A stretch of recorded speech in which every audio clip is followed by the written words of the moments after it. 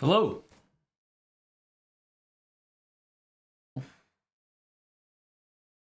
How are we doing?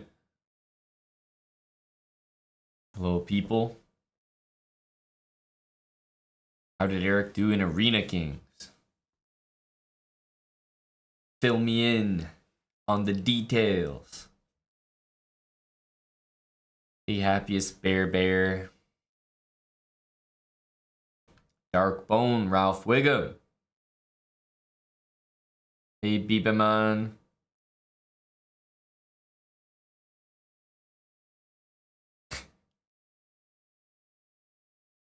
Yeah, don't worry, Bibaman. I'll be playing 600s today instead. Won't bore you with 1400s.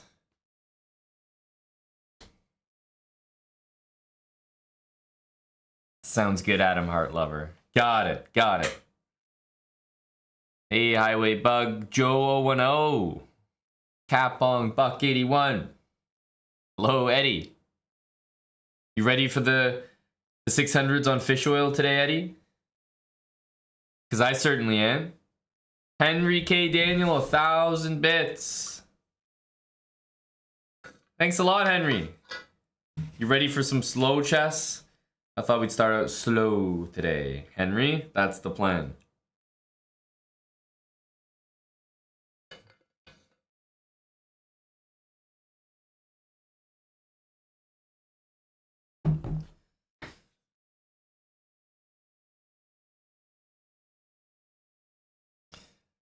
Wow, Zelta 77. Out with the compliments already. Trying to get into the good books, and you know what? It's working. Hello, yeah, 928. What's up, JKA? Kingly Bingley. Tone Cruz, Nova Notice, Loose Cannon and D. Hey, Spudge.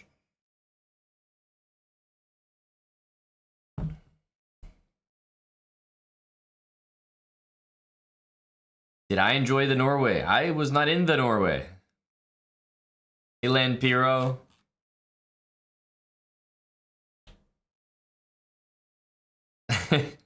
I know. When will they learn, Eddie? It's not always the case, but it definitely happens a lot.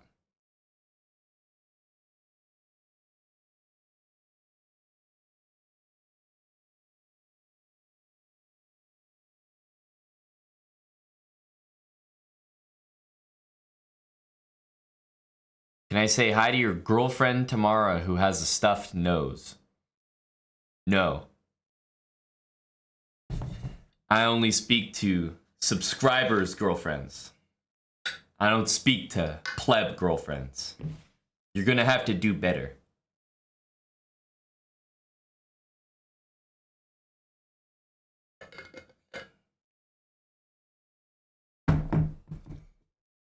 If you really cared about her, you'd subscribe.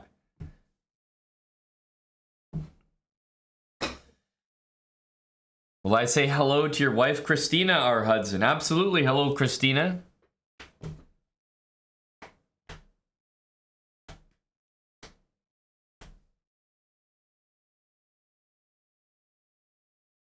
All right, here we go.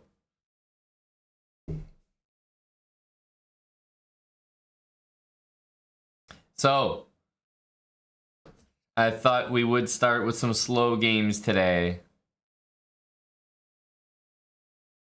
I'm just warming up.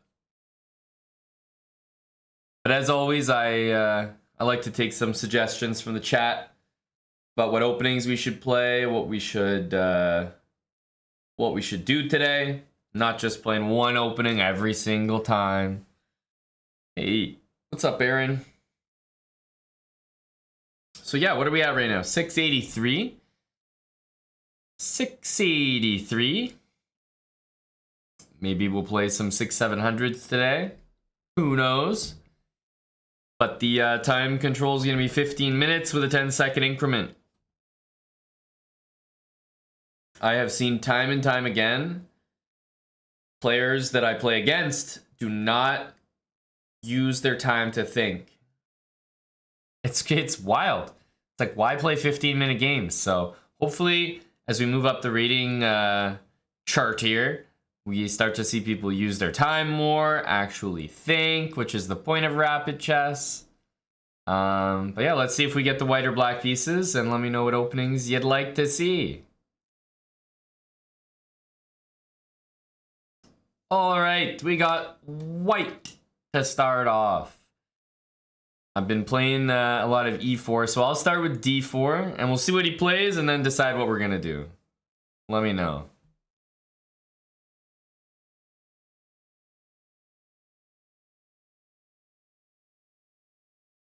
d5. All right, nice and simple. d4, d5 to start off.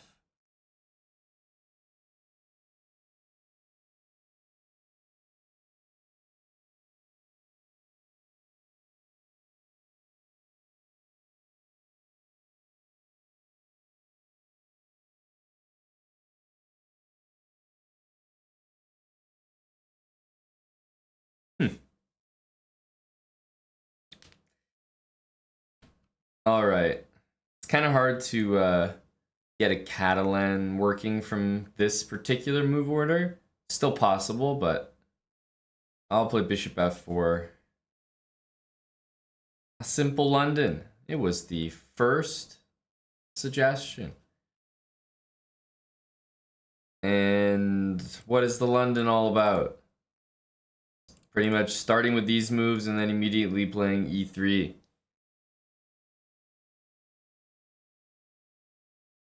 This is what the London is all about right here, these three moves. Me personally, when I see bishop d6, I like to let people take because then I get good control over e5. One move that's possible after bishop d6 is queen g4, which you might recognize from sort of like a Vienna, right? Where both sides develop their bishops and white plays queen g4. Very similar vibe here. Because the knight has not developed to cover g4, if you start with the bishop, queen g4 is definitely a move.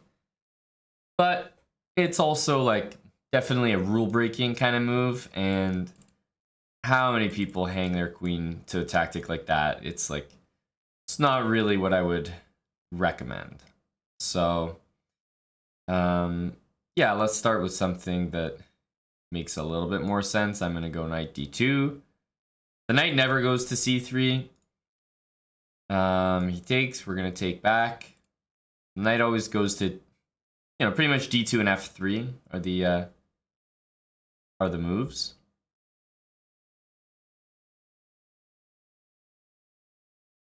Curious what he does here.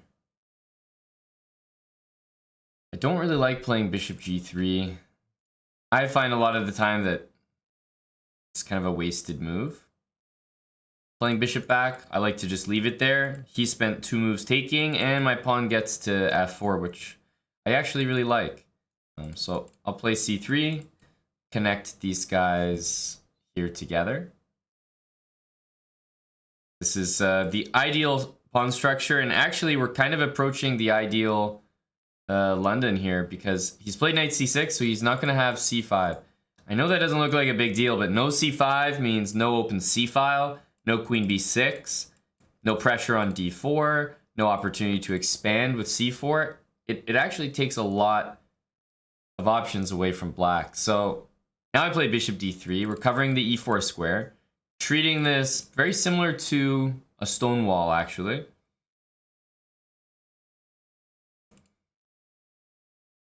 Our knight wants to visit the e5 square, and of course we're still ready to castle this way. If queen d6 to hit the pawn, then either knight e5 or g3 will be perfectly fine. But I have no need to castle queenside because I think I can castle kingside and still make all the moves that I'm interested in. So, stonewall, this pawn would basically be on e3. So you can see how this is just a much better version of a stonewall. It's like I just get an open e-file and I get all the same benefits from the stonewall.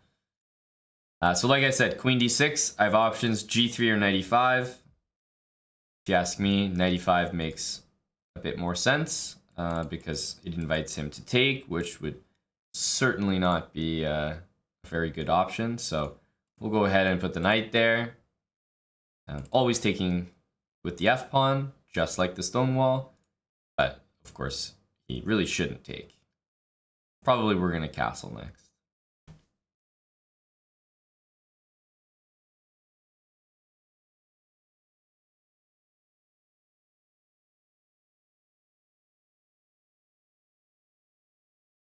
So if black is struggling well here, then I think this knight needs to move somewhere.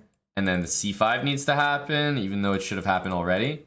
Or maybe this knight moves somewhere in f6, but no matter what, one of his best plans is going to involve losing time. Moving the same piece twice, 3 times, just to get an easy position, whereas we've got everything developed. The only reason I moved a piece twice here was because it actually acted as a defense to the f4 pawn. Knight's to the side of the board. Why the heck do they keep saying never to do that? Well, here's one reason right here. There's a queen on d1. Queen takes h5, and what do you know? I'm also threatening checkmate in 1. So I'd say that's a pretty good move right there. That really worked out. Yeah, knight h5, just a big blunder. But why did he play the knight move? I think he played it because he wanted to maybe play f6. So I was suggesting maybe knight d7 and f6. He went knight h5 to try to gain some time, but ill-advised, and now white is just doing fine. Up a piece and coasting. If I take this, I mean, even if I sack everything there, the best I can do is a draw. I mean, this knight takes too long to join the attack, so we're definitely not going to sack, especially because I just won material. So what do I got to prove? Let's go queen h6, defends this pawn, and it's very close to the king, so h4, h5, and takes would be honestly kind of a really easy, unstoppable looking plan.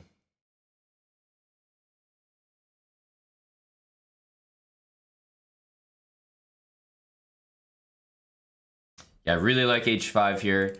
I would normally castle, played rook e1, you know, easy, easy.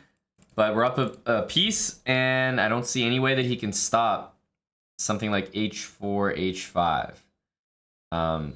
f6, the main difference is when the pawn was on f7 and our queen was on h5 and he played g6, I said we're not sacking because I would have to sack both of my pieces. I would have to sack the knight, the f-pawn would take, then the bishop, the h-pawn would take, and then the queen gets there. So I'd lose 2 pieces. Here, only the h-pawn can recapture, so now I can sacrifice, no problem. Question is always, which thing do we sacrifice with? Like bishop or knight? It's always the case that the bishop is more forcing, because the bishop sacking here will always come with a threat. So bishop takes, king h8. But the problem with sacking your bishop first is that your queen and knight, I mean, they're okay, but they're not really creating any serious threats for the most part. Any checkmating threats. So if you sack the bishop and they take back, knight takes, of course rook there gets mated, but in that actual position, white's not really threatening anything. Queen h8, king there, still not threatening very much. It's kind of a weird, it's like kind of a weird position to be in, but don't actually think you're threatening that much. Knight takes here. If pawn takes, the game is over immediately. Queen takes and queen h7. So knight takes actually cannot be captured. So knight takes is the easy suggestion. Main thing is after knight takes rook f7, what do? Are we happy enough with that? Because then he is planning to take it. Knight takes g6, rook f7. I need something to do there because all of a sudden then he can take on g6. And I will say, knight takes g6, rook f7, knight h4. I don't know. That seems like a pretty low energy kind of move. Something about that just isn't satisfactory to me.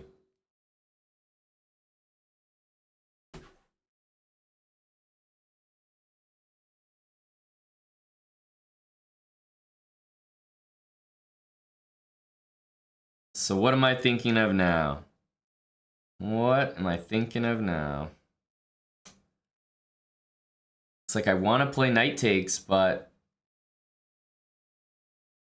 I'm not too sure after rook f7 what to do. Knight h4, yeah, that might be the best move, but ugh, is that really the best option for me here? It's a little disappointing. I would just want something a little more direct. Bishop takes, I know for sure though, isn't the right idea. That's just, there's not enough threats there, I think. So, okay, I think we got to play knight takes. I mean, it's a fantastic move. It really is, but that being said, once he plays rook there, I'm like, I just wish there was a crushing move that I could play.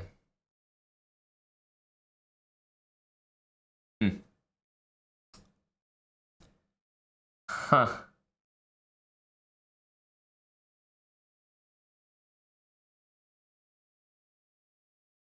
Yeah, I'm not seeing anything.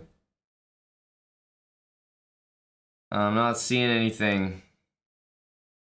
I really want to play h4, rook h3, rook g3, but I mean, how many moves is that? Like, it's just so much. I don't have time for that. So I think that might be it, guys. Knight g6. I mean, not really gonna hate on a free pawn, but I wish there was better after rook f7.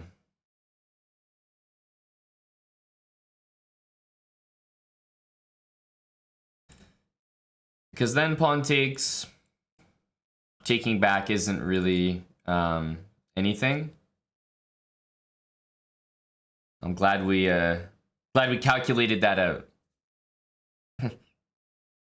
It's a really good thing we calculated that, so, to make sure that we knew what we were doing here. I had to be sure that this was mate. It's the weird thing about knight takes g6. Like, I think it's the best move, but I was obviously worried about something that he didn't even maybe didn't even realize he could play it. Okay, GG.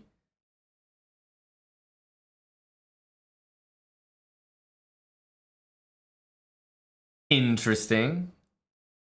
Well, I think you guys already have an idea. There might be a brilliancy in this game, right? And it's probably going to be knight takes g6. Of course, there's a brilliancy. One of the lowest quality brilliancies we've ever played.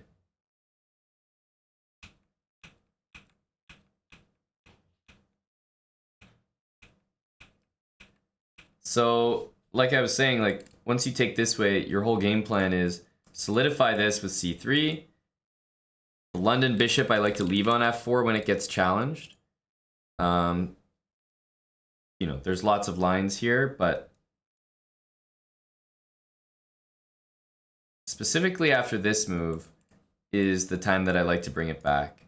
So my little rule of thumb is that when you're forced to end up with an isolated pawn on d4, it's time to move the bishop. So for example, right here, if I don't move the bishop, then I'm kind of forced to take an isolated pawn here. And I don't like that. That just looks bad to me. Why was I okay leaving it until now? Well, because here I can play knight takes d4. And I don't have to take a weird pawn there. And same thing here. Alright, that's not going to be an isolated pawn. So it's really once the pawn and knight come out that I consider moving it back. So I left it there. He took. I'm happy enough with that. I like to cover e4 first. Exact same stuff as the stone wall. You guys know in the stone wall, this pawn would be here, but same idea. Cover e4 so he can't use it. And don't worry, e5 will be waiting for you in the middle game. And after this, I do like g3. I decided to throw the knight in. I think both are fantastic moves here. We played knight e5. Knight h5 was clearly a big blunder. Obviously just totally missed. The queen was there.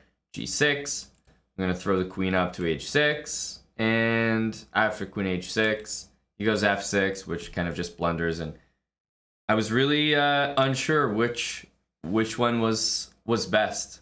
Like, it was really close for me. Bishop or knight, right? And you can see they're almost like exact same evaluation. So we played knight takes. We're going to get credit for brilliancy. I'm sure that if bishop takes was played, it would also be brilliant. Bishop takes g6 is good. Wow, did I choose the move that was a brilliancy, even though they're the exact same? It's just good. They're both the exact same strength. They both sack a piece. In fact, bishop takes g6 hangs 2 pieces. But no, knight takes g6 brilliancy.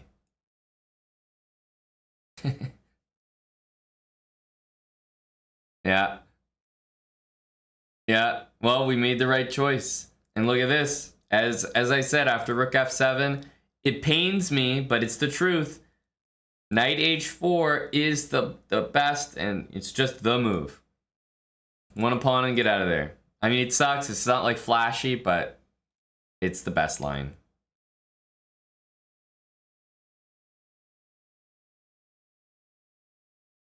And the game obviously ended because he took back, and this is just mate in 2.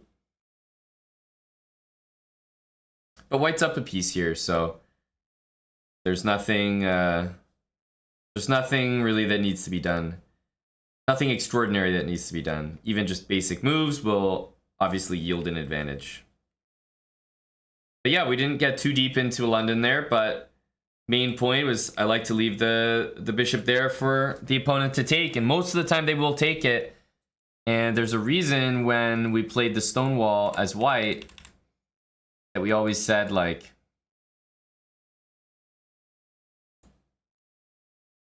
you know, if we get a position like this, then we're super happy with white. And if black plays this, I said we never want to take. Never want to take. This is the worst kind of stone wall that we can play. Truly the worst. So. Yeah, there you go. That's the thing you got to be careful of.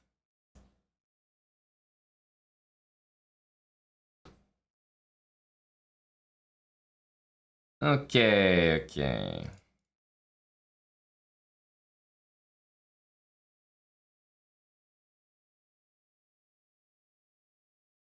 Let's jump into another game here. Have you played the crowd for the Aussies? No, I'm not going to be playing nonsense openings. The whole point of playing a 15-minute game is to learn something, Val. You think I want to sit here and play h4 and a4 and waste my time?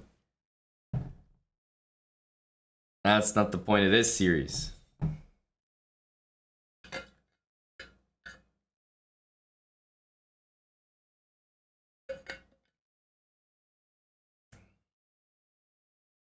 That's what the people want?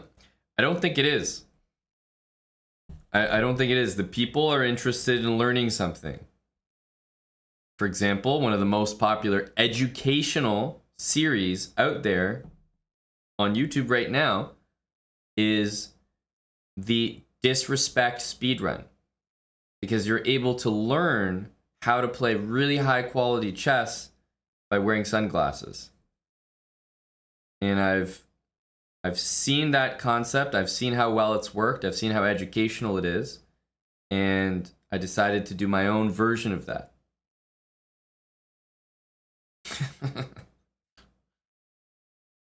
Min Striker, thanks for the 28 months with Prime.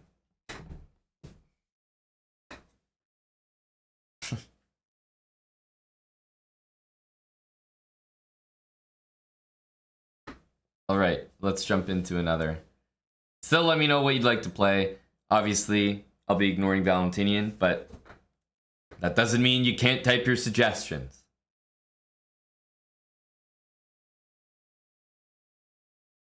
Okay, E4. The black pieces. What do we like? What should we play?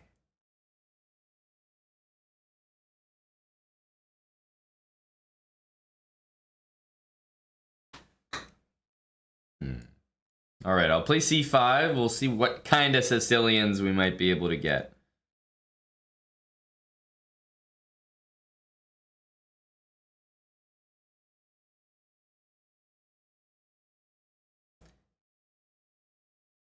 D3.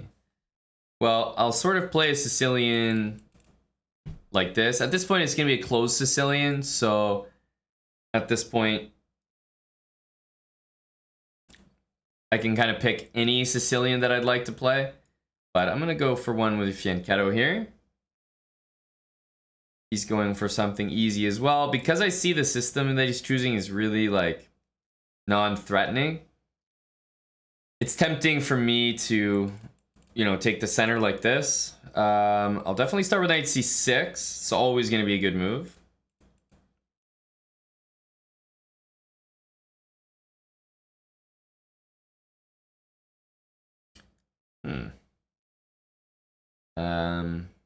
A little late on the old d4 there, bud. Well, now that I've got 3 different things attacking d4, white felt it was time to play it. He was totally fine to just castle there, honestly. So he's played d4. I mean, like I said, I've got 3, he's got 2. That's pretty easy math. Only question is, how do we take it? So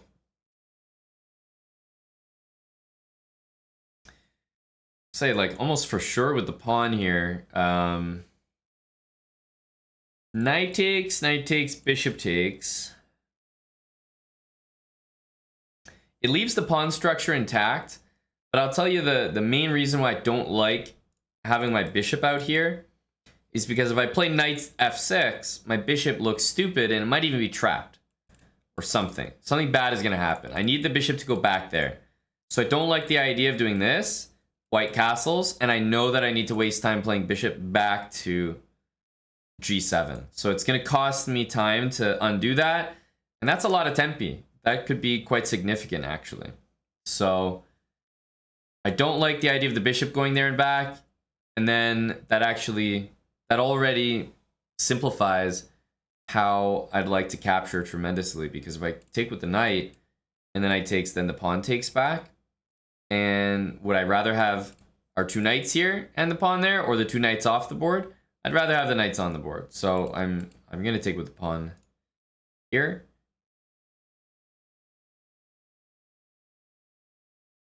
So it's never the case that I would, like, not win the pawn.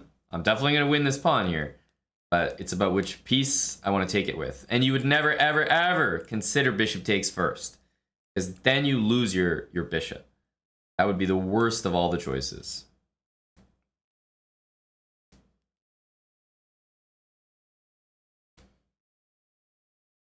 So I wonder, I mean, maybe he'll play c3, kind of turn it into a, almost like a Mora or something.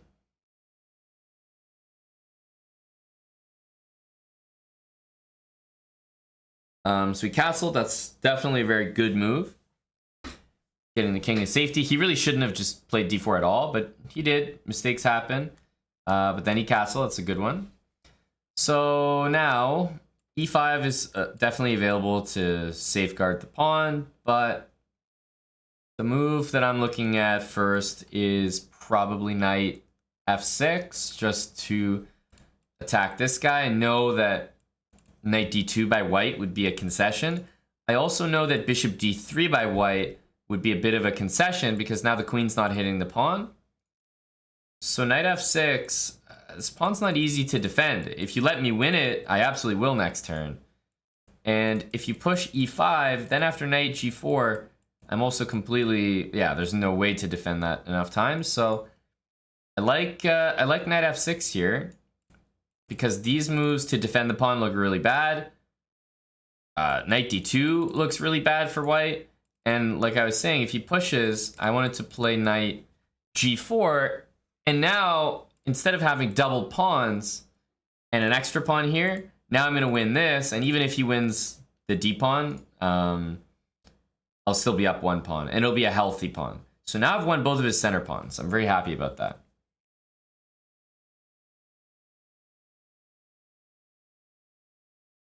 Whoa. All right. Knight g5. So like he's castled and he's played h3. But somehow he's like missing all his center pawns here. And it's not making a very good impression. So h6 is the first and most obvious move that has come to my mind. I cannot even think of a reason why I wouldn't do it. I really can't. I like h6 because if knight e4, then d5 comes with tempo.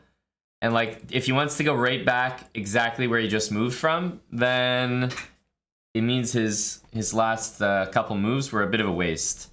I also know when he goes here that he might be intending f4 and maybe f5 or something. So I'm kind of attracted to the idea of making him return there.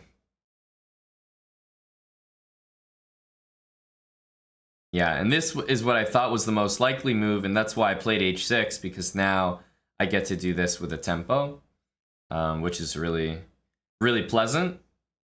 And yeah, at this point, pretty much everything on my end has happened with tempo. Just really, really nice.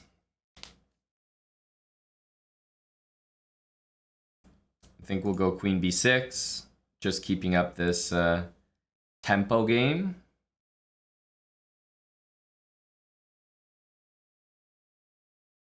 Definitely, we could castle, and I plan to do that, but for the moment, I'm just going to keep gaining time on these pieces.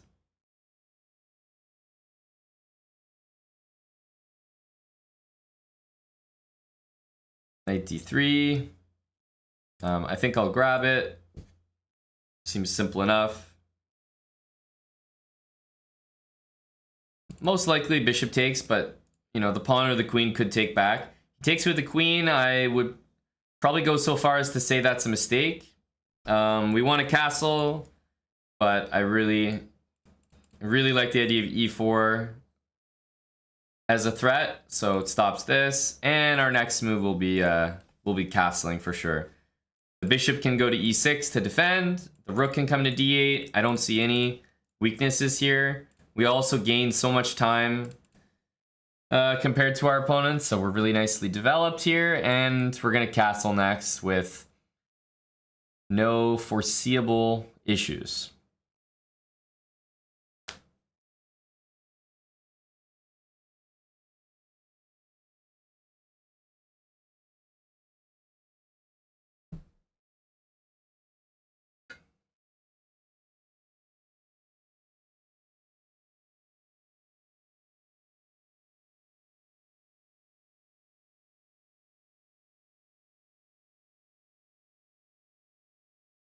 Yeah, bishop f5 is a great tempo. For me, I may want to kick the queen with a move like e4. Like, I want to get this pawn here before he maybe plays something like f4. So now if he plays f4, a move like e4 will just be cataclysmic.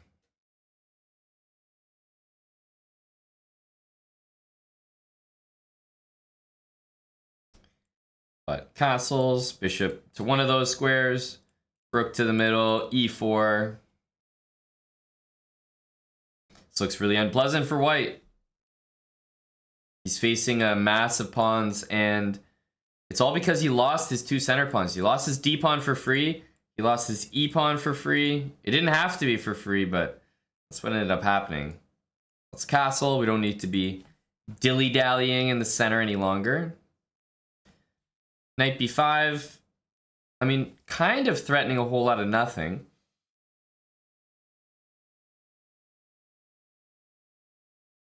Knight d6 is maybe the scariest looking move, but knight d6 might actually just lose the knight.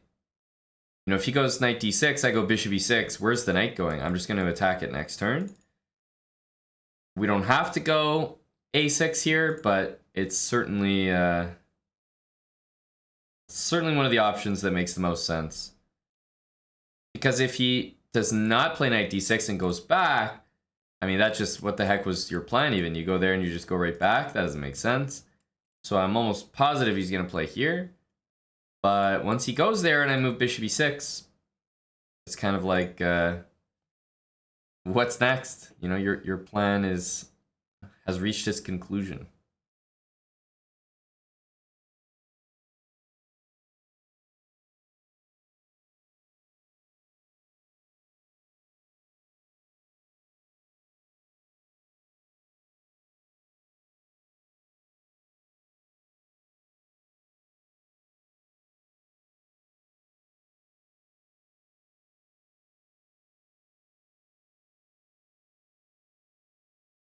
He's really probably struggling right now the way all chess players struggle. Let me know if this is relatable for you, but you move a piece somewhere and then your opponent makes a move. It could be any move. And you know, straight up, you know that the best move is to move your piece back where it just came from. But understandably, there's a certain amount of ego involved with moving your piece right back where it came from because you look stupid. And if you move it to a new square, it's like, just as I designed. Yes. Knight d6, just as I drew up in the locker room. Yes. According to plan. You could and you should just move the knight back to a3. Just admit a small defeat. However, the ego steps in and says, hey man, we're gonna look awful right now. Don't be doing this to me. There's people watching. Move that knight to d6 like a man. And you're like, okay, fine, knight d6. I can't argue with that. All right, we're gonna play bishop e6 here. Develop our bishop. Knight b4, tempting to hit the queen, very tempting, but knight takes c8 hits our queen, and it actually rescues the knight, so to speak. So just going to develop my piece. Now I'm threatening knight b4. I'm also just threatening a basic move like rook d8. And I don't see a way that this knight is getting out. It might exist, but it's for a better man than me to find. a3 is a great looking move. It stops knight b4. So I commend him on that, because it really does look like he saw knight b4 and played this move to prevent it. So I'm definitely happy to see that. But stopping this was not the only way you were losing your knight, right? I think rook d8 is a very, very simple kind of move. I'm just not going to complicate things. We'll just go for that. And it's like, okay, hang on here. All the squares you might want to go to are covered.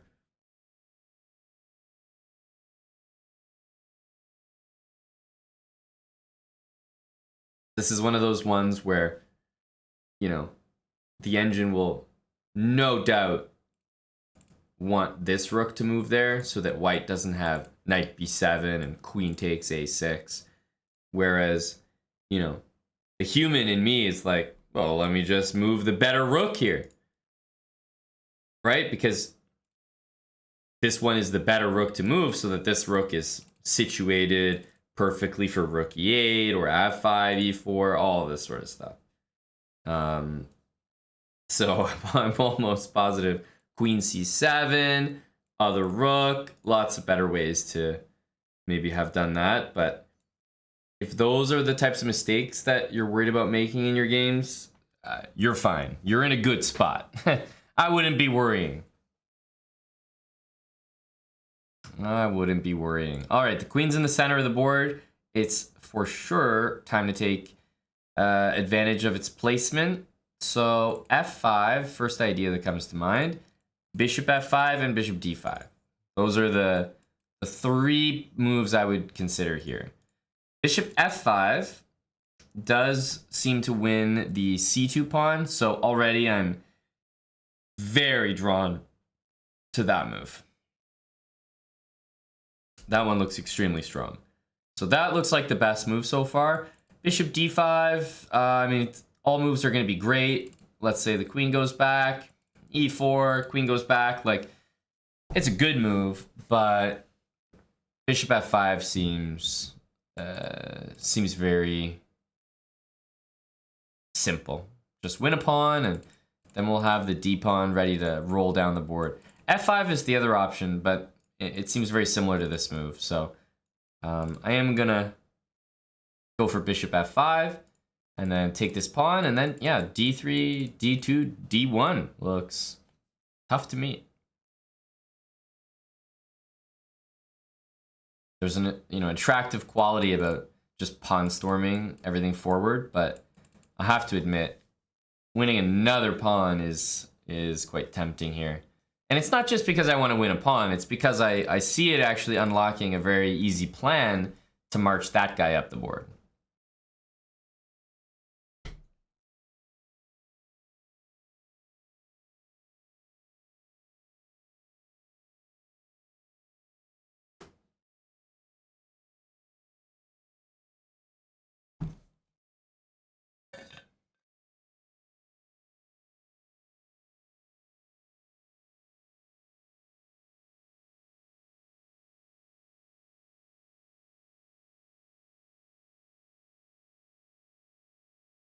All right, queen h4. So definitely a threat here in bishop takes h6, which means I'm most likely about to play the move g5. It hits the queen and it deals with bishop h6. So not gonna look into it more than that.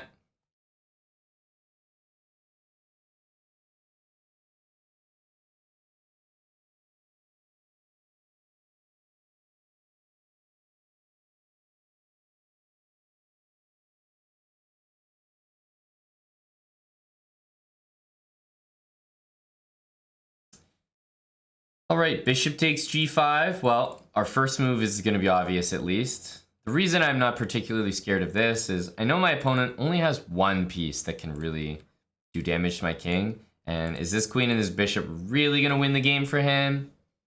I'm going to say probably not. Our bishop's attacked.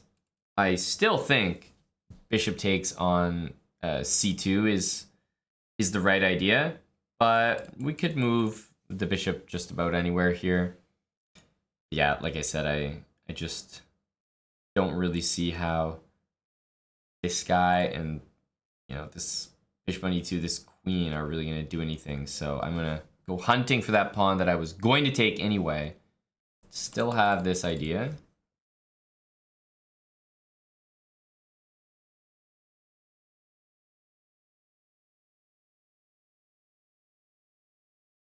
All right, I don't think I'm going to let up. I'm going to continue with my plan of pushing this pawn. Bishop d1, and this is obviously a great move for me to see because that bishop trading means it's only the queen that can really hurt my king here, and it's just not going to happen. It's just not going to happen. So a couple moves here. Queen takes b2, hitting the rook. Definitely a fantastic move. That move seemingly forces this bishop to move to defend the rook or take, all of which seems to benefit me. Then the other really nice move is knight d4, because if the bishop takes, my opponent actually loses the queen there. So knight d4 makes a very strong impression, and one of the reasons why I like knight d4 is because if my opponent gets out of the way, makes it so that this fork doesn't work by whatever means. There's also the follow-up knight b3, which kind of it traps the rook, and knight d4, it comes with threats here, plus I can still take b2 afterwards. So knight d4 looks like just a great way to start, and of course, a very, very high likelihood of bishop takes bishop, knight f3, check.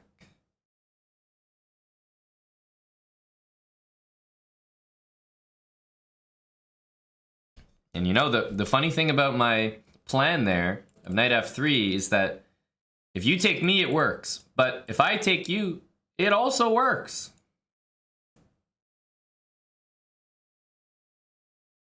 And it's not easy to notice that was the sneaky intention of knight f3, because the bishop used to be covering that.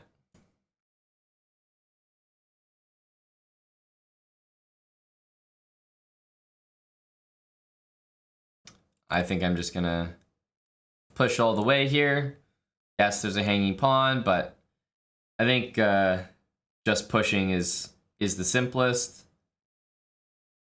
Queen takes, and you know, rook b1 I can even just take and promote the pawn. It won't be the best possible continuation, but for me it's the simplest by far, because now I'm just sitting here with 3 pieces to my opponent's none.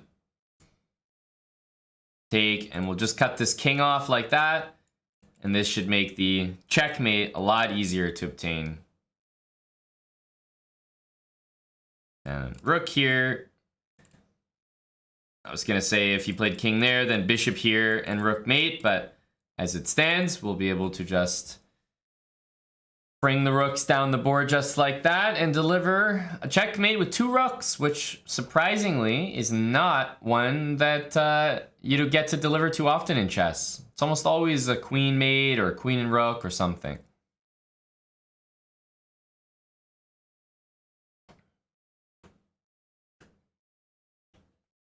So my opponent just blundered early, right? d4. We played a Sicilian. I went for g6, which is more like a dragon Sicilian. But again, my opponent was not playing anything aggressive here. I thought he was just going to castle. Instead, he blundered a pawn. And then knight f6 I'm a big fan of because of knight takes e4. And I already explained bishop d3, knight d2, queen d3, this knight to d2. All those moves seem like they're not very good. So e5, but then yeah, you kind of lose the thread there. Yeah, and knight b5, knight d6, and unfortunately once the knight gets in there, it's trapped, and yeah, there's not really anything you can do after that. So it was really like one pawn blunder in the middle, and then knight f6 provoked a second pawn blunder. Losing 2 of your center pawns, I know they're just pawns, but I would say losing both your center pawns for free is about as bad as losing a piece. Might sound strange to say, but I really believe it. In terms of your understanding. And then, yeah, once you lose the piece, then this game was just dead. But oh, we played a Sicilian here. I went for a sort of dragon Sicilian with g6, bishop, g7, but this is already a closed Sicilian setup for white, so not terribly ambitious. And as black, we could have done a number of things. e6, d5. If he didn't play d4 and instead he castled, maybe what would I have done? If I'm playing it more like a dragon, I would probably just play d6. I think knight f6 is a good start here. So probably one of those 2 moves, castle. Maybe bishop g4 to trade the knight. But knight f6 and d5, if he's really just not even touching the center aggressively, I'll probably want to play the move d5 at some point. GG. Up to 679. 697 rather. Yeah, up to 697. Almost touching the 700s. Woo. Mark Terenzi, thanks for the 8 months with Prime. Doc Banner, 31 months. Plushy the Demon, brand new Prime sub. Reaper Prime for 5 months. Dispassionate, brand new Prime sub. And Min Striker, thanks for the 28 months with Prime. So, truly a Prime train there. Holy smokes, that was almost everyone with Prime. After E5, where's the knight going? Come on, Tony. Tony, I want you to think to yourself right now, Tone. In the game, do you remember what happened? Did you watch the game, Tony, or did you just get here? If you watched the game, you'll remember that I played knight f6 and white played pawn to e5. Where did I put my knight in the game, Tony?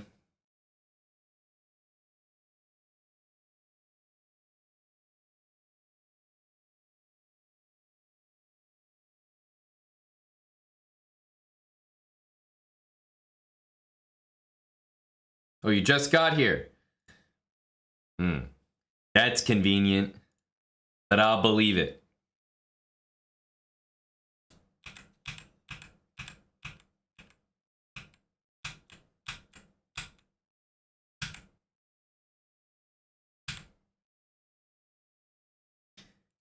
Knight g4, and now 3 pieces are attacking the e-pawn.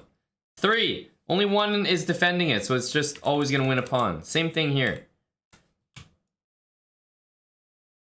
If white plays e5, the only thing that you need to make sure that you're controlling is the d4 square.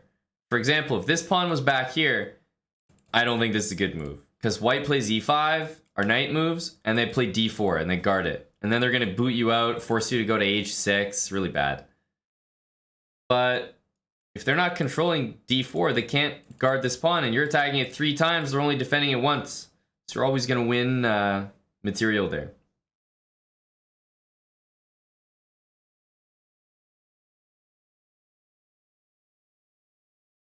Vinny CS, thanks for the Prime. Cheers, Vinny.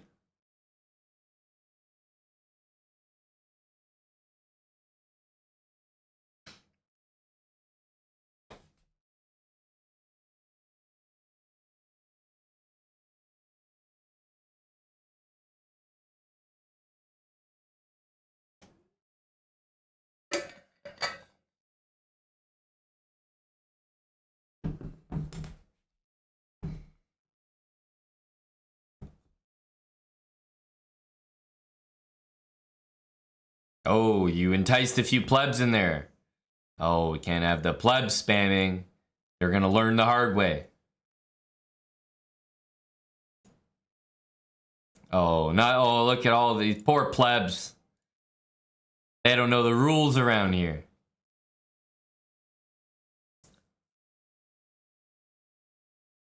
Well, all in a day's work. All in a day's work.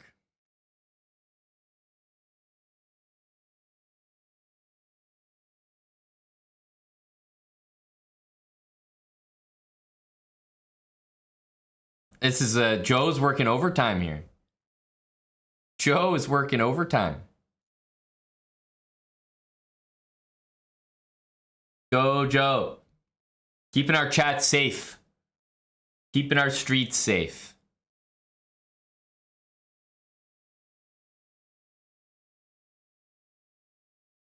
This is 15 minutes, 10-second increment. That's right. All right, let's jump into another game here. This one is for 700. 700.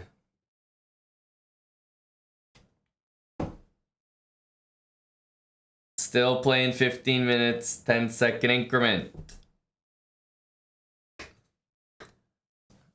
I wonder if we will play a 700. I'm not sure that we have yet. And again, let me know what opening you'd like to see.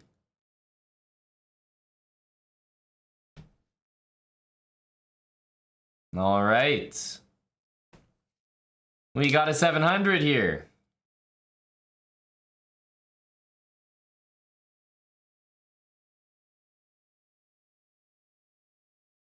All right, I'm going to go for another d4 game, and we'll wait and see what we play against. D5. I saw a lot of C4 suggestions. I'm gonna go with C4.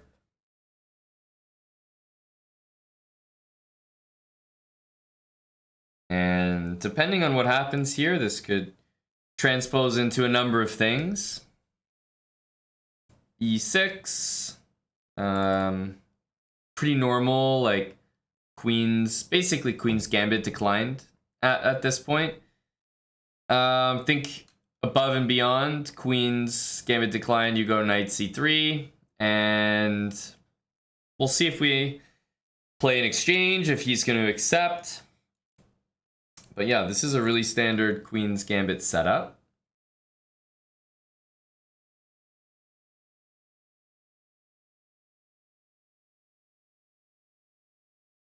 Ooh, so this will be kind of a fun game.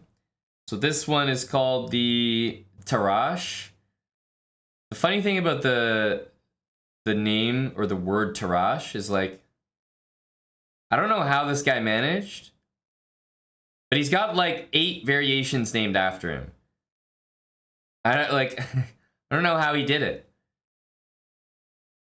but he managed to get like a French variation named after him, a whole entire variation in D4, D5 named after him. Like, this guy's impressive. So if I take on C5, then the idea, among other things, is that the pawn just pushes to D4 and hits the knight. If I take on D5, of course the pawn could take back, but the main idea is actually for the C pawn to take on D4 again. So let's see what he does. I'll play C takes D5, which is kind of the main move.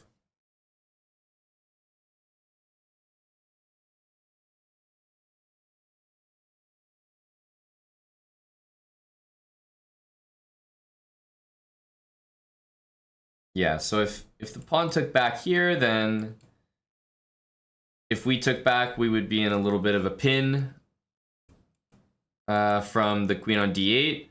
And black can try to use that to their advantage a little bit. But this is very standard, and we may simply get a position where we're playing against an isolated pawn here. So taking is an option, but again, it allows our opponent to play D4. So I think I'm going to play knight F3, which is like, you take me, I'll take back. I'm ready for that.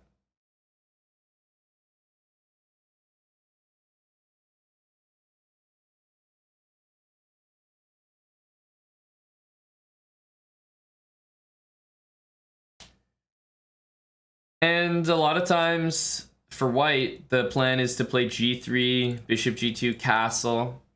The bishop eyeballs that D pawn. This bishop can maybe go to G5 after knight F6 in order to trade. Because if I'm targeting this pawn, playing bishop G5 is one of the best moves I could play. I take the knight, and if the queen takes back, that's 2 defenders of the pawn that got lost based on that bishop takes F6 move. Knight F6. We could play bishop there, E3, bishop E2. But I'm going to go for G3, which is kind of a cool setup to go for.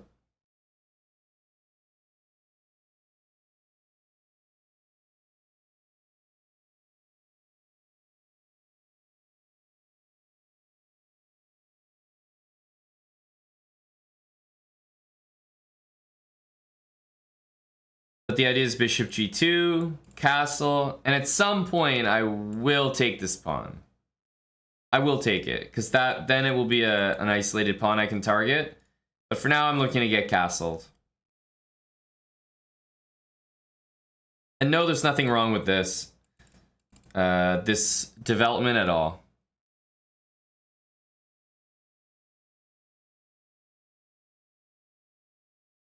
Bishop D6 is honestly a move that I think we're happy to see overall. Because if we ever take, then the bishop has to waste time capturing back. So that's a good thing, I think. That's important. Although taking here is probably probably a move on its own. I'm just gonna continue with our basic plan. Not gonna get sidetracked here with pawn takes while my king's still in the middle. I'm gonna just sort my king out, and then I'll play pawn takes, bishop g5, all that stuff.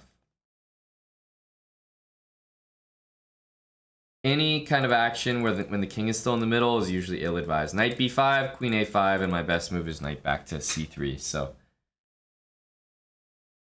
no point in getting frisky with the king still in the middle. Same for him. So if I'm expecting him to castle, I'll probably do the same. I also don't want to take before I'm ready to play bishop g5, because if I do, maybe d4 happens, and you know, knight e4 is not necessarily the best. Queen a5. Now, why do I love this move? From my perspective, not his. Why do I love this move? Well, many different reasons. But first of all, he's moved his queen. For him to move his queen early in the opening, I can say most likely it's going to be something I can take advantage of, attack it, and make him regret bringing it out. The second reason I think it's a bad move is he's pinning the knight to my king.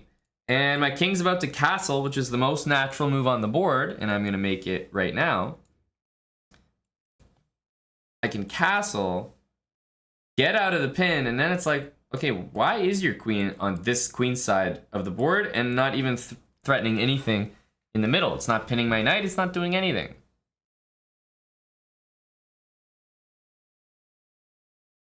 So I think the queen is misplaced, and now that I'm castled, I'm now going to think about pawn takes pawn and bishop to g5. A nice tactic that you could fall into. Takes, knight d5. Takes, bishop takes f2, and you would lose your queen there on d5. Oops. Oops. So no matter what, we are going to need the move bishop g5. Like, it's going to have to happen. The question is, do we play it now or do we take first? That's what I'm wrestling with at the moment.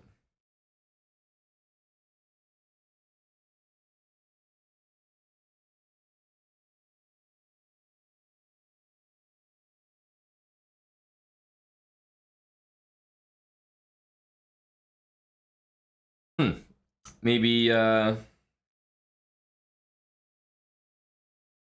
capture first. And then bishop g5. You would have fallen for that. That's okay to admit. It's a safe space. Now he has an isolated pawn. He may take with his queen because he wants to actually defend it, which makes some sense, but again, him developing his queen early, I think that will probably result in some issues here. But we'll see.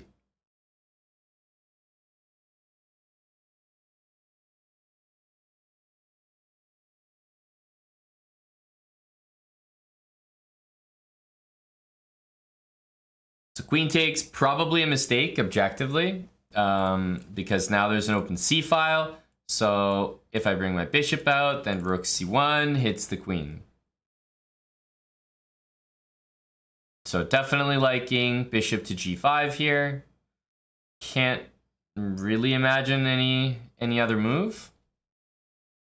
Bishop e3 could be good to hit the queen like this. That's probably the only other move I'd consider, but I don't know. Bishop g5 just seems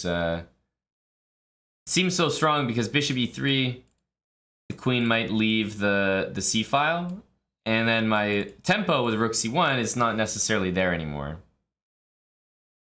So I'm leaning towards bishop g5 and then rook c1 to gain time on the queen. Yeah, bishop e3, bishop d4 is like okay, but after knight d7, the knight's always ready to take back. I don't like my bishop blocking my queen there. I'd rather have full pressure on the d5 pawn. But I like this because, I mean, both bishop moves gain time, but I feel like my next move is going to gain time on the queen, and I'd rather this bishop move gain time on the knight. If I move this bishop to attack the queen, then it moves. Rook c1 is not going to be as powerful because it's not going to hit anything. So this comes with a threat, and then it sets up this being my next move, which will come with another threat. It kind of seems beneficial to split up my threats rather than bishop e3 and rook c1, which both attack the same thing.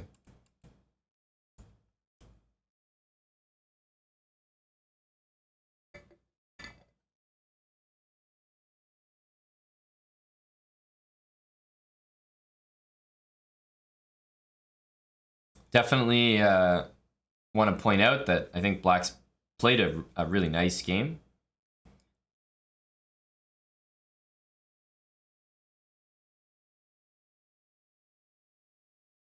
It's not really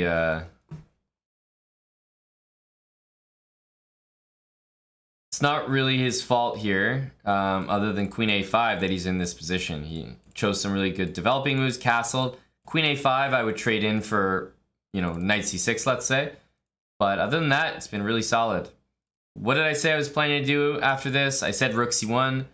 There's not really any point, in my opinion, of playing takes and takes on d5 just yet.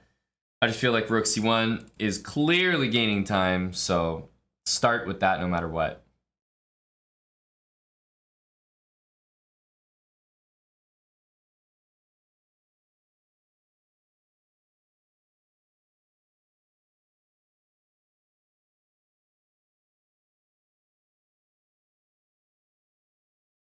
Okay, knight g4, so not doing anything about the c file, which is concerning because now knight takes d5, hits the queen, and hits the bishop. I think you guys can appreciate a move like knight d5 is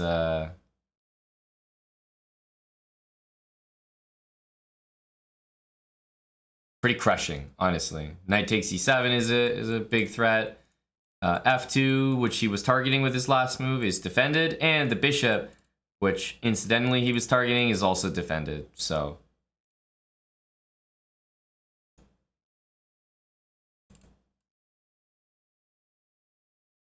I think this is going to be too much. But notice how, like, you know, I have my king castled. I have my setup here, pieces developed. Everything I did was with tempo, bishop out, rook out, and now we can see that he's sort of been moving his queen over and over again. He moves his bishop over and over again. He moved his knight over and over again. He's moved a bunch of pieces multiple times, and I've just moved every piece once. Finally, I move a piece a second time, but it's like to win a ton of material.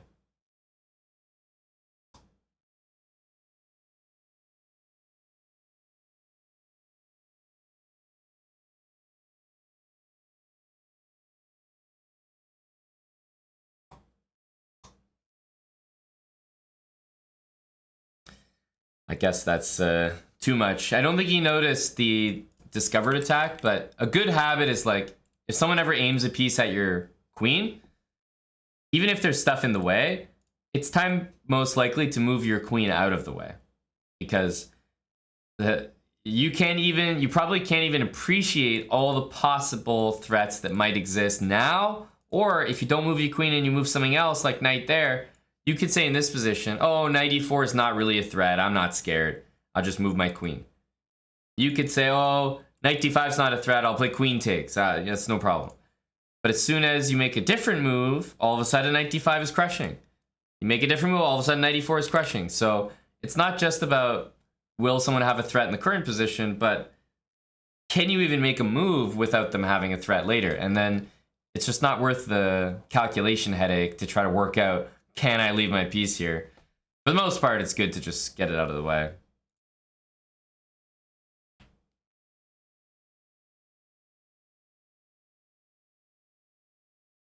GG.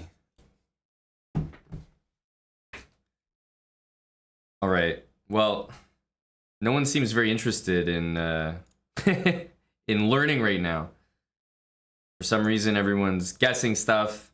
I suppose we'll have to ban realty money. Is he instigating? I'm not sure. I feel like you take care of realty money, and then all of a sudden everyone stops writing random shit in the chat. All right, there we go. We'll do that. That makes things easy.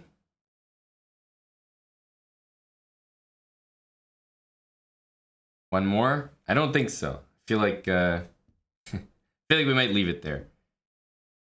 I think I'm putting everyone to sleep. I'm just gonna go place a blitz maybe. Let me switch my account.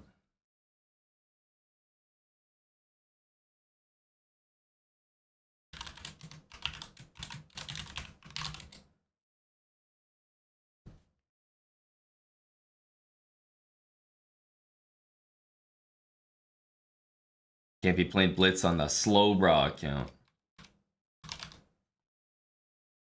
That's for slow chess only.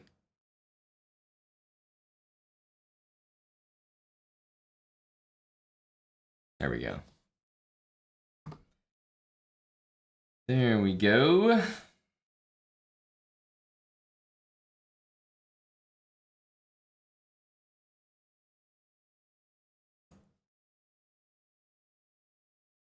$15-minute games. Too slow for Wednesday. Noted. Noted. This is a good song. It's actually a little more upbeat for the it's got like a low-key techno playlist. The song's fairly upbeat for that one. I like it. But I'm probably gonna pick a set.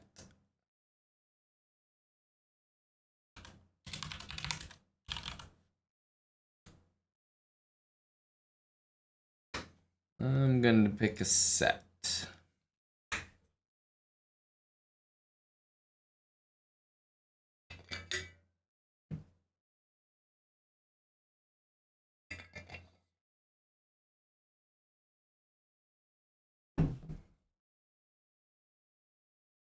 Hello, Airbus driver. The methane. Yeah, they have a few sets. I mean, their Tomorrowland ones are very, very good. They also have I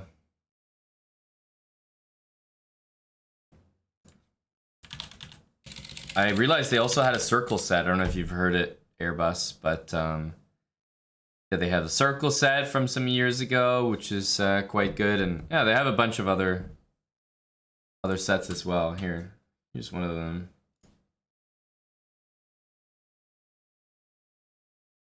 They played at a heliport, yes.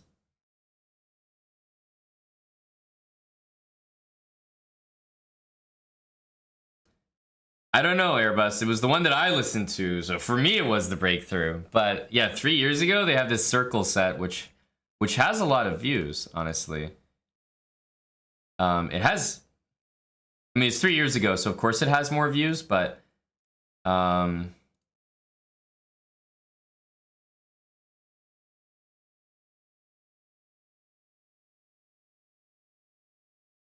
what did they play? An hour and a half? Yeah, they played an hour and a half there, and then they have this Tomorrowland set, which I just think the start of this set is like iconic.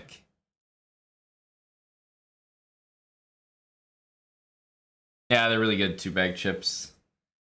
They're really good. Washed Adult, thanks for the 14 months with Prime.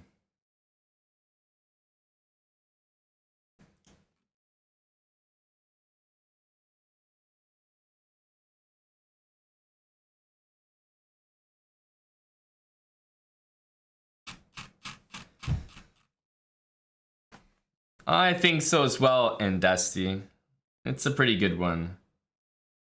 Free Fly Skydiver, thanks for the 2,069 bits.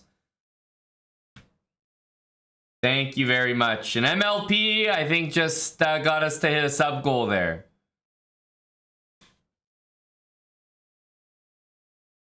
I think so. Thank you to MLP. MLP Twilight, 14 subs, and we got another one on top of that, so we definitely need a new sub goal.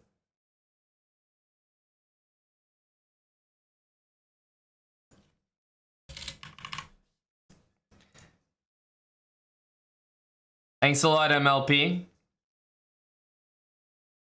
You're a marbles guy. All right, let me put some Blitz games together for you, MLP, and then if you're still here,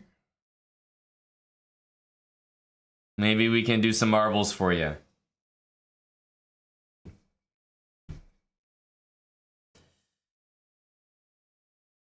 Corpse Slime, thanks for the 14 months. And no recoil, half a year. Okay. I hope so, Airbus. I hope MLP enjoys this music as well.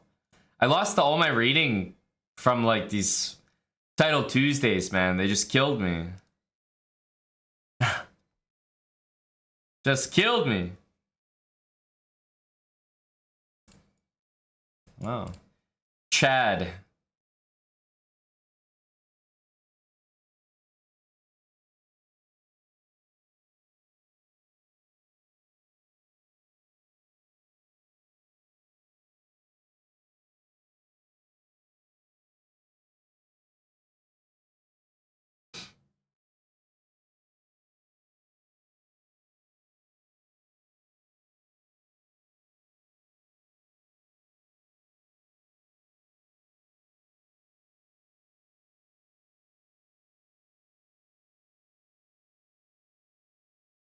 I don't know what this is, but we'll just give up a pawn and calculate the rest later.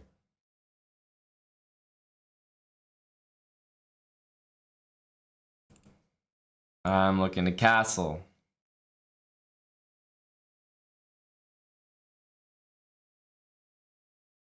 Surely this works. Surely.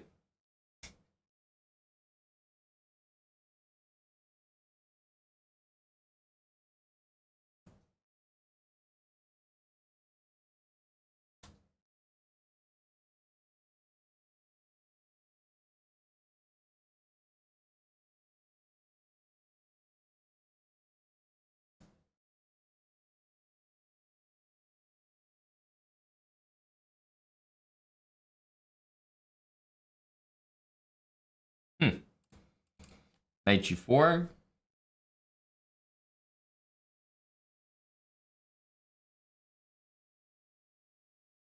F6.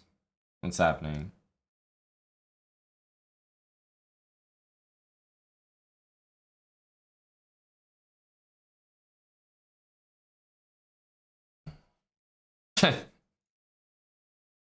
Okay.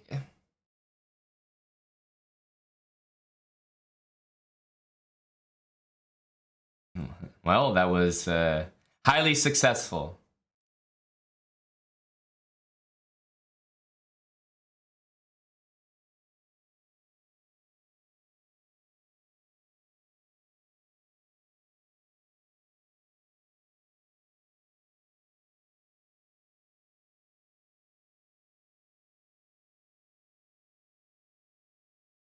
I don't like these positions. I don't like them. So easy for black to play.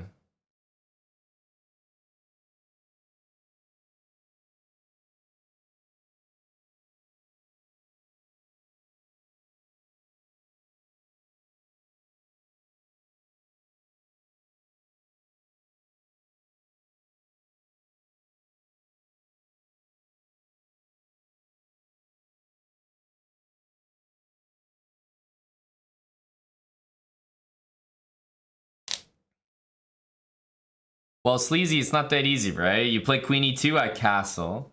My next move's Rook E8. You're like 3 moves from castling because you have to play G3, Bishop E2, castle.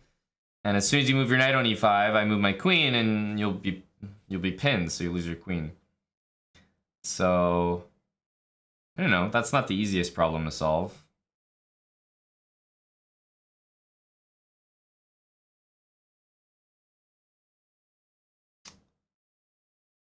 Here, knight, or just knight e4.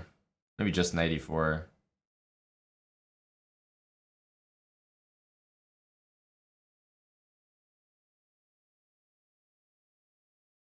That's right, Green Goon.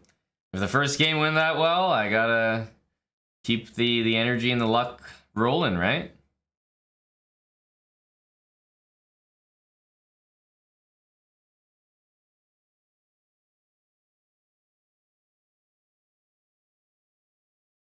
It's this, which is a little annoying. I probably should have left the knight there and just taken back, but I thought that this would be something I could take advantage of.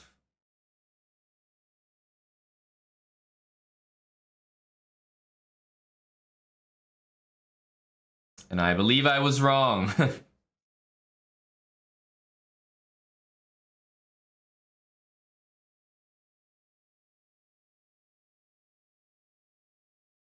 Knight a3, and I'll have to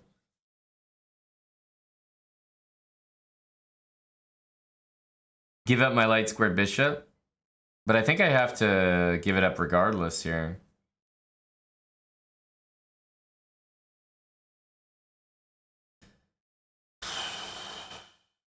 Well, surprising. Surprising, but I guess it ultimately makes sense.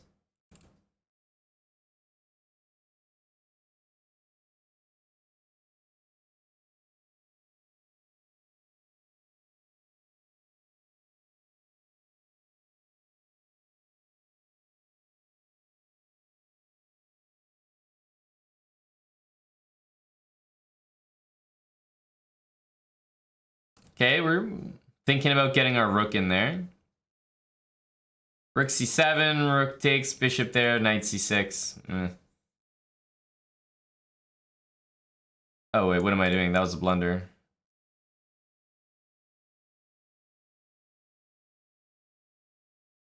That one was a blunder.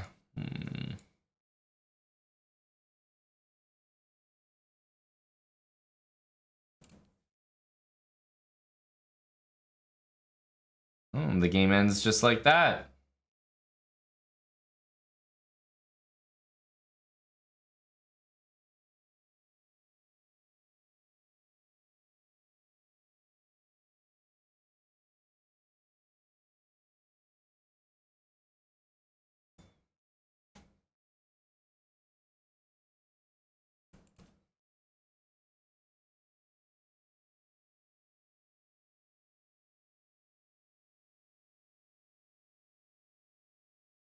If he has to move back, then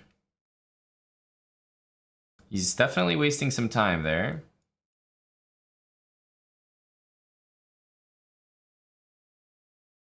D4.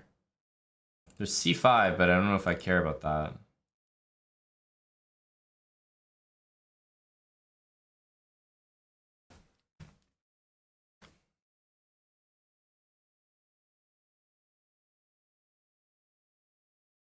Definitely taking is not anything convincing.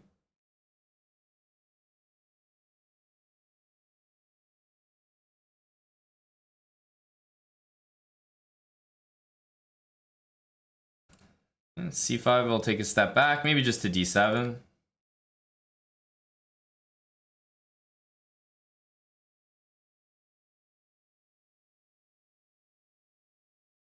Knight A4. Huh?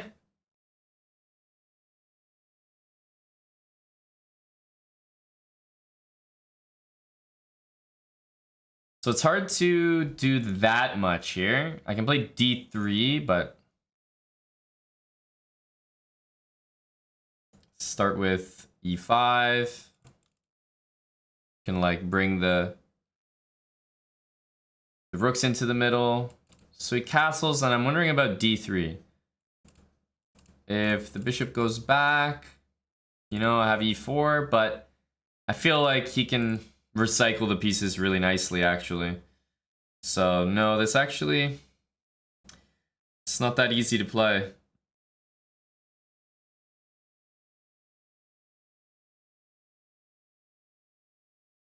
Not that easy to play. Black is definitely better, but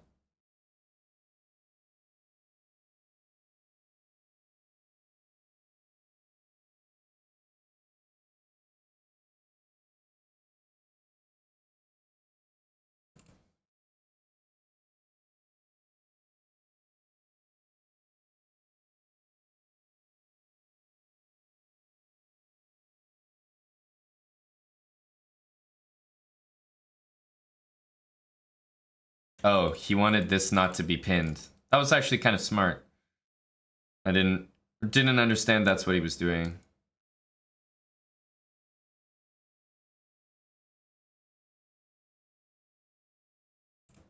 I have to kick the knight out. It's mandatory. Knight e8 next.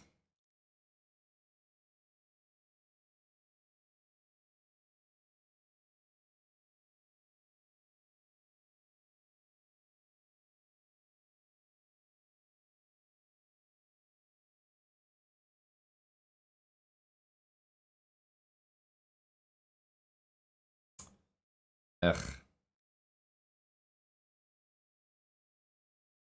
It's like I'm not supposed to take the knight, but leaving the knight on is just so disgusting.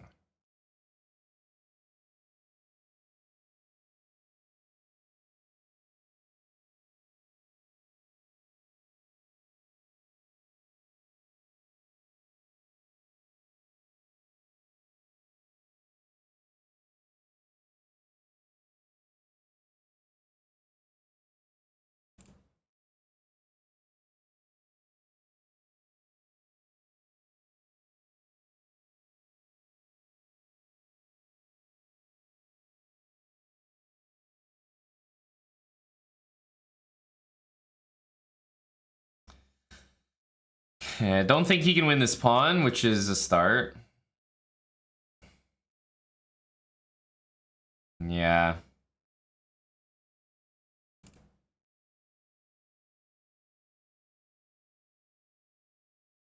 Maybe g5.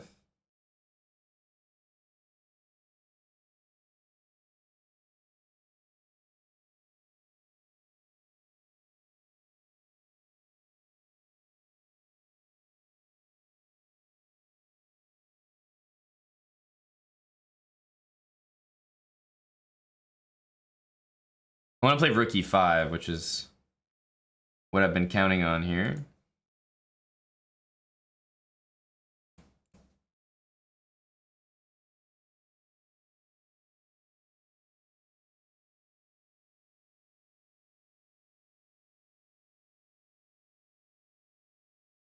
Just go like that. If he wants to go back, that's fine.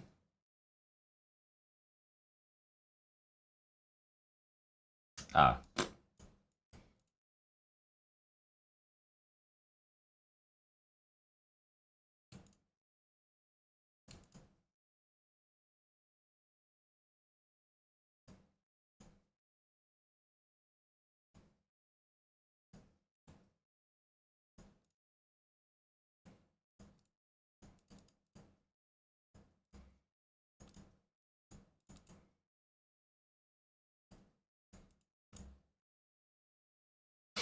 El Blandy plays. Thanks for the 22 months.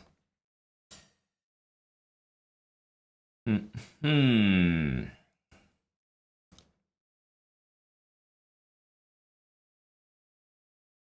right, we're playing a regular Nimzo. Aimbot Jelly. Thanks for the words of encouragement. Means a lot.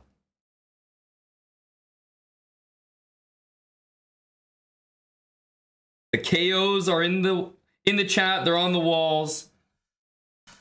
Knight to f3 here. I'll try.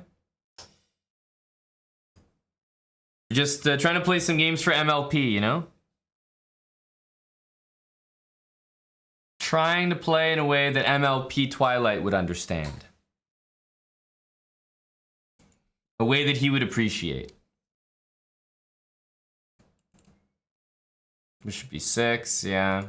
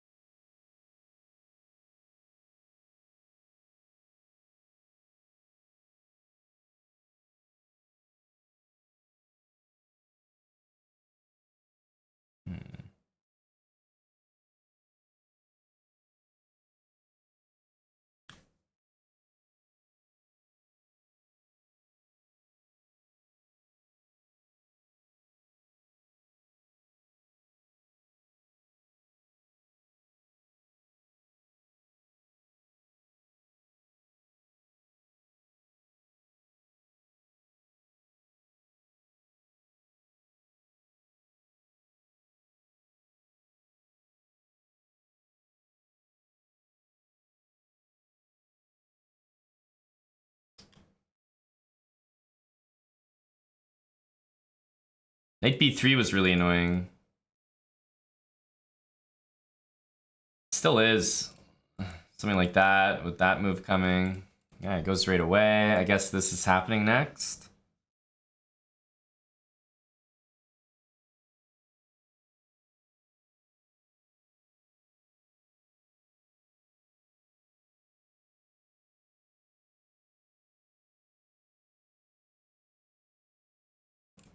That's a safe square. Right?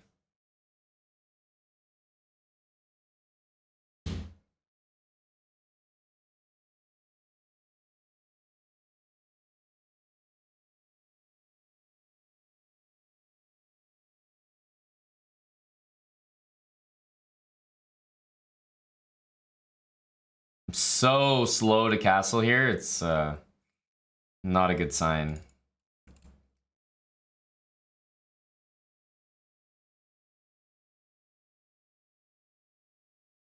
But almost every move I've played, I felt like I had to play.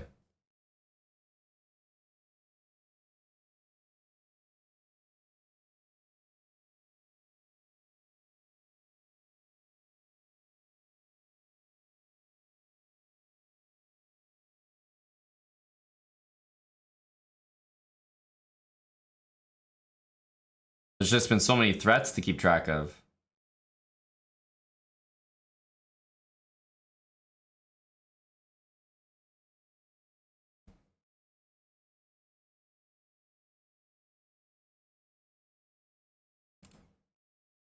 He's like looking for a KO or something. He's not finding it. I don't think I have a good position, but it's one of those positions that's not bad enough that you're just lost. Now I'm thinking he disconnected or something. Now I'm thinking I disconnected. That's what. The longer it sits there. Stop rook c2. Oh my god, what the hell is that? What kind of nonsense move is that? What?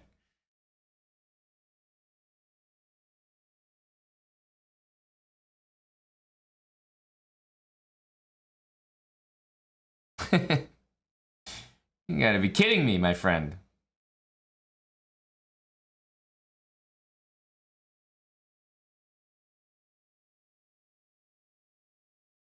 I really want that square for my knight, which is why I'm apprehensive here.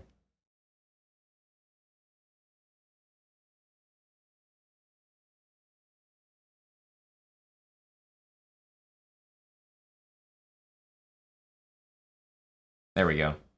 Now we're in a good spot. It didn't occur to me that this knight was pinned the whole time.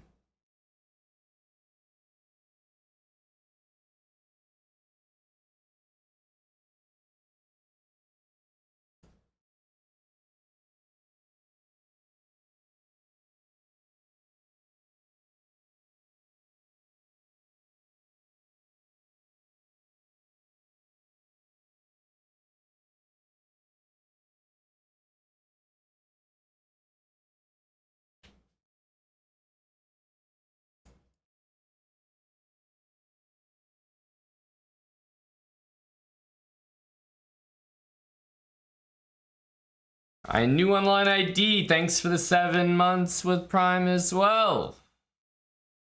That was a long think. That was a really long think.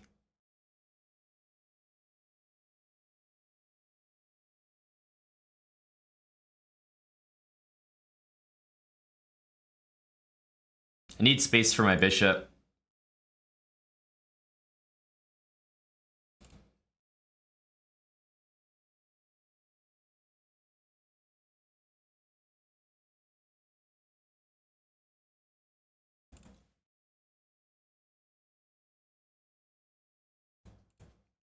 Okay. No, he definitely wants to play f4. There's no doubt in my mind.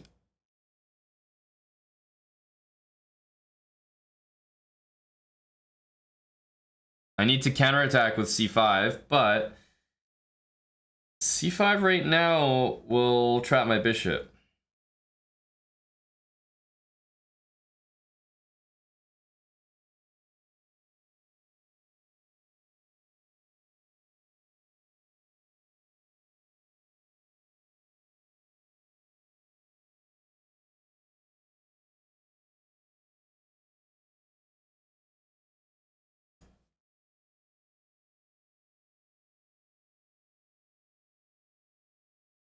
And knight h5, I think we do nothing. Let him take.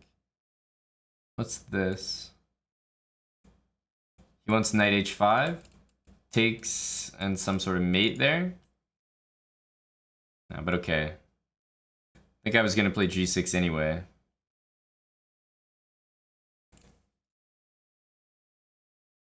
c5, I don't know. Knight h5 just unnecessary to play into. Maybe knight h5 was whatever. I just played g6 there, but I played it first. I'll probably regret it.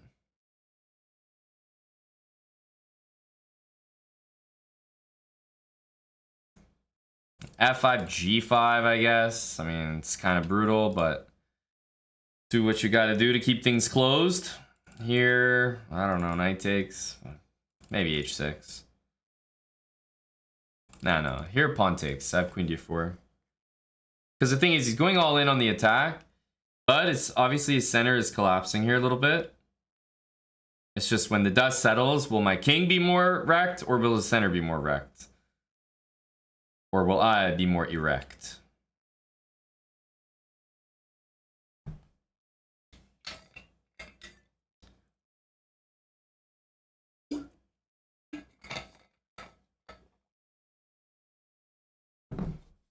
Okay, we like to see this.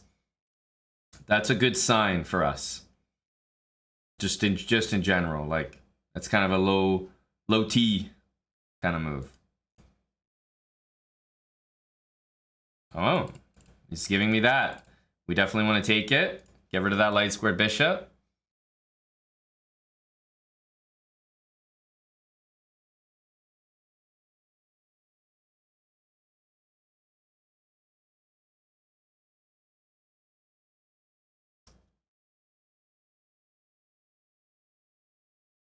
I'll just play that. I mean, it's like a baby threat. He's... I was gonna say he's obviously gonna stop it, but maybe not.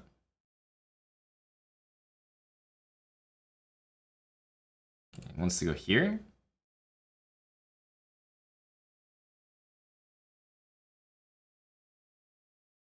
Here, knight g4.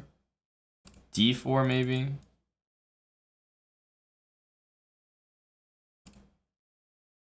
I didn't see this move, but I can still throw d4 in. It's kind of the same idea.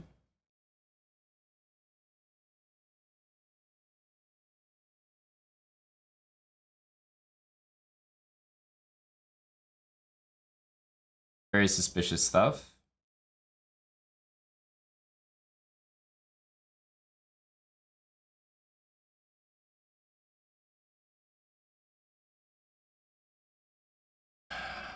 Knight takes. No, he goes here.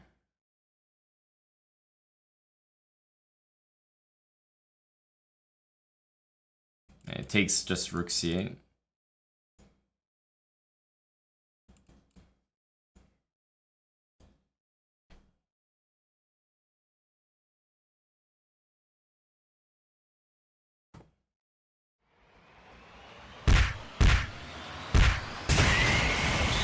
Yeah, there were tricks everywhere there. There were tricks everywhere there. Queen c7.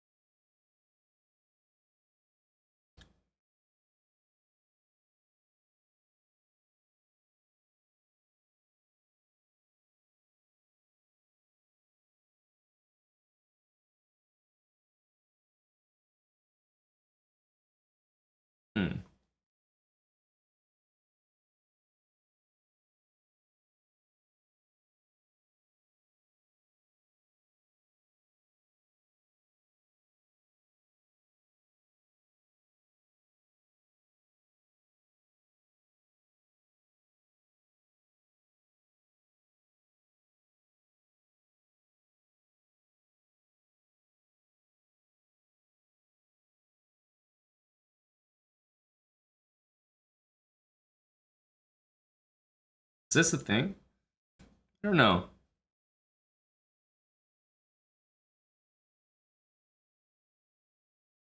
I would probably say no.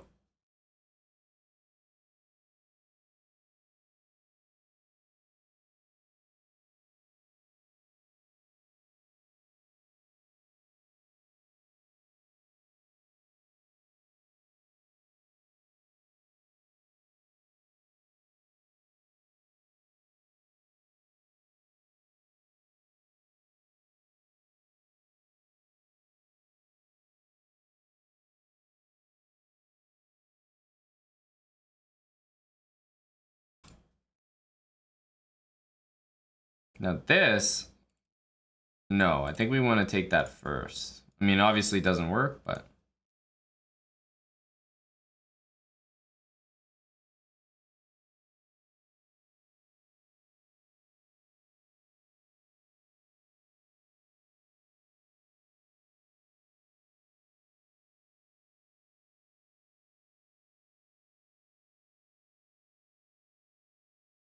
I mean, obviously it doesn't work because I'm down 2 pieces. If I was down 1 piece, yeah, I could see it working, but it's obviously not going to be enough here.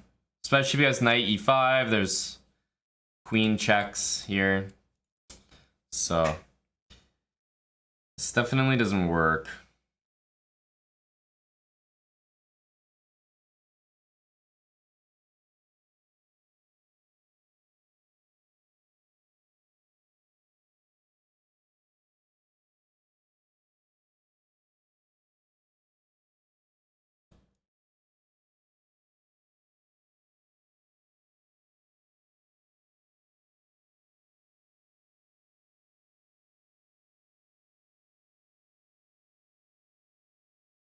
It's this check that's so annoying.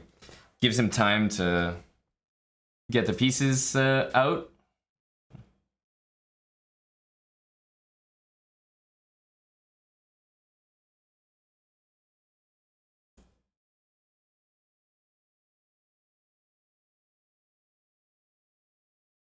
I don't have time for any of this. Just maybe a queen h5 angle. Also queen d8 and just kind of existing in there. The b6 is annoying.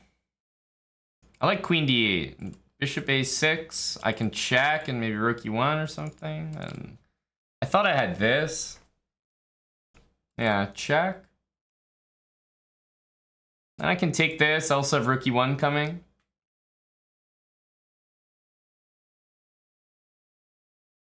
With tempo. Wow. That is a bold move, dude.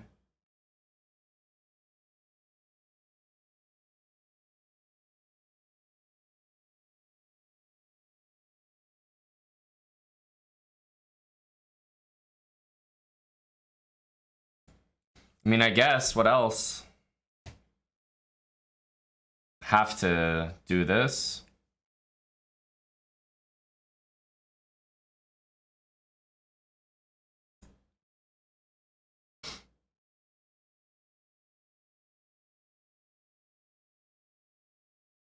Shoot.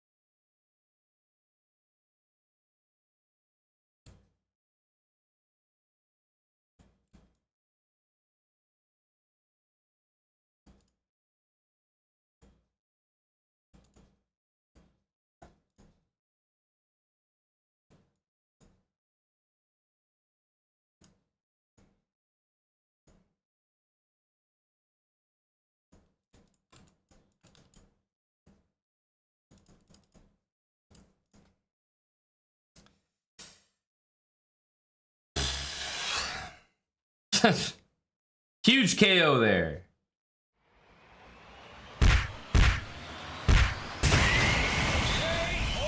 Huge KO.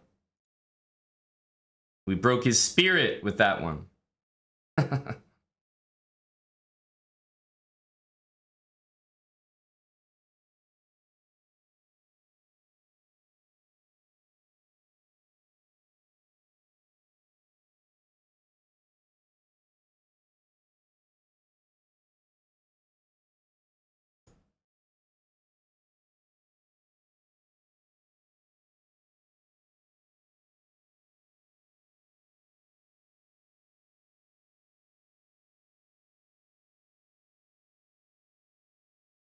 Okay, let's defend it now.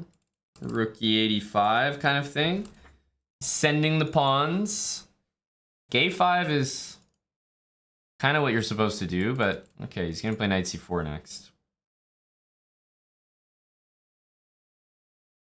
What I'd like to do is this and put my queen there and mate. Life's not that easy.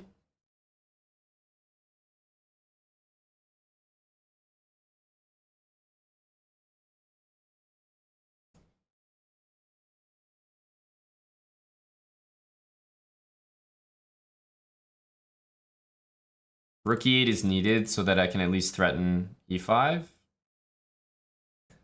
Okay. How about this? Is f3? Maybe f3 is no good to allow. Okay.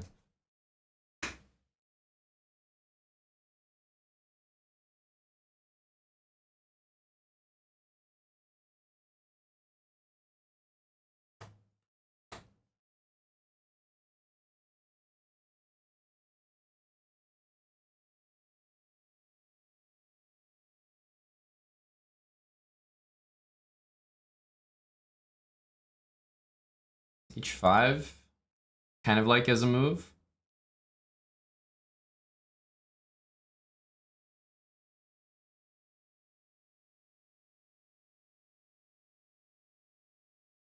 Yeah.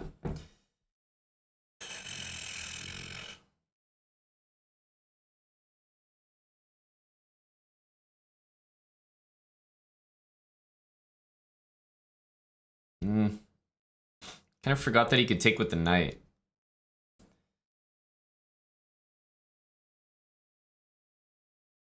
Takes 94 and then I take back. Then he takes here, we take knight d2. Yeah, that's a bit annoying. If I move the bishop, then he wants to push, but do we have to just do what we gotta do? There's also queen here, but it feels wrong. Let's go here, put it on g4. e5, maybe I'll put it back to stop 94.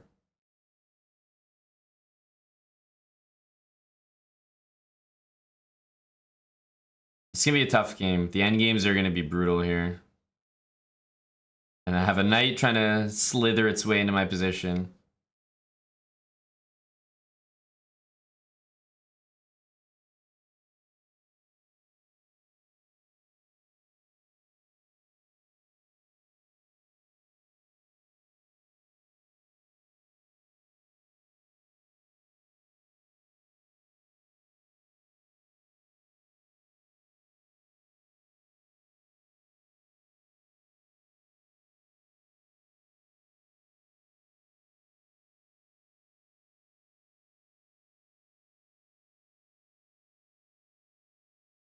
Ugh.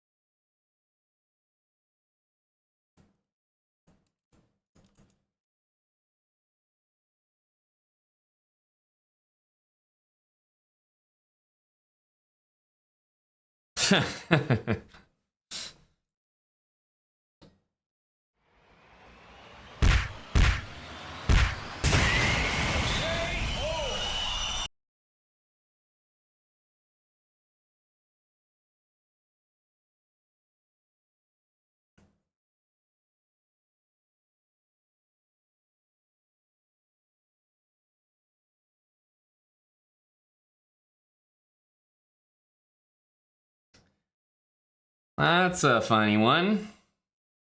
Jeez.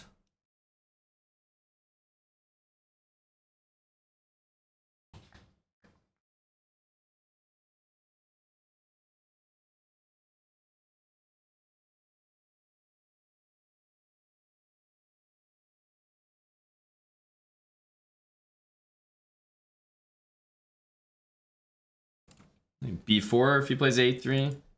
I might want to play A3 knight B4. Some cases here.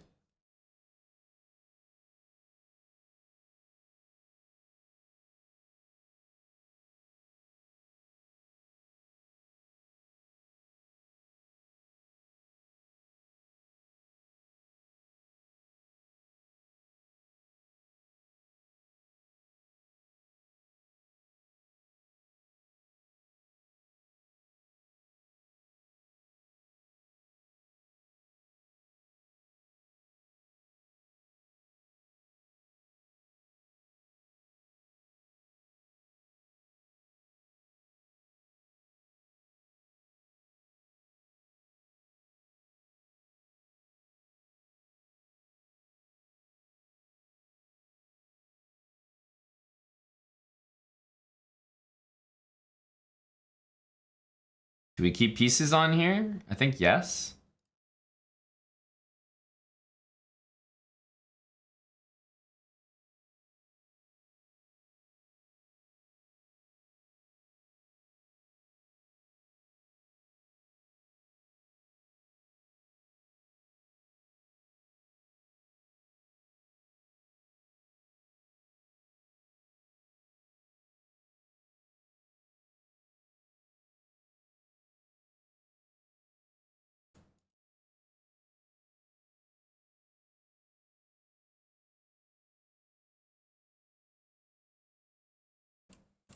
It's one way you can do it. This looks like a really weird position for me, but I don't know. The knights are not so bad, actually.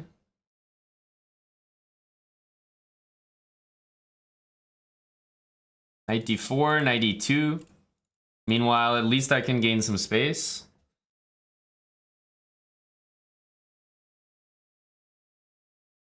It's a good move.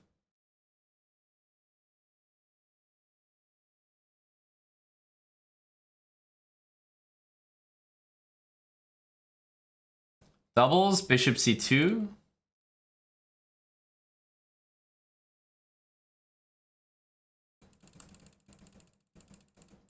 It's probably gonna play that, yeah.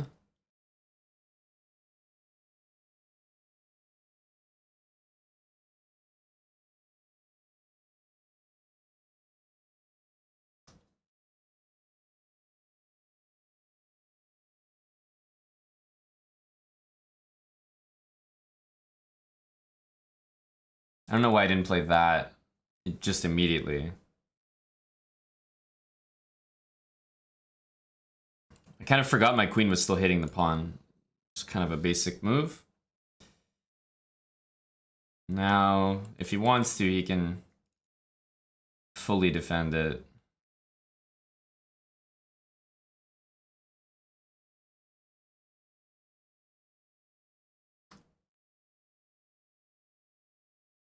This is a very strong piece, actually.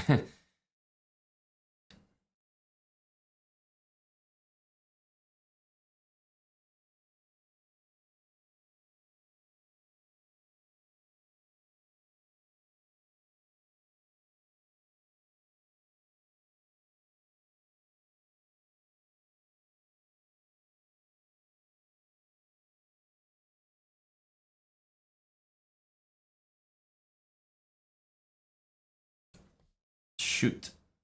It's very bad for me. Oh, yeah, no, we're lost. Nothing to do.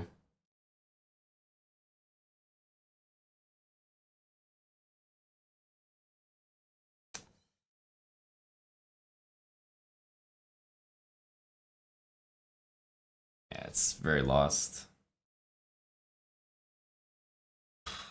Bye. Just completely over.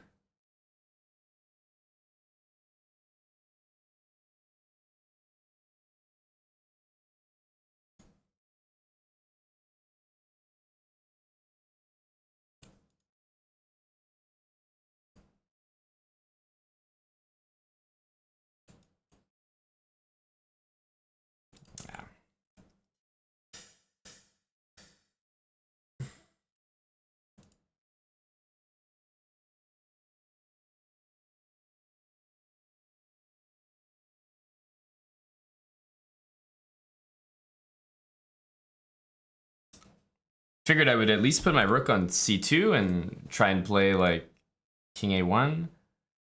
Like, if he would sack the queen for the rook and king a1, there's still some chance, but we had to lose at some point. He was also getting really low rated, so the games were getting brutal. It's like +4 or +5 for win. Hey, thanks for the read. The Chess Nerd Live. Holy smokes, I just saw that, buddy. We've been zoning out to Blitz for far too long. Matt Amoroso, thanks for the 18 months with Prime. And Towie Season 1, a year, also with Prime. Well, the Prime subs are popping right now.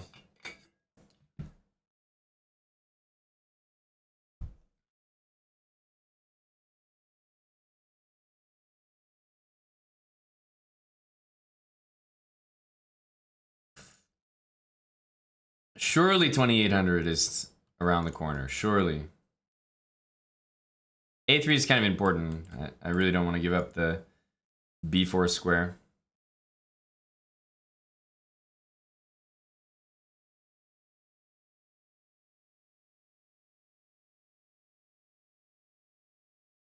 Okay, he doesn't exactly have access to that square right now.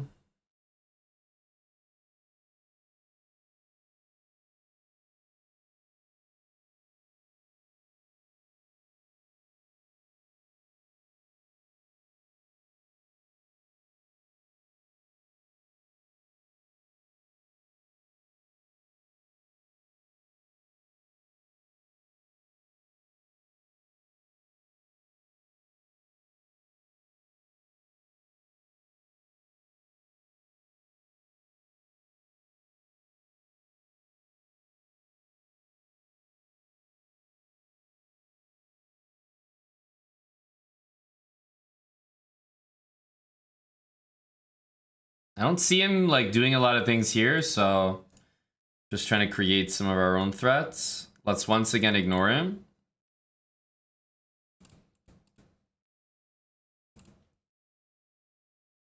Here, here, and here, he has knight f8, which is a bit fortunate. So let's just continue with this. As soon as that knight's not there, though, then it becomes a real idea. Thanks very much for the 5 subs there, Fen Gold. Appreciate it, bud. Queen b6. That doesn't work, though.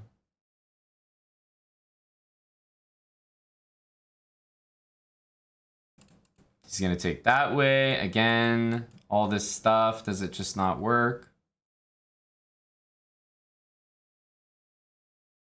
Boy, it looks close. Boy, does it ever look close. This looks like a professional move. Yeah, because that is quite irrelevant, I would say. Because now this pawn's defending doesn't have queen takes. I think that's a big difference here. So hang on a sec. No, I'm surely about to deliver a mate here. One sec.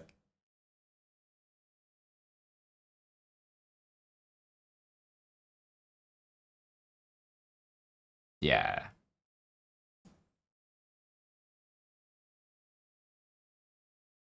So I think we go knight check. Knight has to take. Queen takes, threatening mate.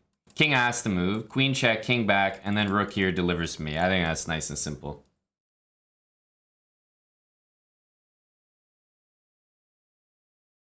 I just realized queen h5, queen h7, queen h8, queen g7, there is actually force mate. But I actually don't think that's as accurate as rook to rook to d3. Somehow rook d3 looks... Rook d3, maybe knight e3, some nonsense.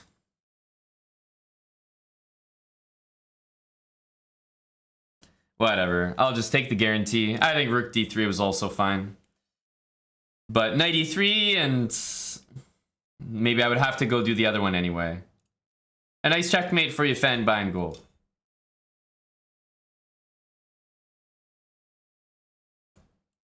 Queen c7, maybe.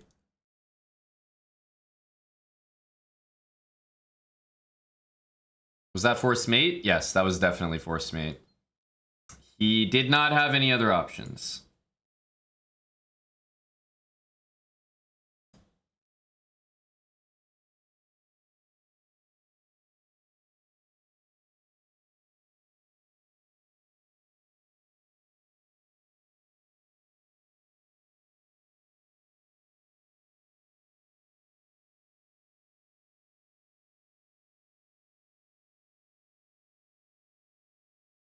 Bishop takes.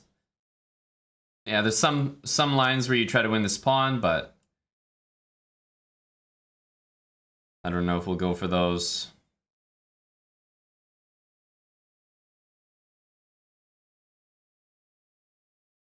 What's he thinking here? What the heck is he thinking? The reason I played this is because I was like sure he was going to do that. Why else would he play knight there? But bishop there is a blunder, so I can't say I understand it.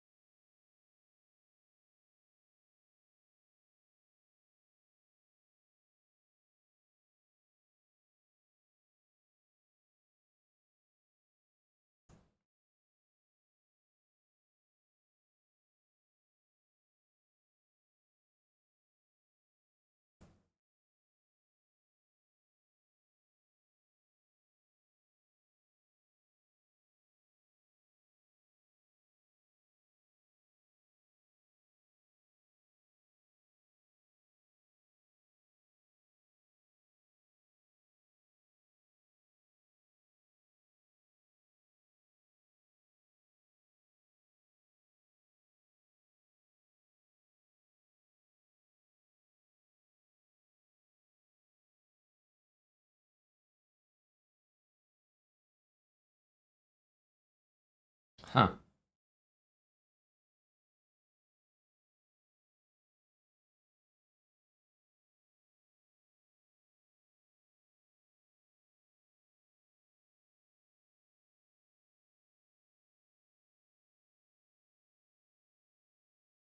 Bishop f6 or knight c3.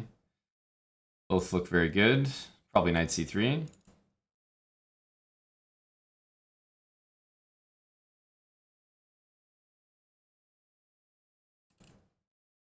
Could also take, honestly.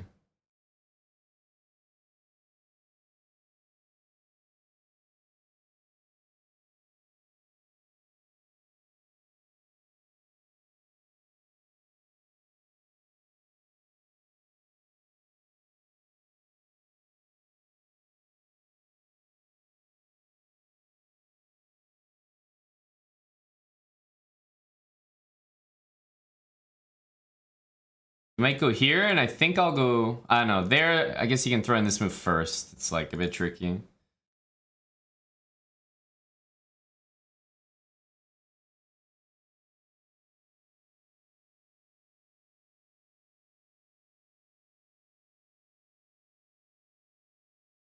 Okay.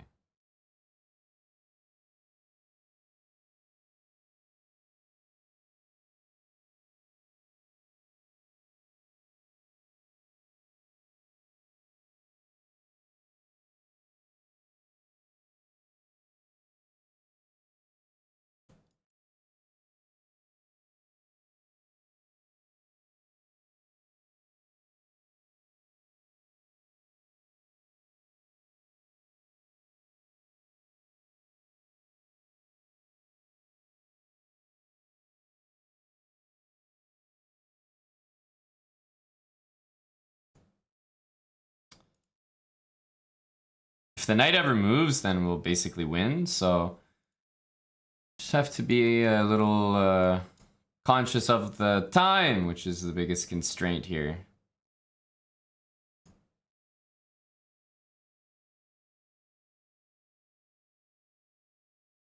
There we go.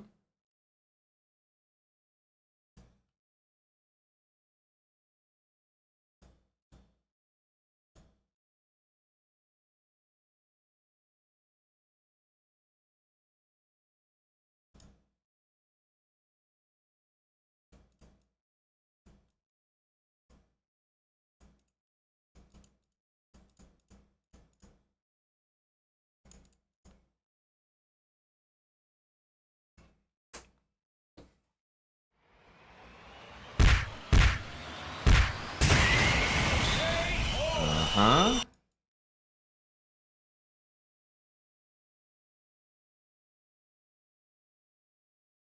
That's a no problem. We had too much time. Wait a minute. This guy's playing this line as well? I can't play a losing variation 2 times in a row. It's gonna play the same thing as the other guy. I can't get lucky 2 times like that.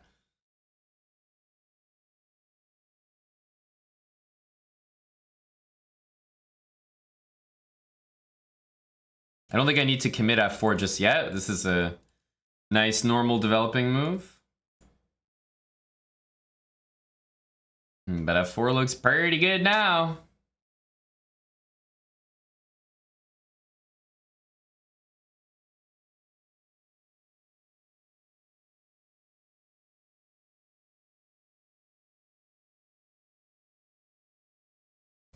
G5 maybe.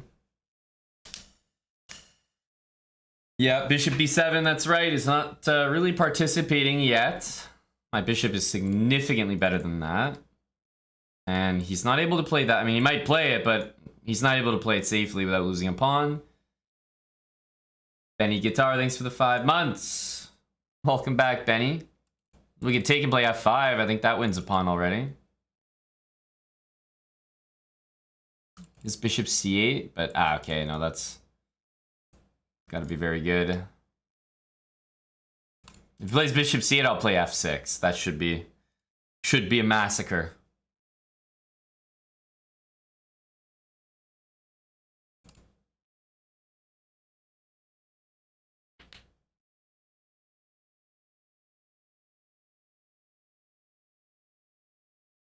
He might be looking at like rook here, but I don't know. I have f6 as well as winning a pawn in a lot of cases, so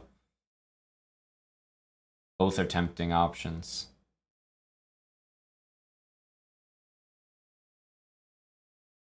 Has to be f6.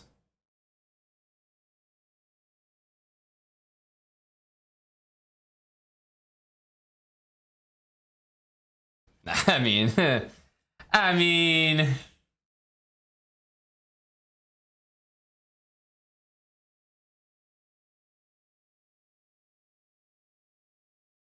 let's just go for a nice simple approach. Let's do this. Let's take this. Let's take this.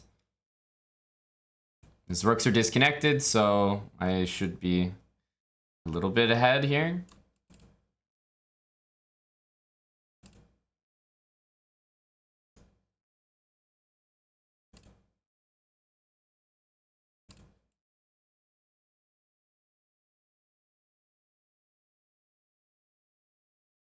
I'm all over the dark squares. It's like not even a question.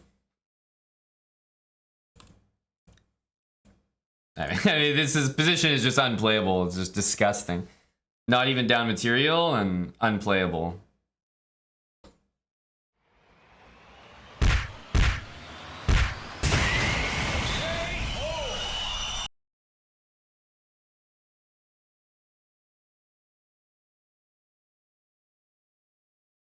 My row, thanks for the 14 months with Prime as well.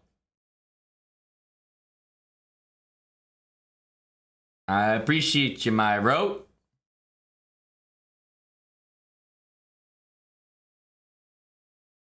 All right, you didn't want to play another one, so we need to search for another one, and oh man. Why am I getting this tough cookie? This guy's so strong. I know for a fact my score against him is piss poor.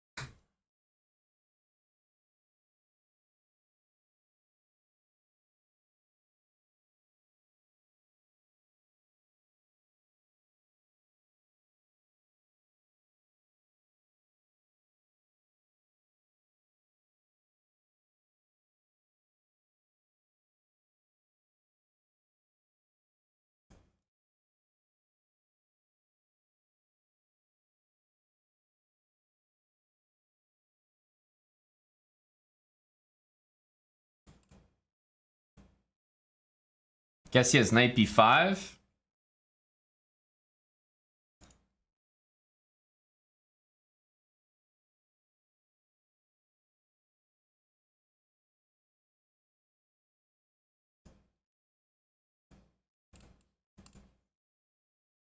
Could actually take the bishop here.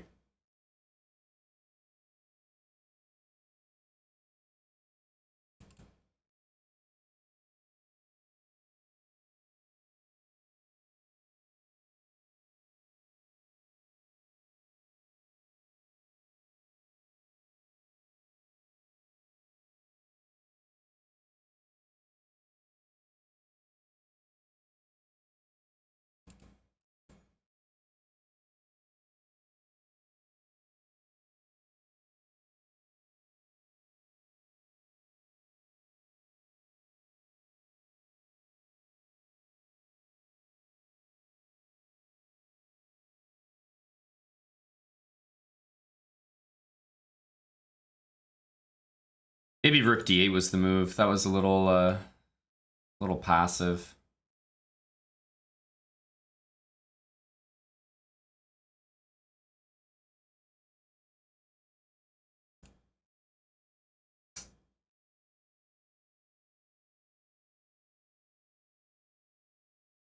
Knight d6. I don't think that's enough.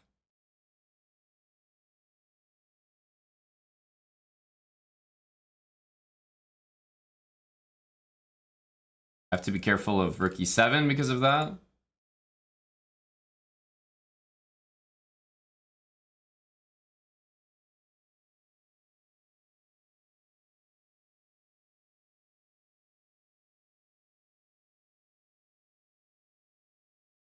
Bishop to f5 maybe.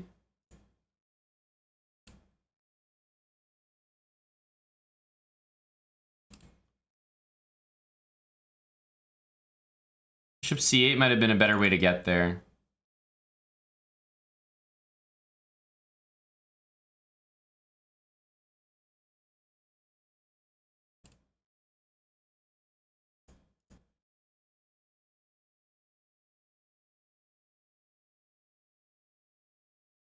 Rook c6, don't do it. Oh, that's a blunder. But if you played rook c6, we had knight e8. Kind of funny looking move. Completely traps the rook.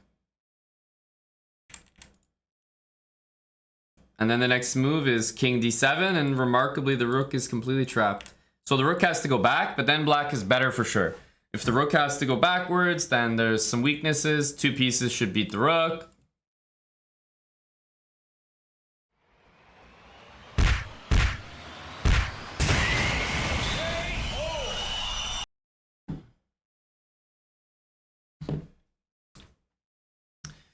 There we go. We got 2,800 and not too much time.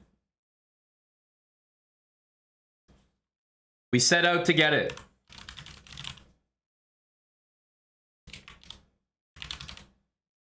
We set out to get it. There we go. Mission accomplished.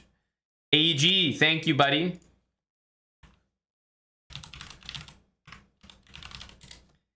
Thank you, buddy. All right. Whew, now we can unban Realty Money. Ugh. Well, that was a great sesh. That was a great sesh. I know, Airbus. I know. I've edged everyone for a very long time. I've edged everyone for years. But who knows? Maybe 2023 is the years. The year of the goals. What was the win-loss? The better question is MLP Twilight here? 35 months, tier 3 from AG4410, almost 3 years. MLP, what do you think? We hit up some music. I said I was gonna play some Blitz and hit 2,800. I did. Don't you think it's time to roll some marbs? What do you say? Sub goals are sub goals after all.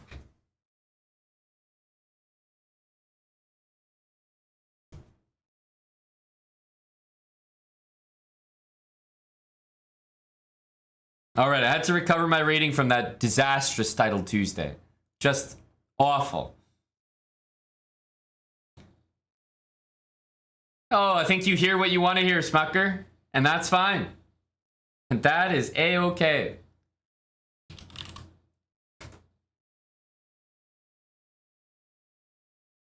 Yeah, I don't actually know when you have been here, so maybe you've just shown up perfectly. But I have noticed you've been in most of the marbles lately, AG, so... Timing, brah. Hello, Chicken Pants. And hello to Big Dark Bone.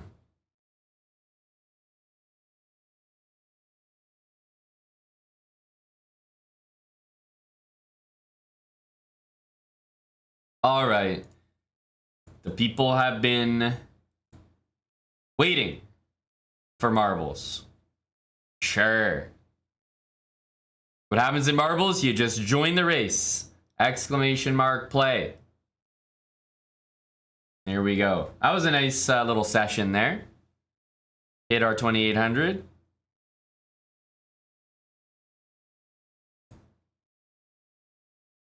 It really is the boiler room because it's summer. It's hot as hell right now in Toronto. It really is. So warm out that it is officially the boiler room. Music on. I'm sweating up here.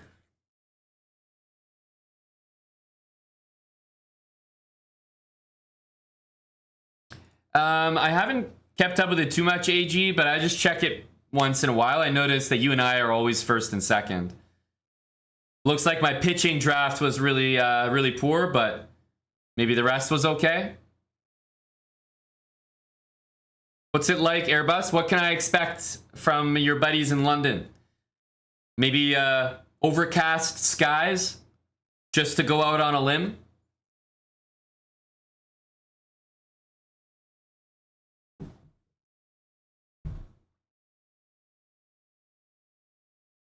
Frisbee2424, thanks for the 3 months. All you have to do is type exclamation mark play. That's it.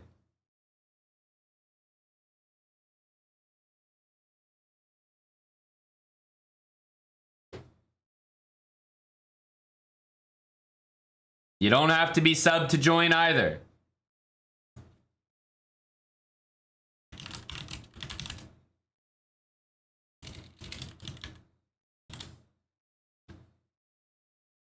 Exclamation mark play.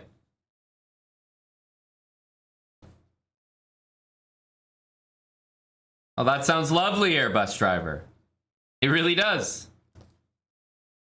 What will the winner get? I've already explained what the winner will get to all the potential winners. So if I haven't explained it to you, it means you're probably not going to win.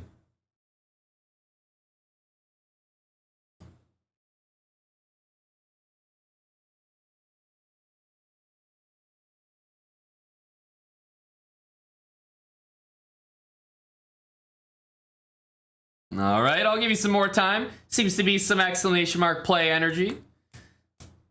You picked a good time, AG. MLP with the marbles idea. I think the timing was all right. There seems to be some latent Wednesday energy.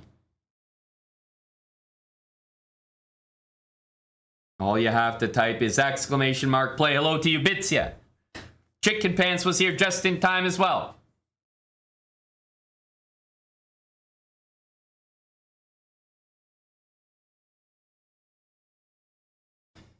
Granny Knockers. Dunning Cougar. Hang on a sec, you know. Riff of the Gods. Are we seeing all these primes? They're just floating. They're just being a tease right now. Those prime skirts need to be lifted. As Yasser likes to say, lift the kimono. Gotta see what's underneath there, boy. There seem to be a lot of loose primes in chat right now.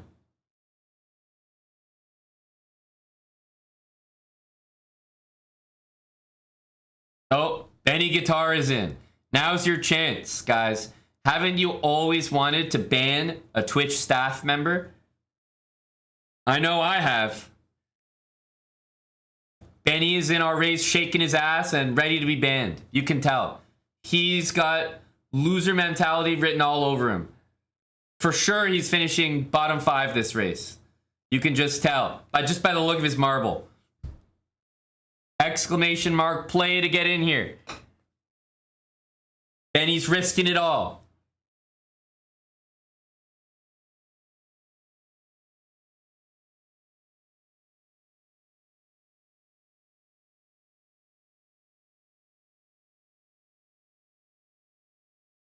Faith Fam Football. Thank you for the brand new sub. Hey, we were talking about loose primes.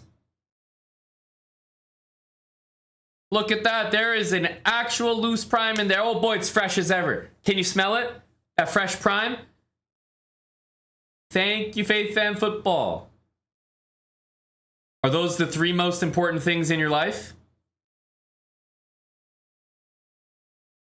Because you may have to rename yourself pretty soon to Faith Fam Chessbra. All right, we got 187. Let's hit 200 and start. This is great participation numbers. We need 13 more people. Frozeria, 9 months with Prime.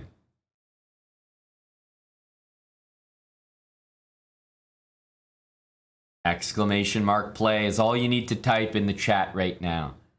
Don't need to download nothing. You don't need to be over 500 elo, obviously, because we have 200 of you in here. All right, here we go. We're going to start.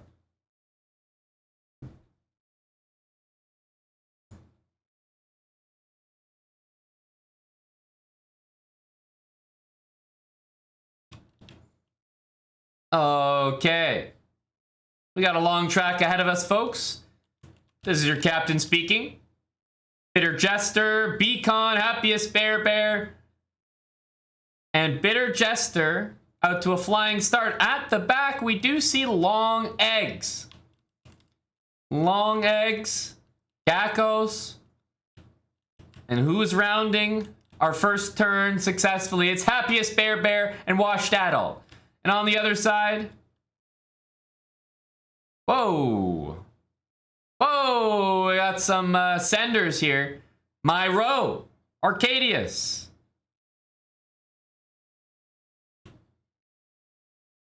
Joker Smoker, Lost Moose, Beacon, Myro. Who's at the very front there? Highway Bug. Meanwhile, Ryan Biggs, Matt Amoroso, And at the back, I see Lixie Bootsy. Where is he going? He's getting sucked up into the spaceship. King Crucify, meanwhile. Also on the back foot there, but who's getting stuck? Tien Khan's moving so slowly right now.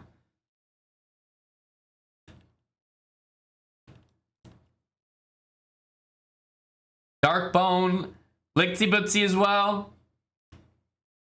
And way at the front here, look at these guys. Is that Arcadius? It is. Arcadius 34. Omnipotent, Matt Amoroso. On the other side, Lost Moose.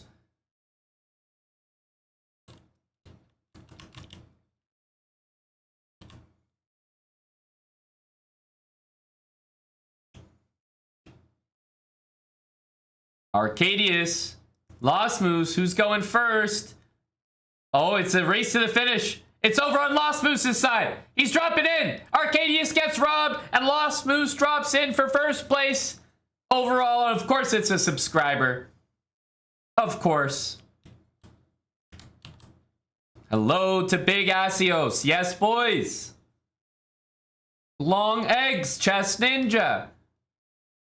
Cycletac. Or Silatac.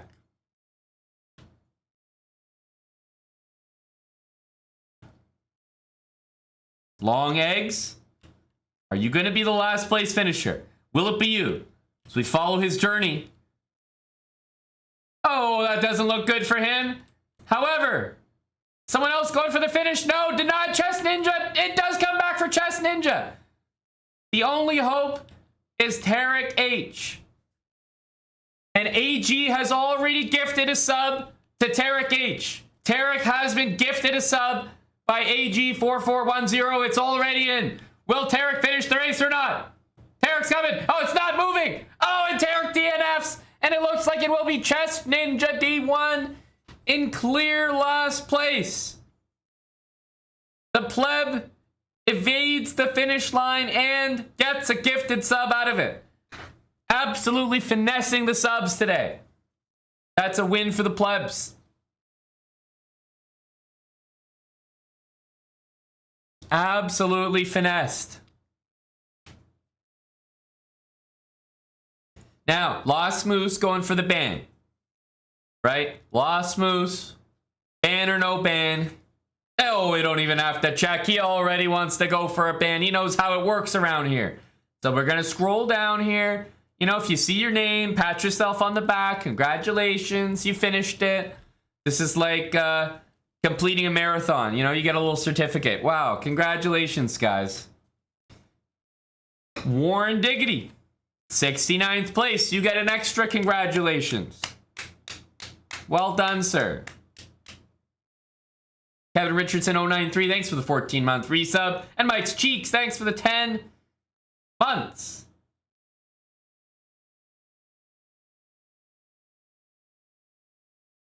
And then we see here that Chess Ninja D1 was indeed the last place finisher because I do not see, no, I do not see any of these three subscribed. So Chess Ninja D1 is in last place. You know that Lost Moose went for a ban. Chess Ninja, what would you like to do? What would you like to do? Will you defend the ban with a game of chess?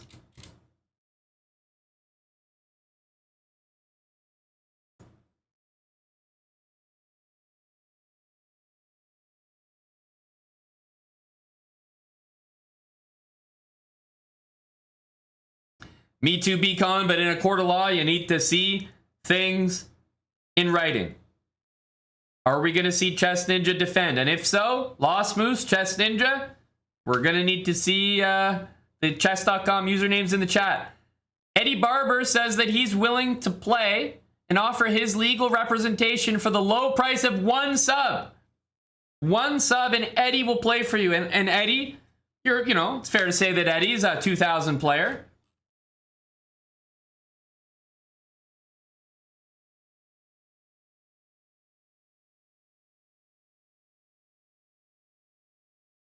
Already stated. Already stated what? You called him a skanky bitch. As far as I'm concerned, you could call him a skanky bitch and not want to play him. Would you like to play the damn chess game? Or is he just a skanky bitch? We need to know the difference. Okay, he does. Got it. Got it. Chess Ninja D1 and Lost Moose. Usernames in the chat right now. Your chess.com usernames. And head over to chess.com/play/online. Bring on the cage. All right. Lost Moose and Chess Ninja. We're going to head over. Everybody take their seats. Take their seats. Grab a good seat if you can. Come on, gather round up front. Chess Ninja against Lost Moose. Tarrasch H. Tarrasch with the 5 gifted subs. So hang on a sec. We thought that the plebs had earned a point here. They finessed the subs, you know, they got a gifted sub, and they didn't even have to face a ban. But look at that. Tarrasch is saying, you know what? Paying it forward. 5 gifted subs. Thank you, Tarrasch. Tarrasch is a sub now. He doesn't associate with your kind. All right, plebs? He don't remember you. You remember when you went over to Tarrasch's house and he was dropping those hot bars? You don't remember? He was trying to make it out the hood.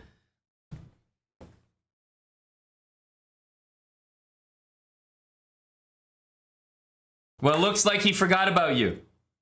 He don't care about his day ones. Tarrasch is on to bigger and better things.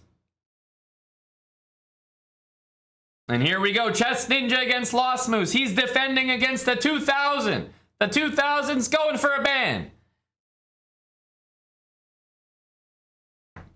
Let's see if Lost Moose can take out Chess Ninja D1.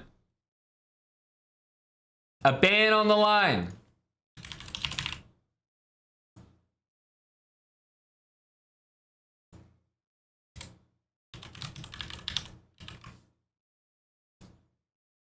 Fen buying gold. A quick sync goes well. The energy is high. Thank you so much, Fen. We got a nice win for you earlier today. Might have been one of my nicest games, actually. Appreciate the support.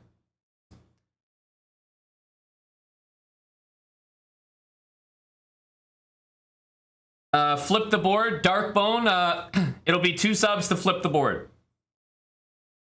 We don't flip the board for free around here.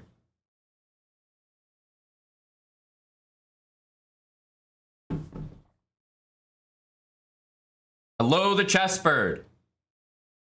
Welcome, buddy. You only missed 1 race. I'd say your timing's still pretty good, you know? Fashionably late. Fashionably late.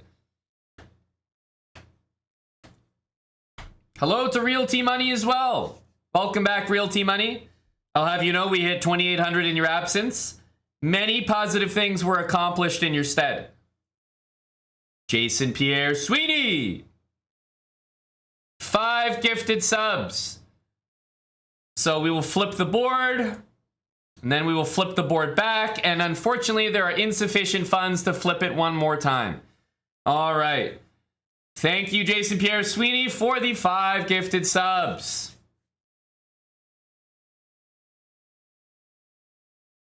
Two subs to flip. 2 subs to flip. Appreciate it, Jason.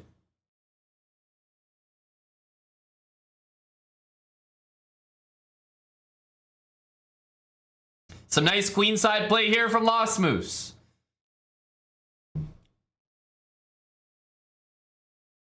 This is a dangerous attack, by the way. Black probably will have to play G5.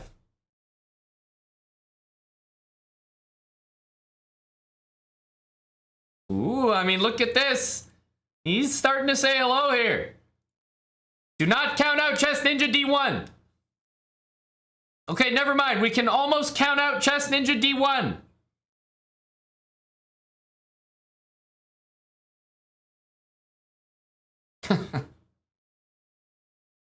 Oh, there he goes. Uh-oh. Chess Ninja the type to play h5 here.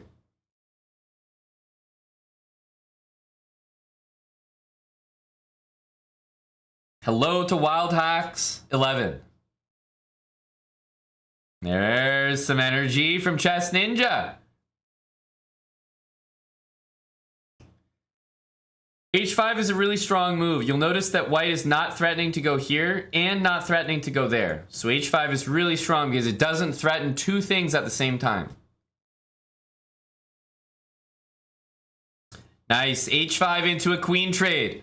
That is, well, it's been known for centuries that's how a good attack is launched.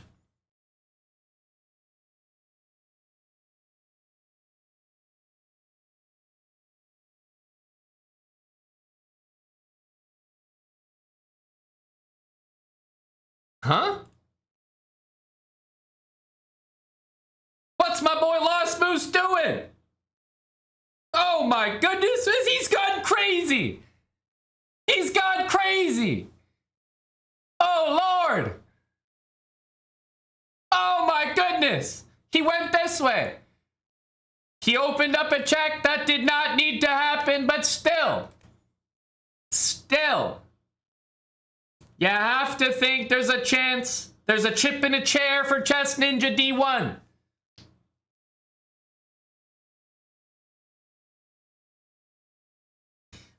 There's the unfortunate move. Now Chess Ninja's gonna have to work, and I tell you, with 11 seconds, boy, I'd be impressed. Boy, I'd be impressed.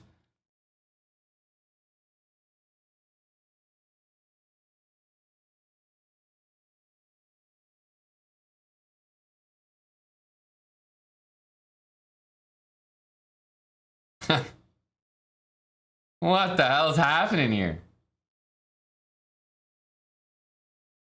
What the hell is this game? How the hell did White's king get mated? Chess Ninja D1 had the game available. After this ridiculous rook check, all you need to do is hide your king. Now, easier said than done, but king f3 walks right into this. So what should he have done? Probably played this. There's a mate in one here, so black only has checks. If you want to check me here, guess what? The game's over, next move. This would be an important check, because if the king takes, there's going to be rook checks. How do you avoid it again? You'd have to play so accurately. King to e4. f5, you'd have to once again play very accurately.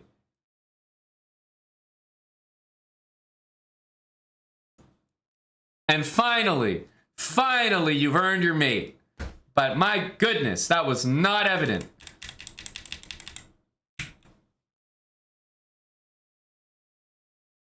Very tricky stuff. Chess Ninja, you can't say you didn't have a chance, honestly. You can't say you didn't have a chance. I don't know what the hell Lost Moose was doing. An insane blunder. And after rook b2, the move king f3. Unfortunately, even though white's still winning here, black has so many pawns, and you only had 15 seconds, so it was probably the case that you were going to lose here.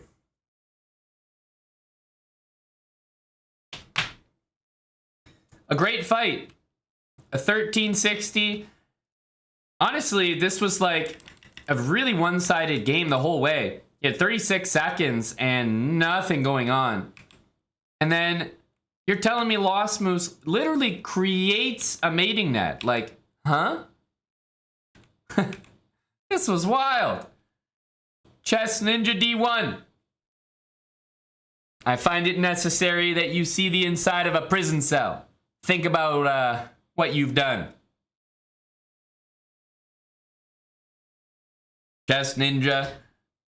As good a game as it was at the end. The result speaks.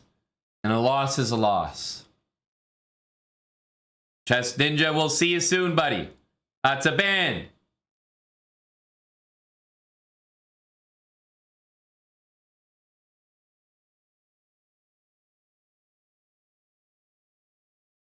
Chess Ninja has been banned. Now, Lost Moose says, you know what? I should be banned for that. You deserve to be banned for that. You're right, Lost Moose. You do deserve to be banned for that. But it sounds like you would almost be happier if you were banned. It sounds like you'd be happier if you were banned because that's the right thing to do. And you know what? I'm not falling for that. I'm not falling for that. It'll be 5 subs to ban yourself. You think I'm going to ban you for free, you sick animal? It's not how this channel works. That'll be 5 subs to ban yourself.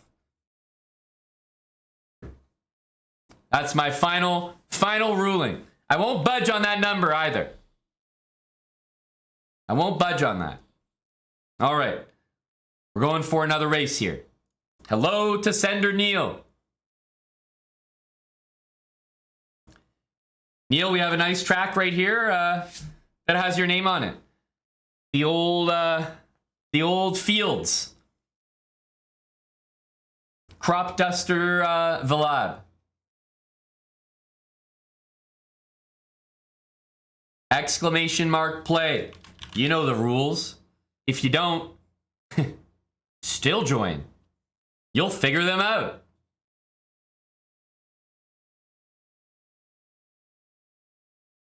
Exclamation mark play.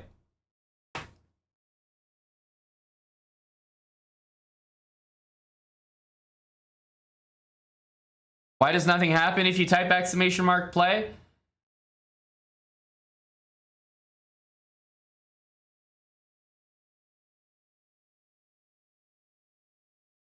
What do you think is supposed to happen? Why don't you tell me that? What were you expecting to happen that didn't happen?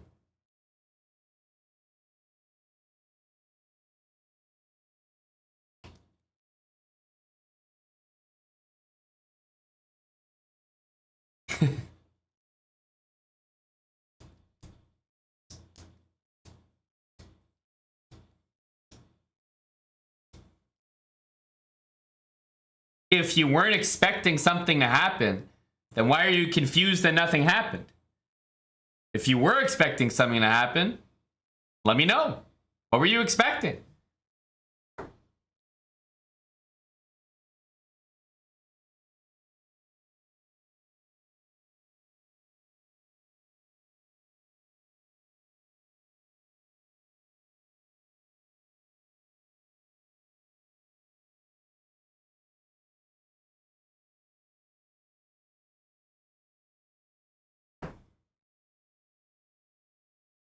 We have 176 people in this race.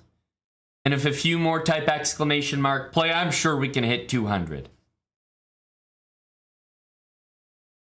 MLP gifted a sub to our 69th place finisher from last race. I hope he joined up. I hope our confused friend stays for the entire race. I know his marble can do some damage here.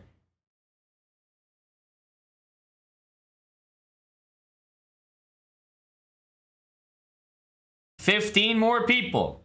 Exclamation mark play. Oh, Big Champ is in. Oh, everybody, careful. Careful now. Proceed with caution. Champ is here.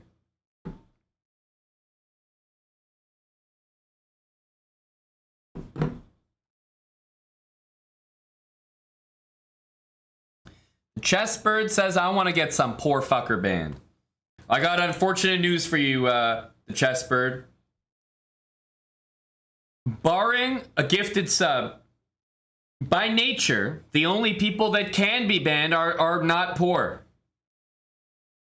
So if those are the people you're targeting, I'd recommend gifting some subs this race. It'll be the only way you'll find them. 193. Surely there's 7 more people that haven't typed exclamation mark play.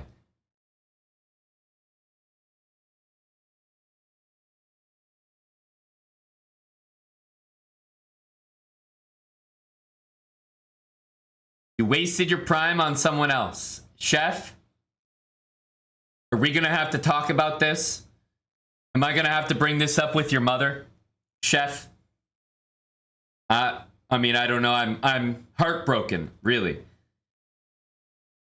You've been one of the biggest supporters of this channel. You know, following since April this year. Previously subbed for 1 month. Might have been gifted. And a total of 4 messages in the chat. And I mean, that's a cataclysmic blow to the Chessbrah ecosystem. Just not having you around. So I hope we can rectify that. Hope we can work something out. But it's great to have you here now. We have over 200. D. Sanchez snuck in.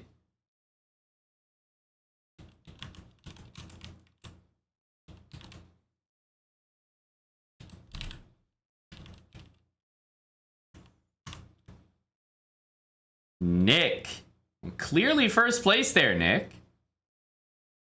Oh, absolutely tripping over. Of course he is. All right. And Nick. Clearly in front. I mean, this is your race to lose, buddy. This is all you.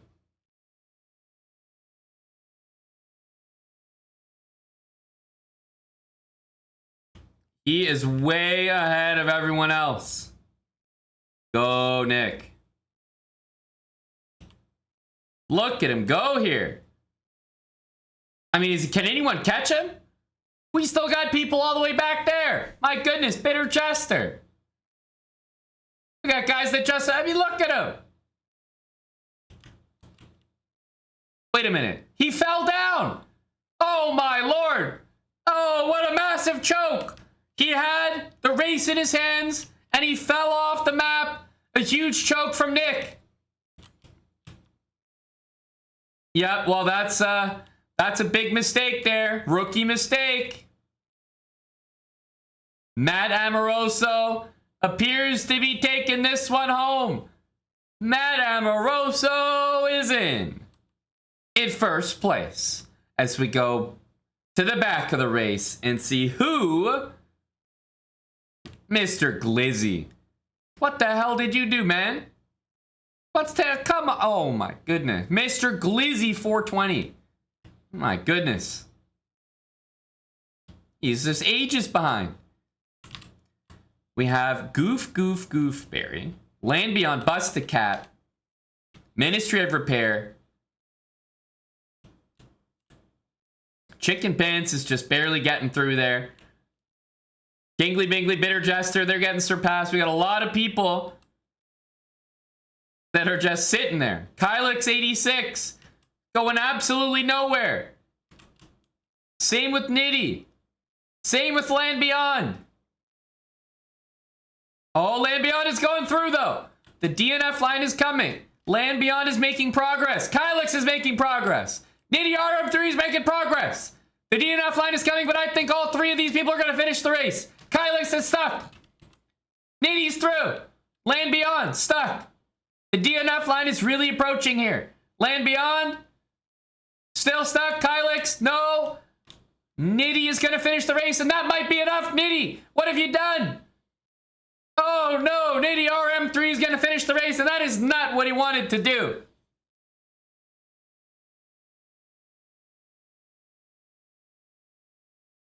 D. Sanchez gifted a sub to Mr. Glizzy 420. Would you look at that? Mr. Glizzy did not finish the race. He got a free sub from D. Sanchez. Scammed. Well done, Mr. Glizzy. Backa Johnny, thanks for the brand new sub. All right, Matt Amoroso. Ban or no ban? Let's start with that. Ban them. And he's already got the username in the chat. Holy smokes. All right. Congrats, Matt. Neil was obviously going for 69th place here. He did not succeed, but a good attempt. Zondebach, 69th. Well done, well done.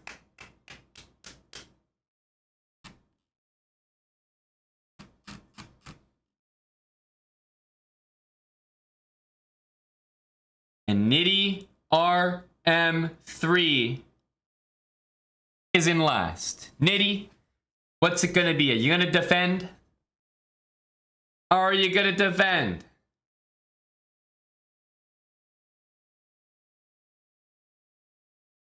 Clearly at the back. Zonderbox, 69th place. Thank you to MLP for the gifted sub. Gotta have our 69th place finishers subscribed. Nitty is defending. Nitty, I need your chess.com username as we head over to the arena for another band match.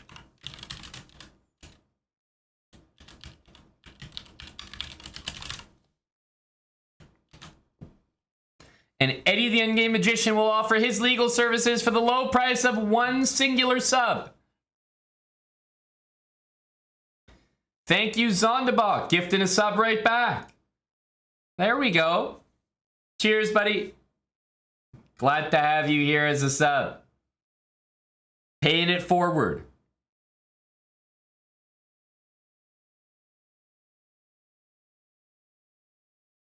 Chicken Pan says his services only cost 5 subs. That sounds like a steal. He didn't even say those were his legal ones. And he's a very talented man. All right, here we go. Oh my goodness. Why do you think he was so comfortable finishing in last place? He's 1950. Good God. Well, I'll tell you one thing. It don't look like he's getting banned, that's for sure. Matt Amoroso, the 500 from hell. Can he do it?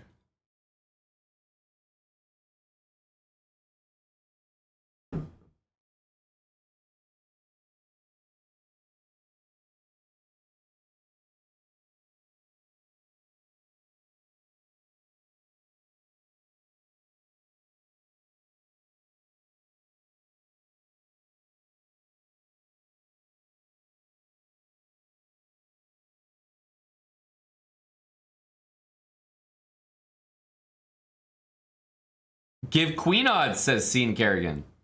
I don't know if he feels comfortable doing that.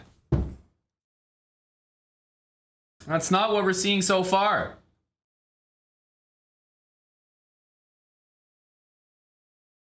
Nice move.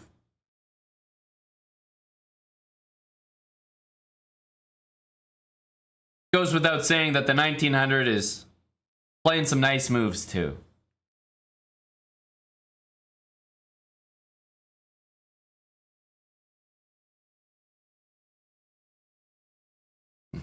You know, it's crazy. This almost works.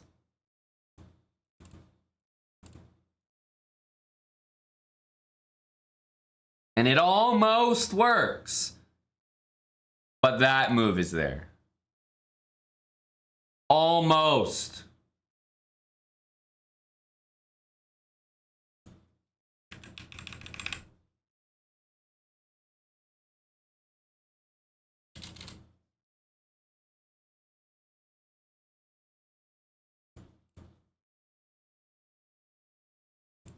Oh.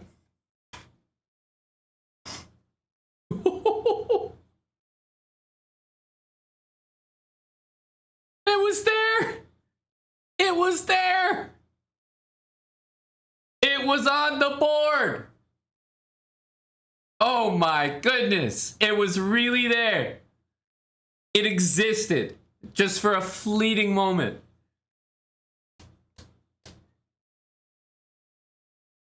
All he had to do was check. Now, of course, we can assume that he would still manage to lose this game, but still. I mean, you're doing like literally as much as possible as a 500 versus a 1900.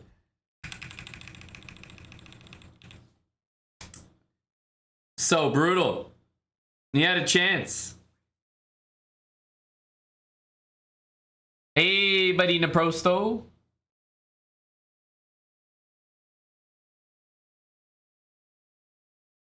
Yeah, I don't think we're getting to see a ban this time, Bass Maniac. Not from this game. Okay, he was obviously not a favorite to do so, but still, he had a possibility.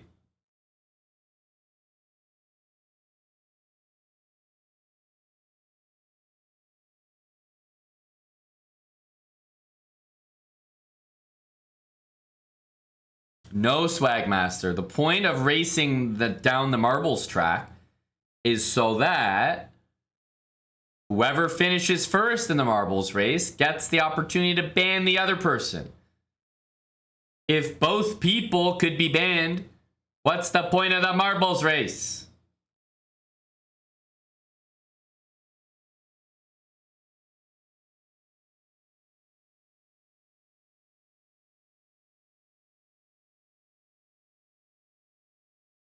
Oof, that was available.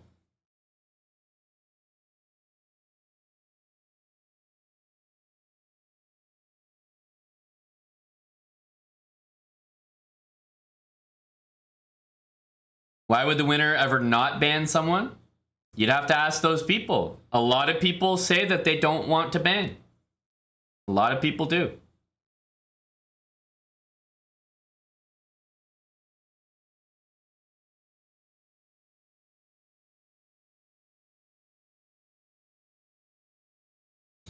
I have a better idea. Why don't you subscribe with your Prime sub, finish first in the race, and then choose no ban, and we'll find out what happens. Because nobody knows. I mean, it's never happened.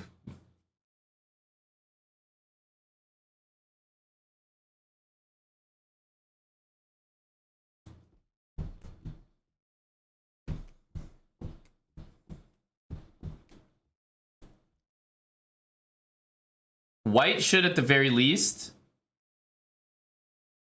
move all his pawns. There's not going to be any stalemate tricks if you don't move your pawns.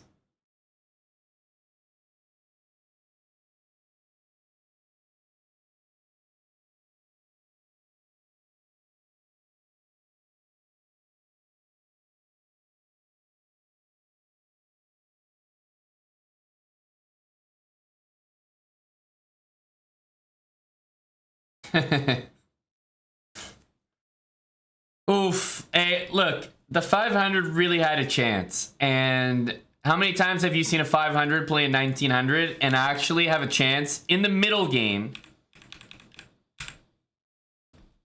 to play a winning move? I'm just saying. That's pretty rare.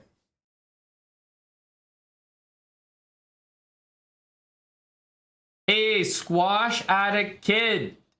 Oh my god, buddy. 93 months from Squash Addict.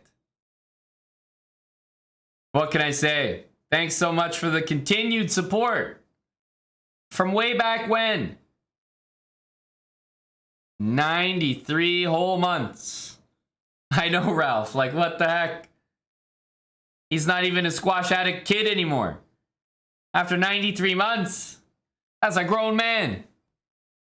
Hey, Link. How you doing, buddy? Just doing some marbles right now. So no ban. But I have to say, I think people were impressed with at least the fact that Matt had the opportunity to hit him with Bishop F5. Dang. Dang. All right. Time for another one. I warn you, this may be a low T track. Oh, I had a feeling. No, the gods are not appeased right now. The marbles gods. They knew that that was a low energy, no ban performance, so they gave you a low energy track. Understandable, honestly. Exclamation mark play to jump in this race. As long as you type it, you will be entered.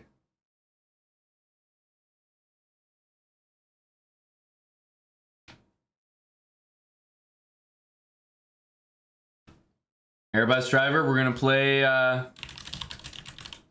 some classics.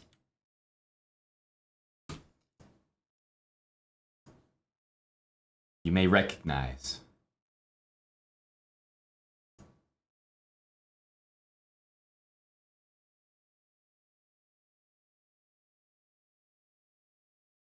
Today's the day, Benny. That you finishing in first or finishing in last? Which one are you aiming for, Benny? Either way, you get to play a game.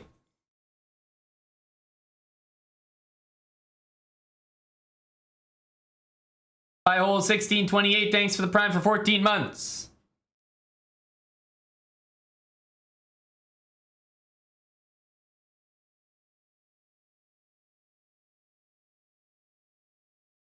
On this track, I actually don't think so, Airbus. All right, let's start.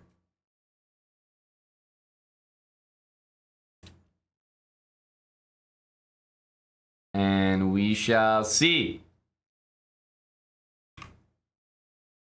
Look at these marbles go. We're down here in the dungeon and we're following the first place marble, and it is Durshkilo. Chicken Pants is following right behind him. Whoa, and we see, whoa, is that Tone Cruz? Okay, Tone. I see you, brah. Whoa. He's getting surpassed by a few people here. We're in with all the marbles. Doughboy's out in front as well. Whoa.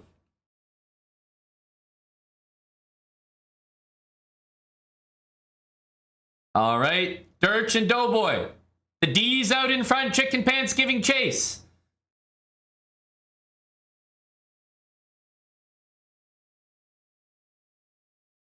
This is a wild map, folks, and at the back, let's not forget about George 288. Land Beyond. Bust the Cap King Crucify.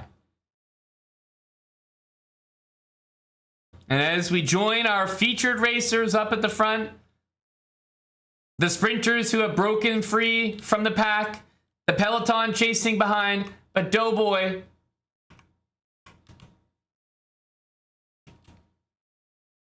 is approaching.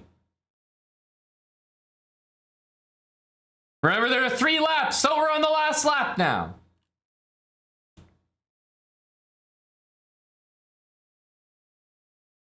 Ooh, I think that George is still in last. In fact, is George clearly in last? He's so clearly in last place. That guy is so clearly in first. He's almost catching up to George. Oh, I mean, this is an absolute massacre. George 288 is dead last. There's no shot for him.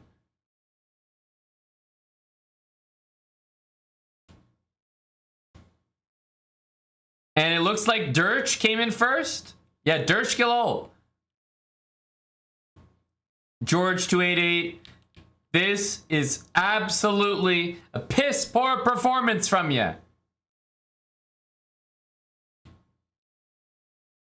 Jesus Christ, George. Jackpot Jossie gifted a sub, and I believe that was just in time. Do we need to check the video evidence? I believe it was just in time. Very, very close. Who has a clip? We gotta go to VAR. We need to check the VAR.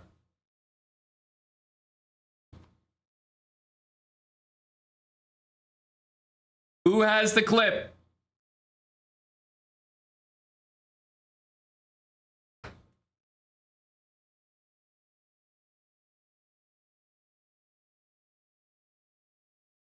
Sweet lullaby.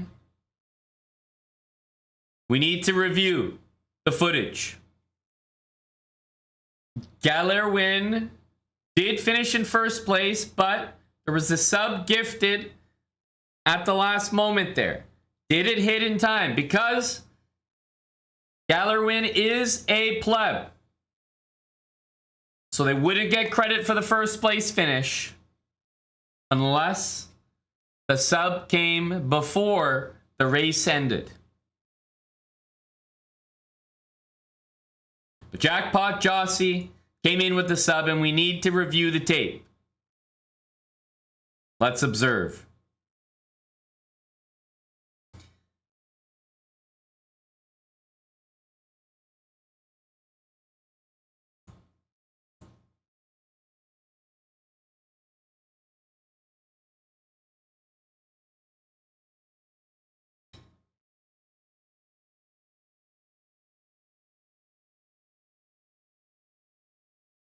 The race ends. No sign. No sign. And then it pops up with the gifted sub.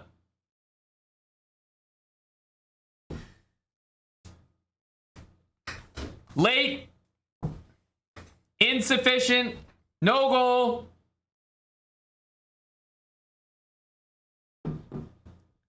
No goal. Wait a minute. We have new evidence. Is this a new angle? Is this a new angle? Someone has a different... Someone has different footage. We have to review this tape as well. Surely this will be different. This is a different angle.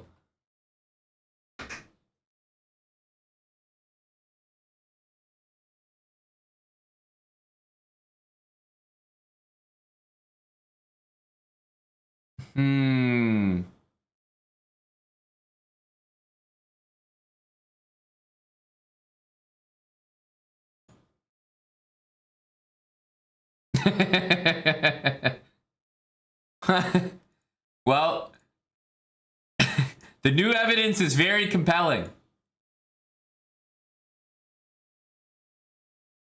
The new evidence is very compelling here. As you can see from this angle, it is clearly late.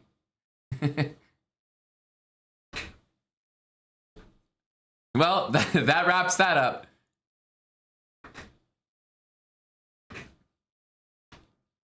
I did ask for evidence, Lincoln. I appreciate those who clipped, but we had already watched it. I appreciate the new footage brought to light, but we wanted to make sure we got the call right. You know, this was obviously a big moment. A lot was on the line here. We just had to make sure we got the call right. So we made the right decision. Tarrasch Gilalt is in first place.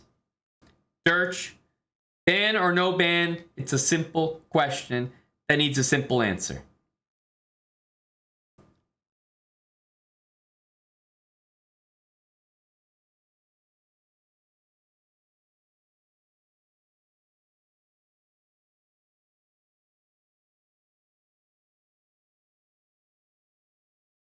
Tarrasch says no ban. Now, where was that guy wondering what happens when there's no ban? Where is he? You better be paying attention. This has never happened. It's first time ever. First time we've ever seen it.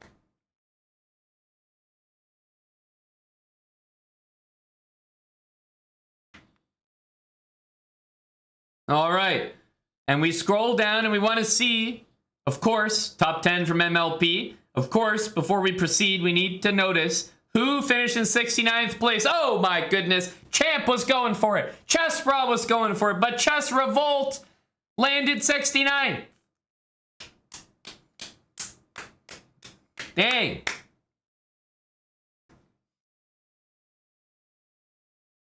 Now, Chess Revolt, there you go. You got a gifted sub thanks to the legend MLP.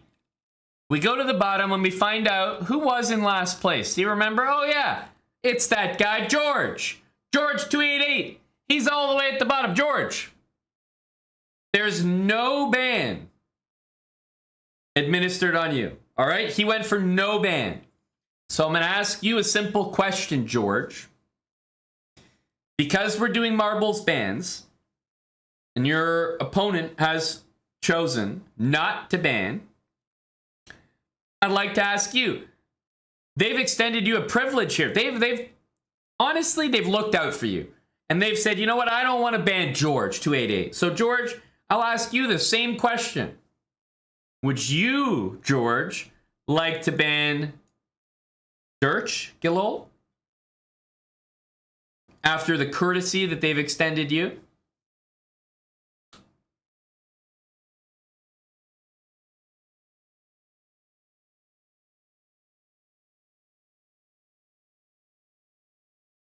George 288 affirms his decision, and he will go for a ban against Tarrasch. The classic prisoner's dilemma. Dirch was far too kind. He thought, you know what? I got thrown in jail with my buddy. As long as we both tell the truth, we'll get out of here. But they were incentivized to ban. Dirch Gillold has been banned, so now Dirch is on trial. He's on the stand. He's going to have to defend himself. George288, chess.com username in the chat. Dirch Gillold, are you going to play chess to defend yourself? The choice is yours.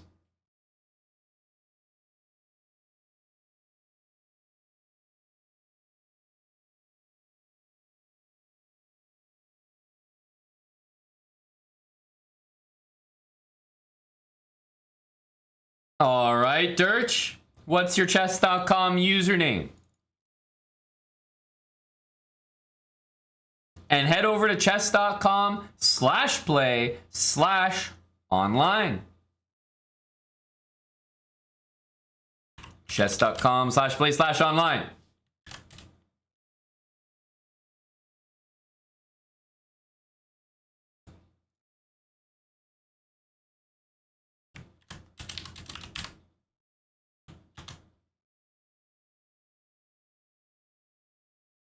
All right, Dirch. Let's see. We have a 2365 against a... I think if you add up 2365, it's more than 560. Well, you should have fucking banned, buddy. That's all. You should have fucking banned.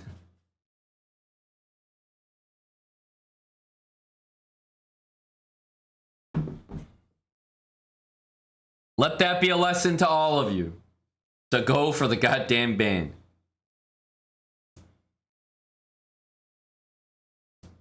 Jonas Josie, 560 from Germany. He's getting queen odds from the 2365.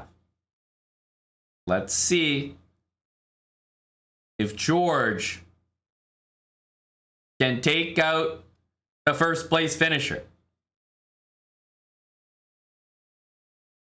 Is he the highest rated player in marbles? He's definitely the highest rated right now, I would say.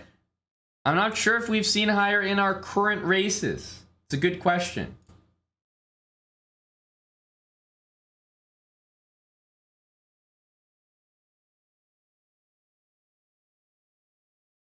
Yes, that's right, Ralph. He's got the chest bra flair and everything. Mount Prime. Thanks for gifting to a different George, Mount Prime.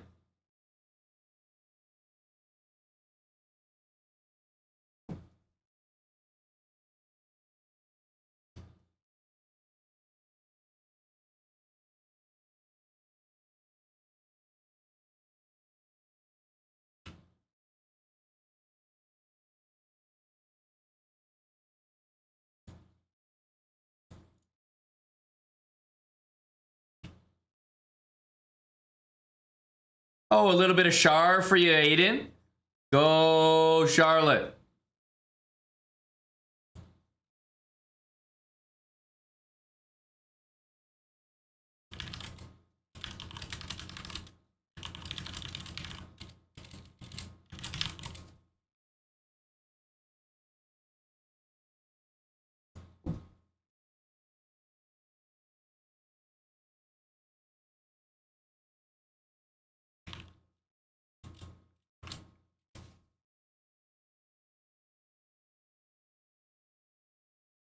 A minute for Jonas. Well, there are many ways that this could go, but obviously one of them is you just have to face the reality that you need to be quick. And a 500, I don't know if he's gonna be quick enough.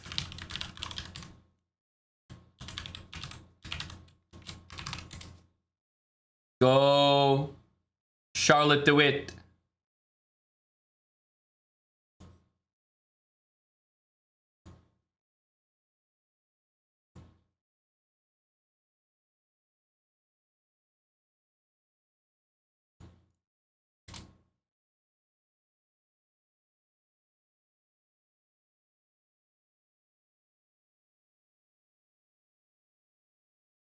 What do you guys think? Is he going to manage? He's made some impressive strides.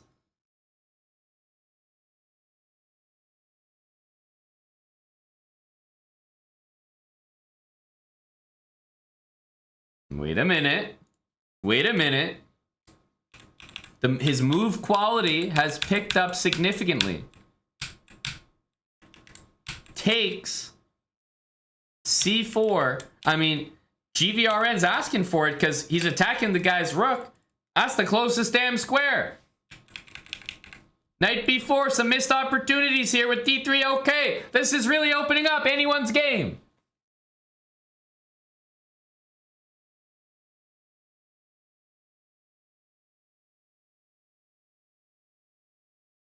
Oh, he goes for the check, but does he have the follow-up? Does he have the follow-up? 25 seconds.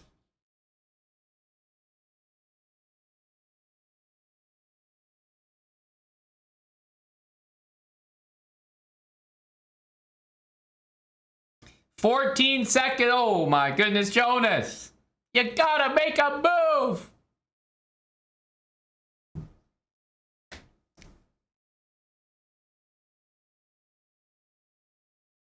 He's gotta make a move.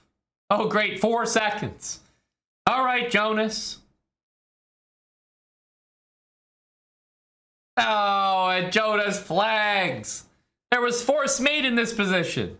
Of course. Just about everything going wrong here.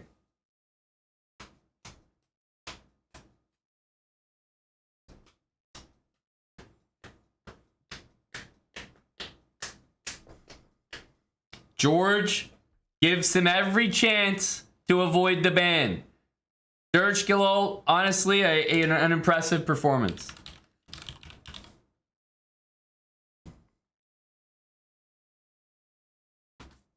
Honestly, yes. That's what you get for being nice. You know, you have to remember, when these marbles bans come in, it's prisoner's dilemma time. They're just as sinister as you. You play Mr. Nice Guy, there's no guarantee what's going to happen. Right?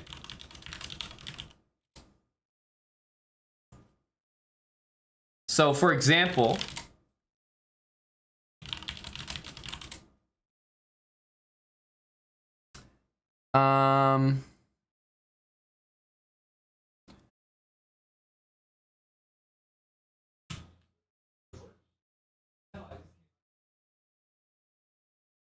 thanks again, MLP. Seriously, so much support lately. MLP doesn't miss. That's what I've been saying. He's been gifted to our 69 subs. He's the reason we're playing marbles right now. God damn. Go MLP.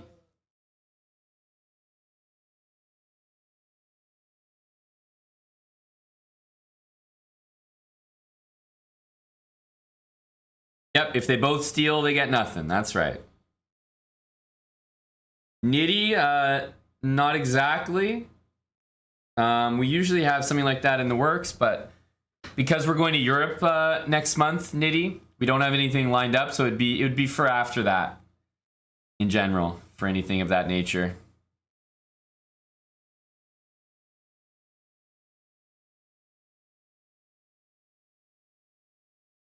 Because remember, guys, we will be going to Europe.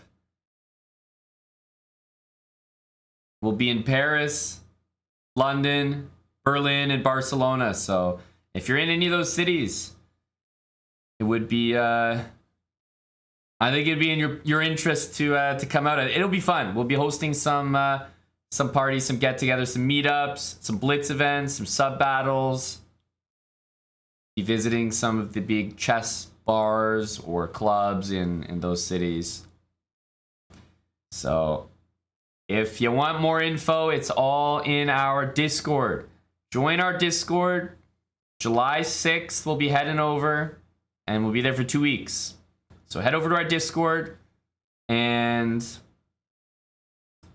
if you're subbed on Twitch here, connect your sub account to Discord, because it's a sub-only channel. You're not going to be able to see the info if you're not subscribed. So make sure to connect your account here to Discord, and you'll be able to see it. It's the Euro Trip 2023. All right, 5 more people join this race, and let's get started. I hope everyone is in a bad fucking mood. Honestly, I hope you're all in a bad mood after watching what that lady did to that poor soul. And I hope everyone's ready to go for a ban. Pensive Katrina, thanks for the prime sub.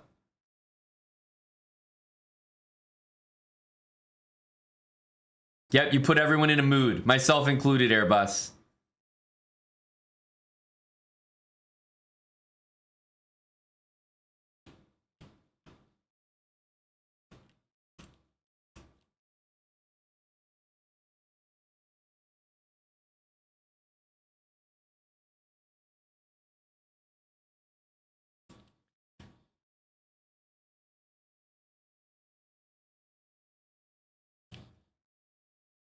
All right, a crispy critter, Filio, and the string bean. I would say you guys have some work to do here.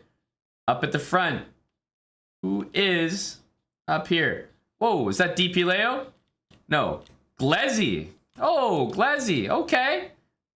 Violin, Glezzy, Courteous Rex, Baryon, formerly fit, Kevin Richardson, Bam Deezy. Courteous Rex is up. And he's in. Now, is Courteous Rex going to choke this one out? Oh, wow. Wow. The blueprints. What the? Oh, my goodness. No, it's reminding me of that lady again. I got to get out of here. It's a haunted house. Help.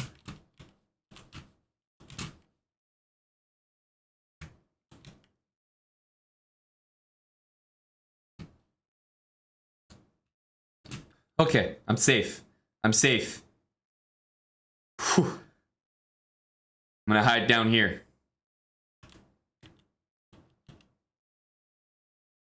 They'll never find me here.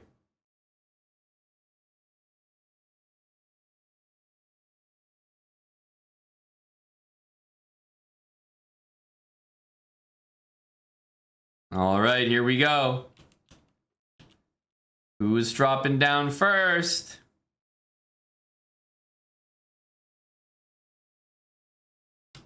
Baryon. Courteous Rex, though. Wow, what a great turn from Courteous Rex. Holy smokes. He dominated that turn. And Courteous Rex. Is he going to be in first? Oh my goodness, Kevin Richardson passes him at the end.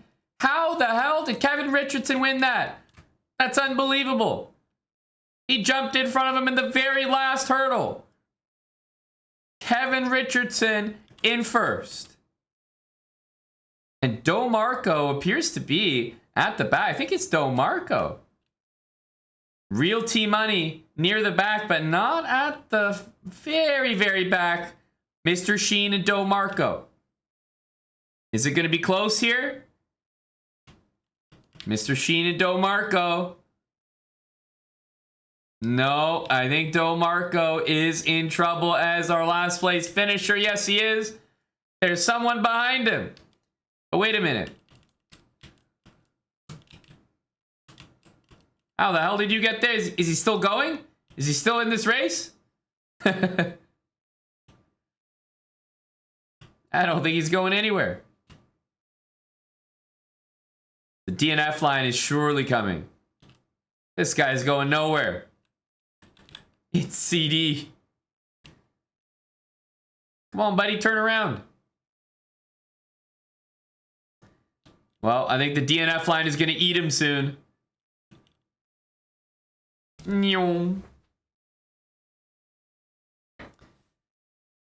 D. Sanchez gifted a sub to its CD. Easy +1 sub for the plebs. Scamming D. Sanchez once again. Swagmaster B. Thank you for the 6-month resub.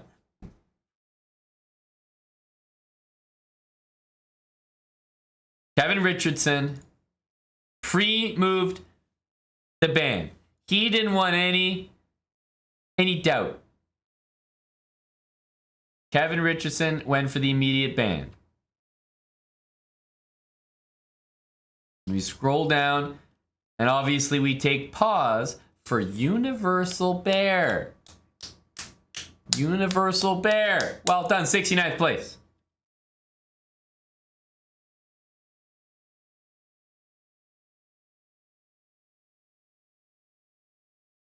Shookwell, tier 3 for 32 months. Thank you very much, Shookwell, and welcome back, buddy. And last place, we know who it is. It's DoMarco. DoMarco, you're last. You've been banned. Would you like to defend? It's good to see you, Shookwell. Appreciate it, buddy.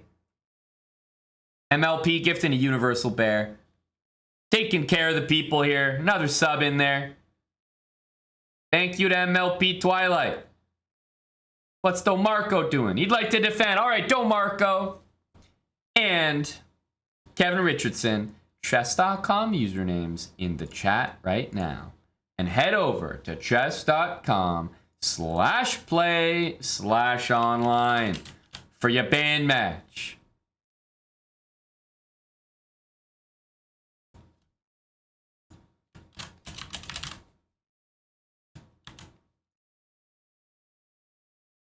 And remember, Kevin Richardson is banning, DoMarco is defending. Here we go. A 1386 is the one with the ban hammer. Will he bring it down on the 1000 from Mexico?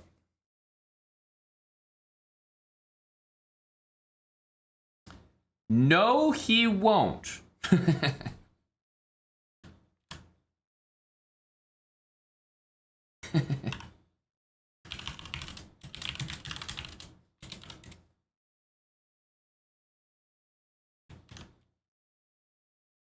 There we go.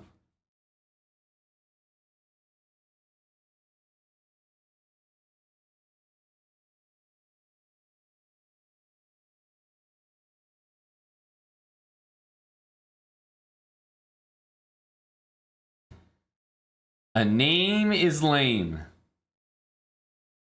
Okay, a lot of light square pawn, a lot of pawn moves in general. What the hell? Very interesting stuff here from the lads. I think white's got a good position. I don't know about e4, but I like the way white's been playing it. Black is going to go here, probably bring the other knight in, occupy a square that, guess what? White cannot evict the knight from.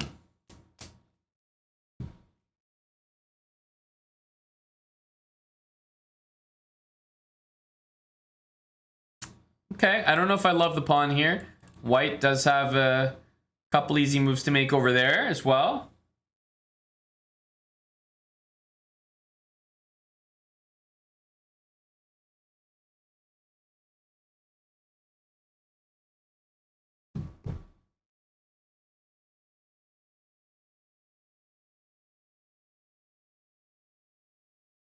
F3, this is a very high-class game, wouldn't you say?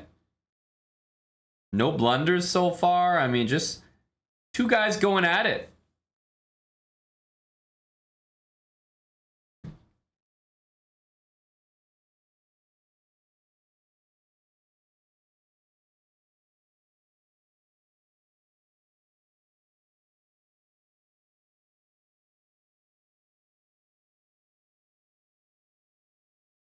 Can't say nothing. I mean, both playing pretty fast. Not a single blunder yet. Good stuff.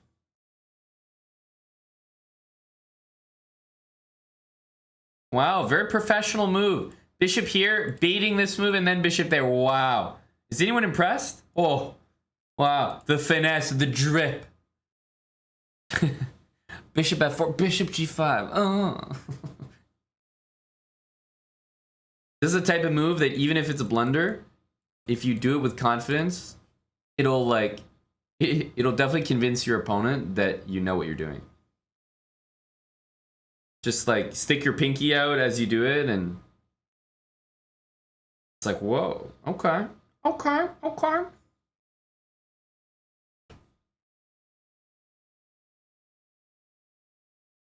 All right, that one wasn't very good, I'm not gonna lie.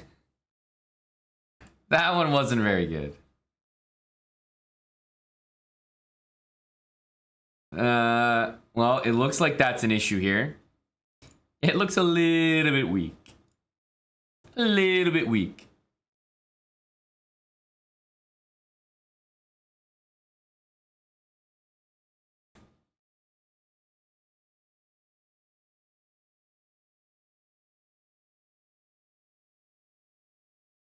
93 looks reliable.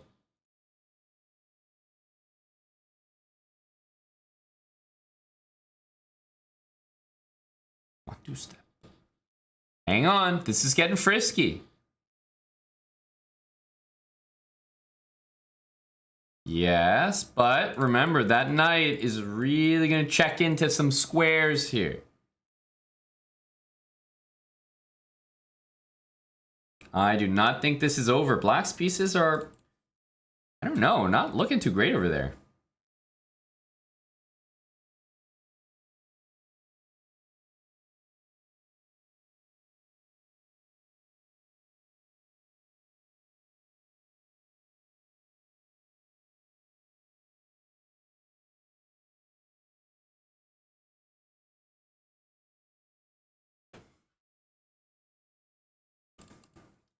Of course, queen takes would happen.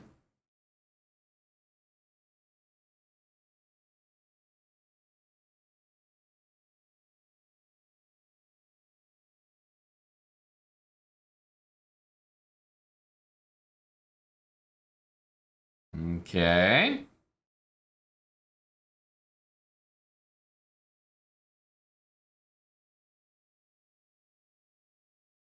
I think there are amazing chances for white here. Look at the time. This is not easy to do. Ooh, I don't know about that.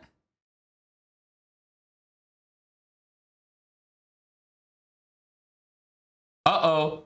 Oh, what a choke. Oh my goodness. And Dom Marco lives to fight another day. There's no way that Dom Marco doesn't win this. Wait, what?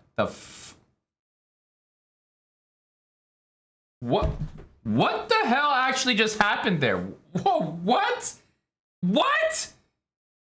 My brain hurts. What the hell was that? Oh my fucking goodness. Huh? Huh?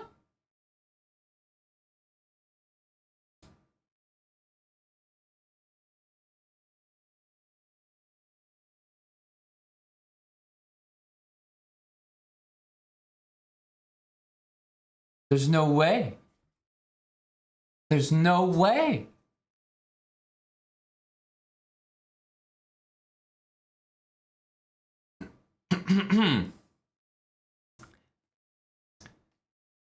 Like I said, there's no way that Dom Marco doesn't win this. I knew it was a foregone conclusion from the start.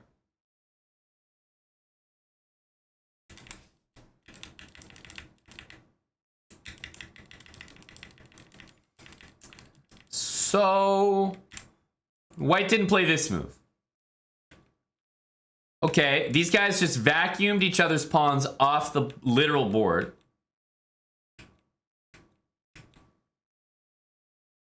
Black did not feel interested in keeping that pawn. Went here, white hung the bishop, still winning.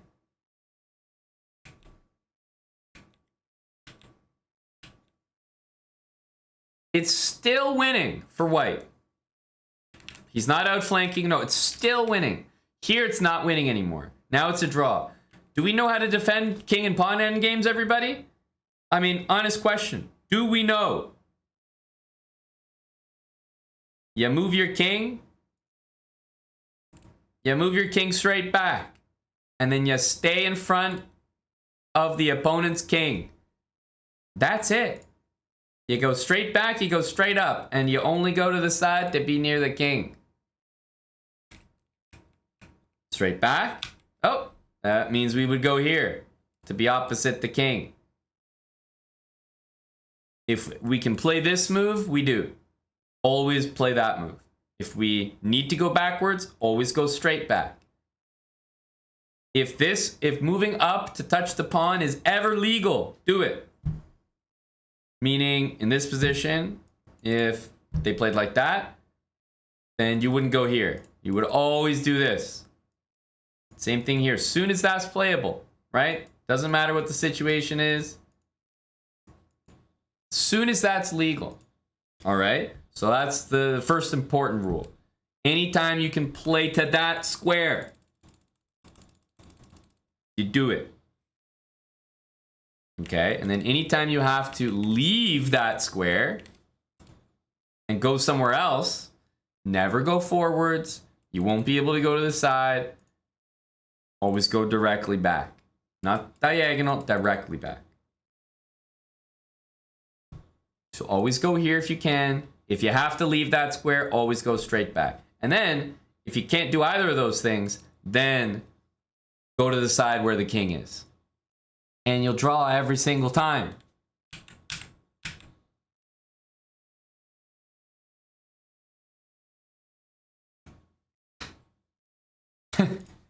Not king d8. Not king d8. Ouch. Well, DoMarco, you've definitely earned your place here, buddy. There will be no ban.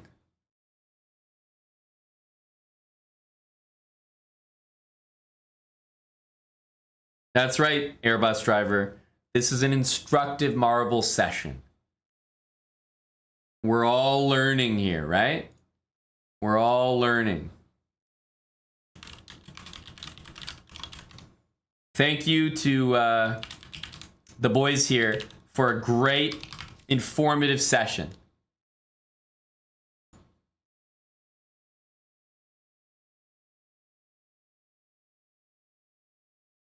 We all needed that. That's right. I mean, this is just crazy. What a game. A Name is Lame really choked out a chance for a ban there.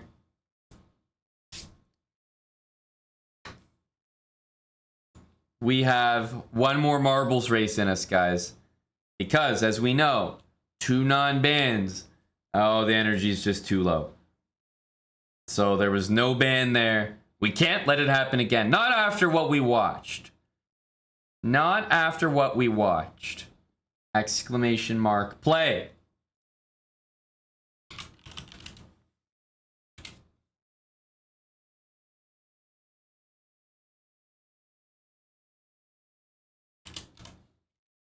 There we go.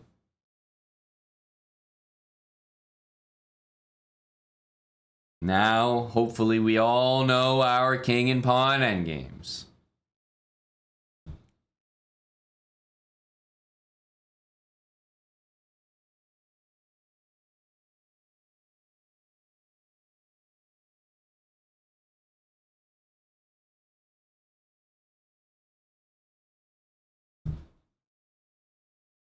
Exclamation mark play.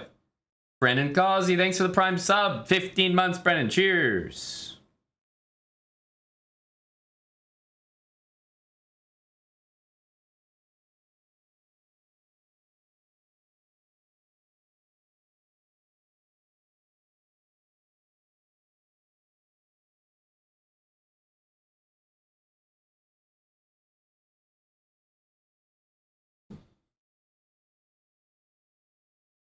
Hello, Torangi.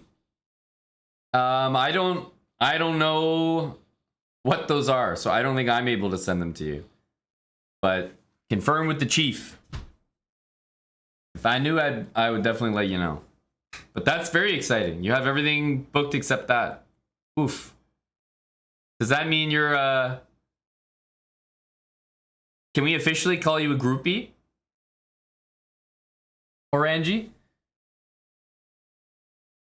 You're a part of the entire European tour?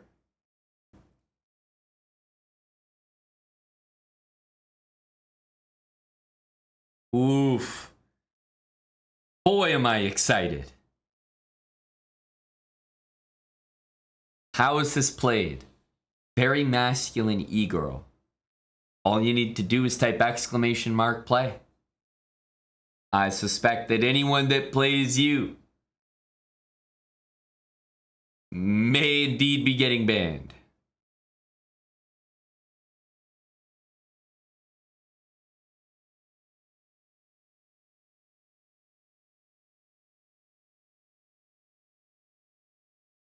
All right, let's start. Formerly fit, you've been top 5 every time. Can you keep it up? Here we go.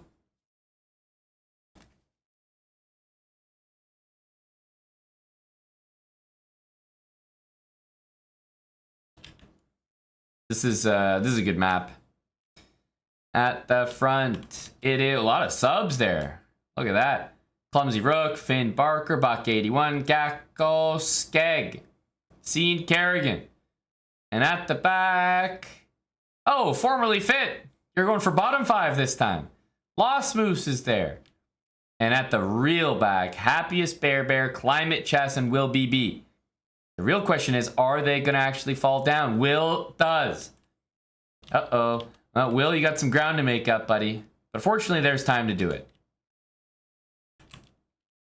All right, and it's Clumsy... Was that Clumsy Rook? Clumsy Rook, Berenzin Chess. Over here, we have Finn Barker Gackos. And those guys, it doesn't look like they will be... No, they looks like they're stuck.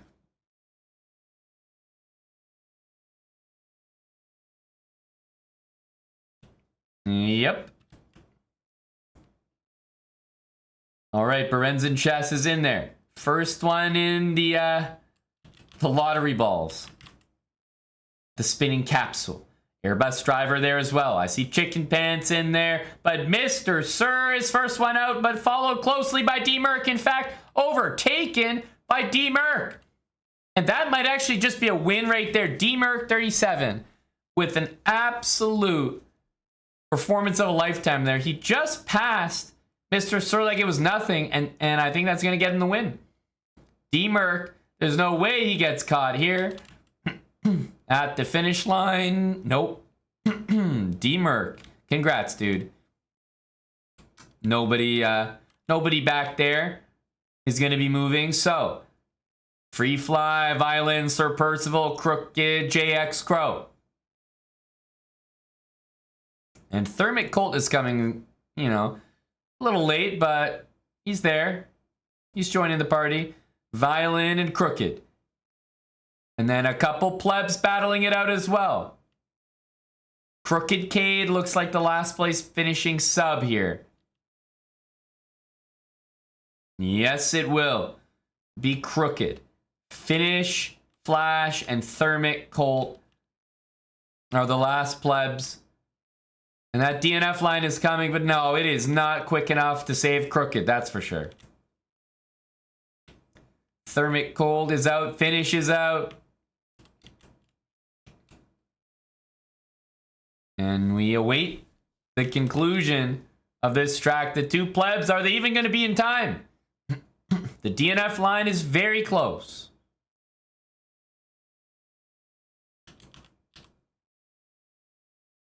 And they both finished the race, but no one was there to save Crooked Cade. D-Merc 37 first place, ban or no ban, it's up to you.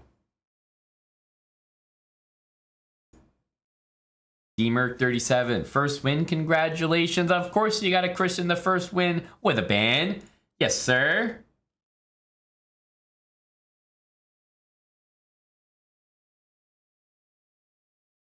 '69th place from Berenzin Chess. Ooh, very deserved. Let's go, Berenzin. Let's go, buddy. Let's go. All right, all right. Now, Crooked Cade, you've been banned.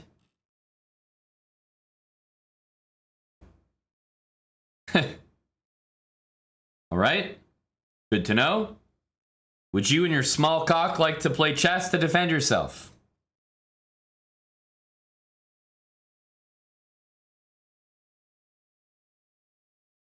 All right, it looks like that's a yes. All right, here we go. D-Merc. Got your username as well. You guys know where to go, chess.com/play/online. There's a ban on the line here.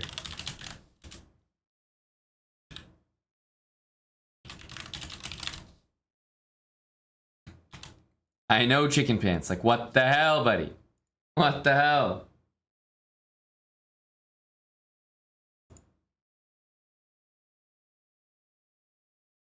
I got that good stuff that you want. Here we go. Dang, this is going to be close. Cade, is this a...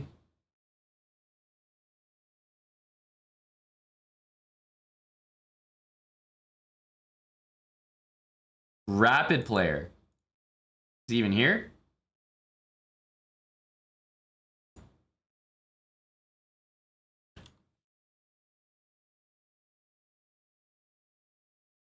Cade? You can't get in. That makes sense. You have a small cock. That's not our problem, though.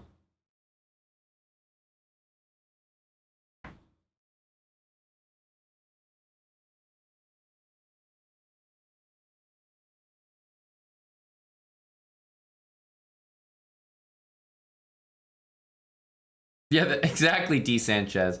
I think it's possible, Crooked Cade, that you are online, but we just can't see you. Just like you are in, but she can't feel you. Because how am I able to start the game if you're not here?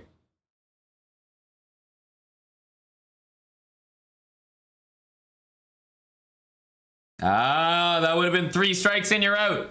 But Crooked Cade is here for his game, one way or another.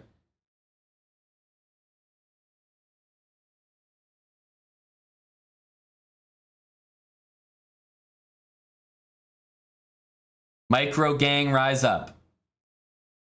Knight to C3. Ooh, what's D-Merc gonna do? I wonder if Cade knows. I mean, I looked at Cade's profile. He's 2,500 puzzles and 2,000 rapid. And he just does not play Blitz. He's 2,000 rapid after 1,000 games. So it's quite possible that Crooked Cade knows a thing or two about this opening.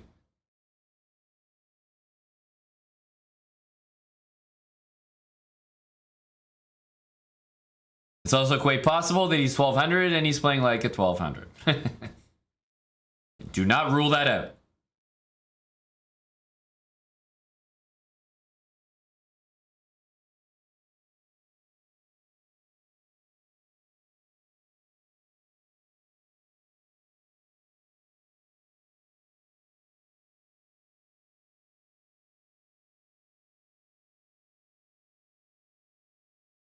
Okay. You know, easy development for both sides here.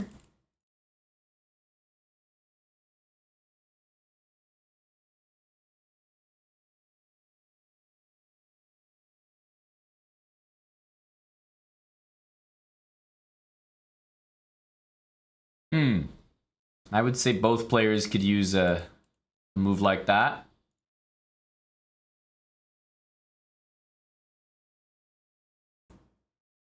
Both sides looking to bring a rook to the d file. Which one will they choose?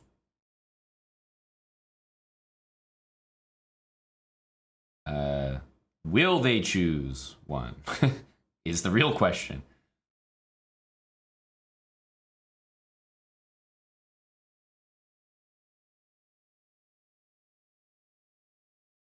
Okay, there we go. First big commitment.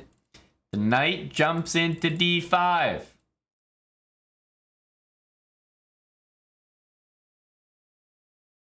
D-Merc's got some great habits, yeah.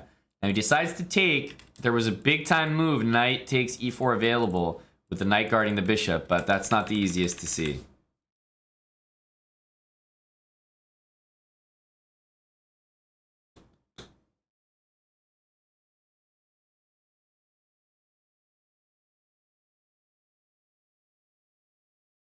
How frisky is he feeling here? How frisky?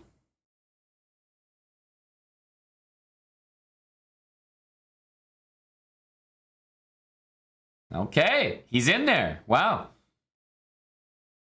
Crooked Cade is up a little bit on time, which is surprising to me. He's a rapid player predominantly, but he's actually managed his time pretty well. This is a very close match, I can say that for sure. Very evenly matched here. Whoa.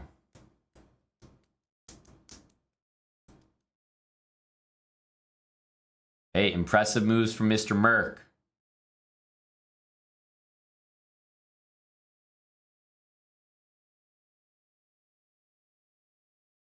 I don't know about that. I don't know if that's what you want to allow. I mean, D-Merc is up a pawn, but he's down a little bit on time, and it's also opposite bishop. So I think we'll still see a very, very close game here. And this move is a little suspicious. I'd be focused on that.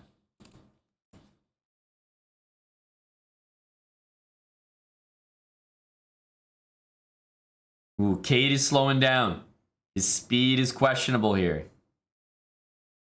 But opposite bishops has been secured by Cade.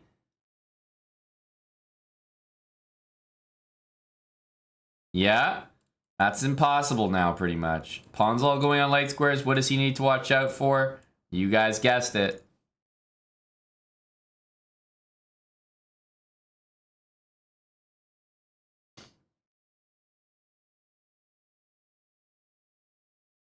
Time is ticking. Who is going to be faster when it matters?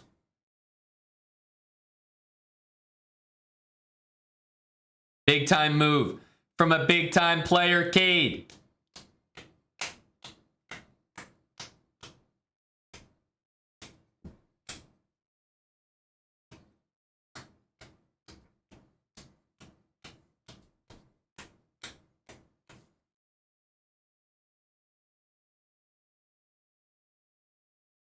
It's all about the time, guys.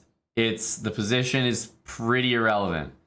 It's all about the clock. Who's gonna be faster? Oh, some speed from D-Merc, some pre-moves.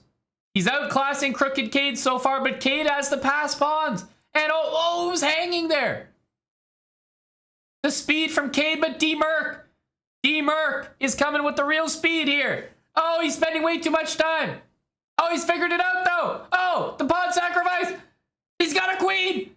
Oh, he's got points. Oh, he can't do it. And D-Merc gets the dub. What a finish as Crooked Cade goes down on time with a queen on the board. Crooked Cade. Dang. What a close match. Hello to Bad Chess, good vibes.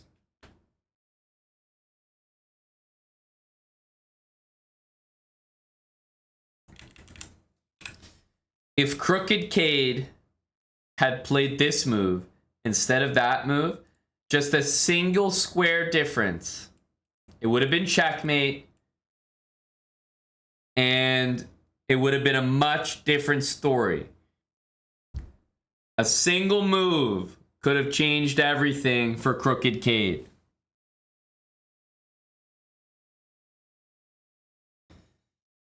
Crooked Cade, we are going to have to initiate your ban. You'll be back, don't worry. You will be back a little bit later than you would have normally been back for asking how long the ban is. So we'll tack on a few extra days. Crooked Cade, take care, buddy. You'll be back before you know it. One move could have changed it for you. GG, well played. But it will be a ban. Get out of here. Get out of here. We'll see Cade back again. He's a rapid player. He did his best. I think he put up a good fight. But ultimately, D-Merc was tasked with an important job. To get a ban by hook or by crook.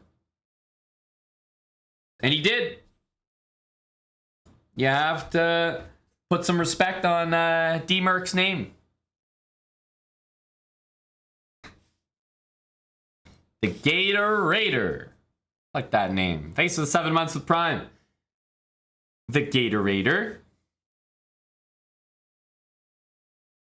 Cheers, dude. Anybody else got a loose prime? Exclamation mark prime. We're looking for specifically the loose ones. You know, the ones that are just flailing in the wind. Might accidentally drop it.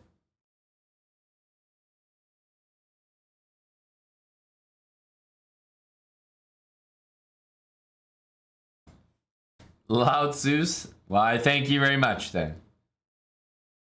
Well then, thank you very much.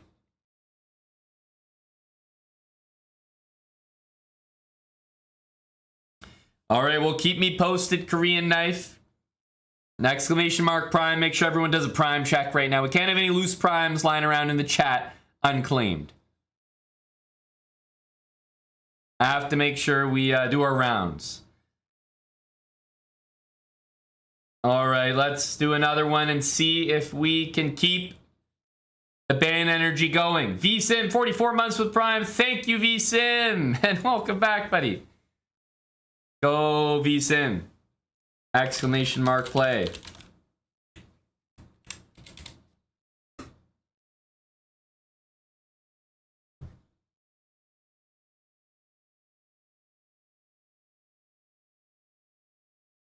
Keep them coming in. Exclamation mark play. You know the drill. You know the drill.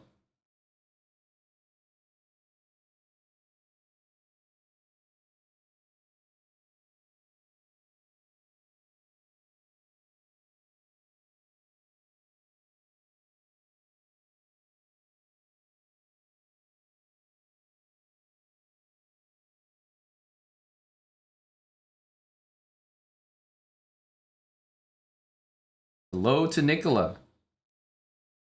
Welcome, Nicola Stojan. Joining our race. Always a dangerous sign. Slippery Oboe. Thanks for half a year with Prime. TX Tornado 90. Is that Texas? Thanks for the Prime, buddy. 2 months. You're more than welcome. Looks like the Prime check worked for a few people.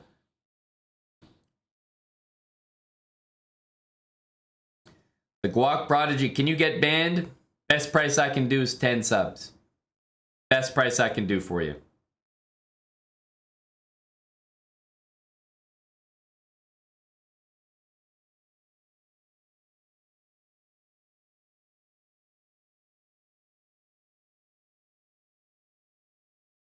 Let's get 150 at least.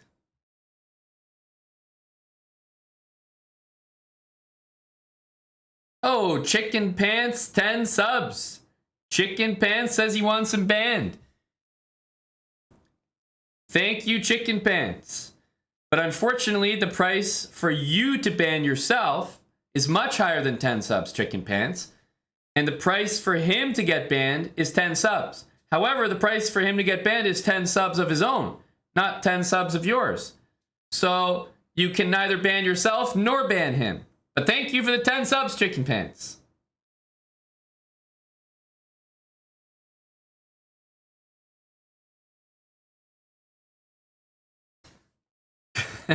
Go, Chicken Pants.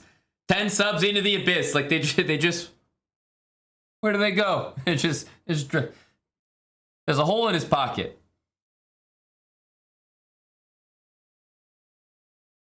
Thomas, oh, you know kick subs are a mean currency around here. That's top dollar, Thomas. That's top dollar around here. Absolutely.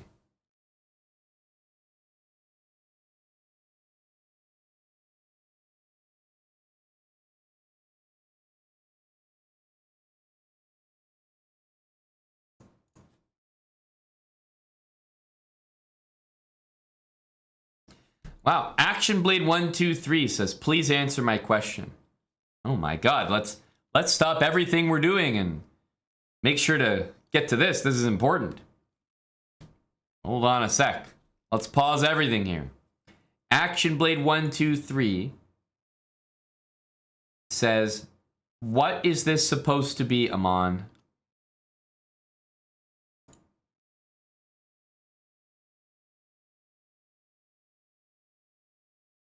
That's your question? What is this supposed to be?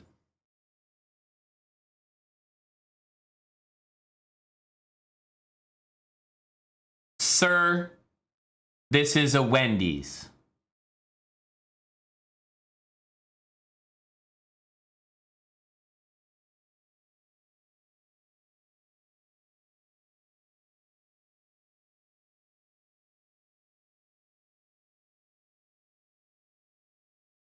Hello to Dr. Lord Mayonnaise. Can CP's 10 subs be used to ban that guy instead? You'd think, Dr. Lord, you'd think, but no, everyone has their own price, you know? For example, your price to get banned, Dr. Lord, and Chicken Pants' price to get banned, and that guy's price to get banned, they're not the same. Everyone has a value in Chessbra. The Guac Prodigy is valued at about 10 subs, but 10 of his own subs, of course.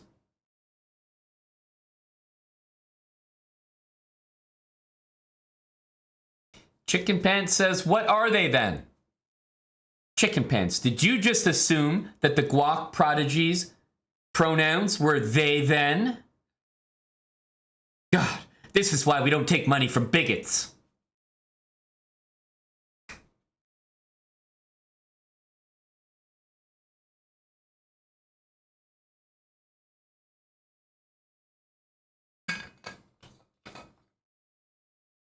All right, we're ready to start. We have over 169. That's the sauce. Very typical. Assuming pronouns. Ugh, makes me sick. All right, let's have a good race. Nice clean race, everyone.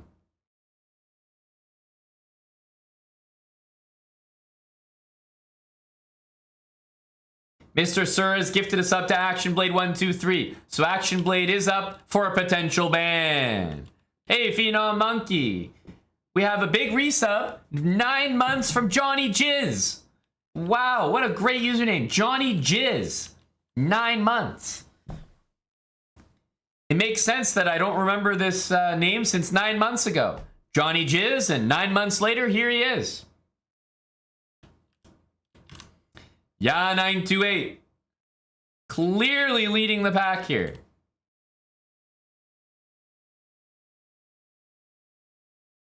I mean, no one's even close to 928 right now. Who's at the back? That's what we want to know.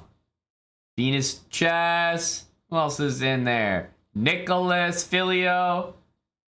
Perfect Micro.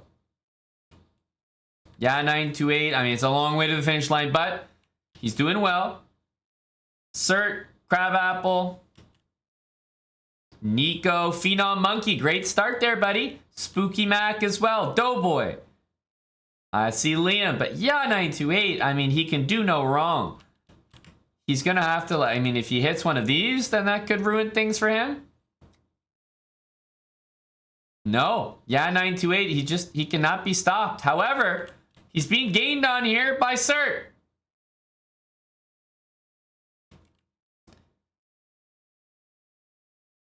All right, it all comes down to this. You might spin there for a while. 928 is all of a sudden not in first place. He dropped behind, but he drops in for, 928 played like a fiddle. A true veteran move there. True veteran move from 928. And he's in there, and he's in first.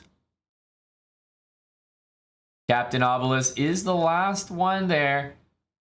But it doesn't mean he'll be the last one to drop. Captain Obelisk is in. Venus. Coacher. Violin. D. Merc. Will D. Merc be last place? Oh my goodness. From first place to last place, it's D. Merc 37. Unbelievable. He's now at risk. The Lord giveth and the Lord taketh away.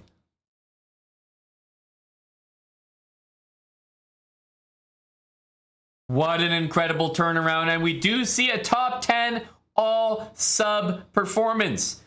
Thank yourselves for your great performance. Pat yourself on the back. Subscribers, this is a pay to win channel, and this shows it. 928 ban, and he's logging into chess.com. Well, let's see 928 who you have to dispatch today. 69th place, Zinc Xanther. There you go. Chess Brawl, again, going for that 69th, but goddamn, couldn't quite do it. Same with Cage the Plebs, Woke Kedge, just missed it a little. Little miscue there. But all the way down, in last place, is... Oh, it's D Merc. It's D Merc. So D Merc, buddy, this is an awkward feeling, isn't it?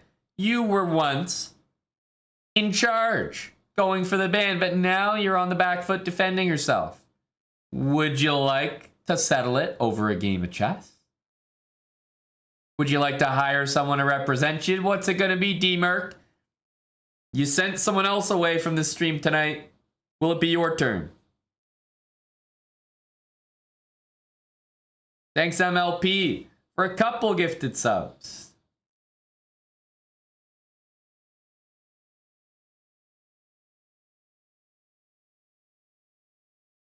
They tied? Oh, shoot. I didn't even realize.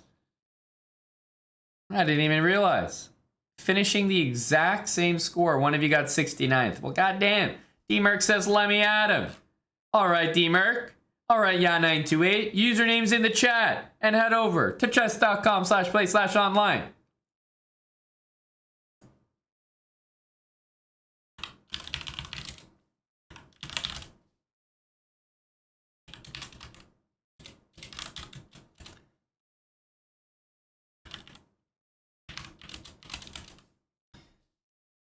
D-Merc and Ya928. Chess.com/play/online. Here we go. Ya928, slightly higher rated, but oh boy, is this one going to be a barn burner. We watched D-Merc previously flag the shit out of his opponent. Well, now we got Ya928, and oh baby, we have some energy here. Does anyone know what this opening is called? Because we have a fun one, folks.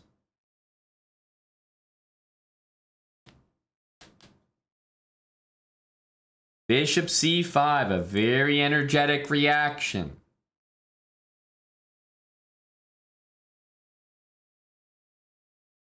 The good thing about the Traxler is that you're kind of supposed to sack your bishop on F2. But I don't think he understood that after bishop takes, that he was kind of supposed to move his king here, as far as I know. I mean, that's not a move, my friend. Huh? Huh? That's not a thing. But White said, you know what? King F1. And then Black said, you know what? D5. And now I have never seen a worse position for Black. I mean, this is rough.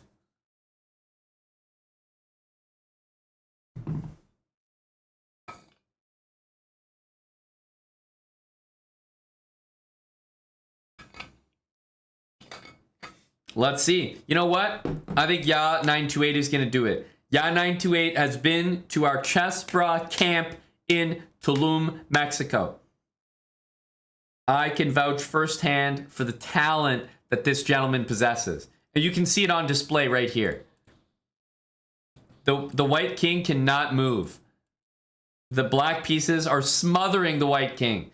I mean, it's a matter of time before this is a checkmate.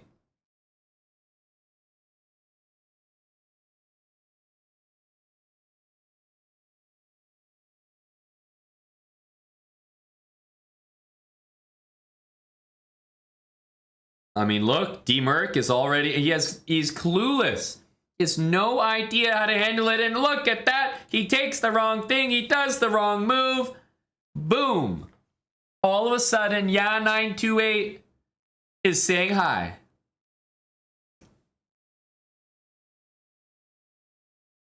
You can't even take that. Ya928 is flipping this on its head.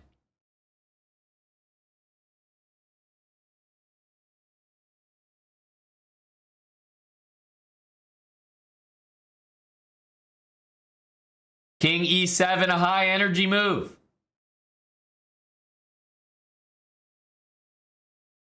He wants to bring a rook over, right? And he's unpinning that knight. Now it can actually do some damage.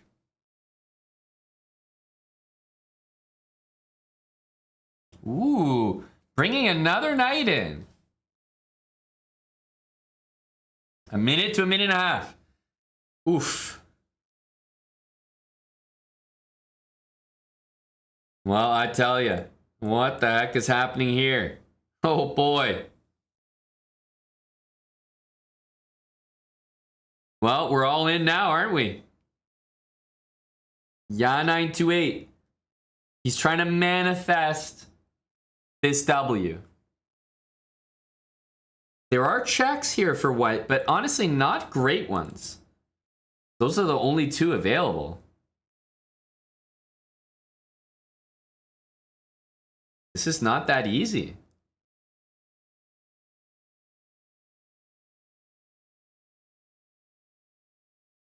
Yeah, this rook is very sad, but remember, still some game to play here. Queen d5 finds an absolute banger of a move.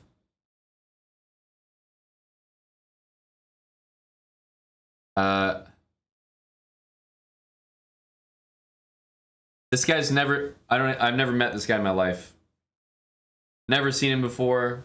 He was actually refused entry to our Chessbrook camp. Never seen him. Never met him before.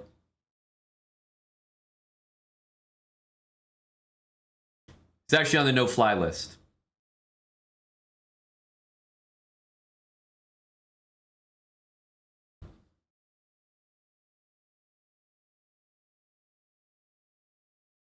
Okay.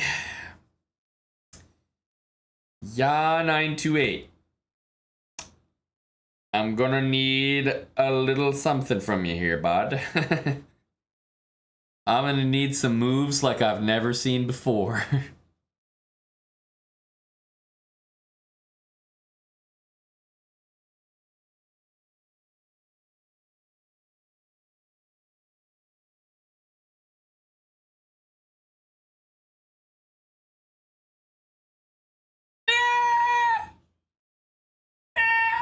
You know, well, I mean, it's a little unfair. We didn't study this position at the camp. I mean, surely you guys understand, you know. We studied everything except this position. It's impossible he would have been able to play this position well.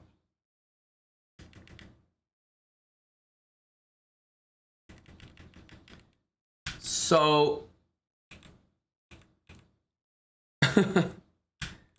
so bishop takes f7. Is king f8 the move? I don't play this opening. Are there any Traxler experts? Because I'll tell you one thing. I thought it was king e7, but even still,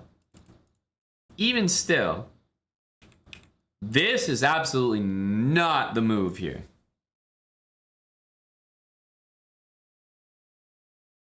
I mean, white can just take that. So tell me, what's the line?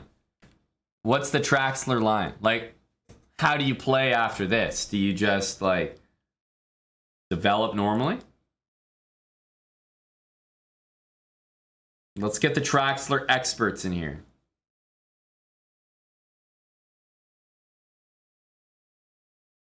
D6. You just play down a pawn, so like you go here. So how does this actually, how does this opening actually work?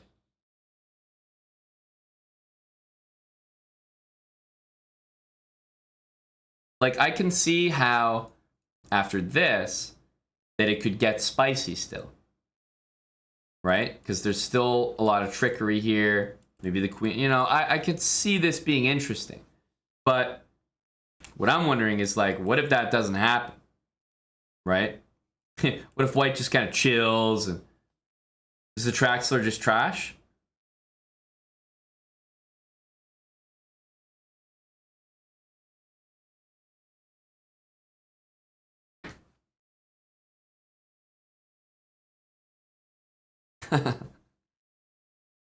What does Ya928's file say? Because I'll tell you something, Jason. I was looking at your move, bishop takes f2, and boy, I was wondering why he didn't take it.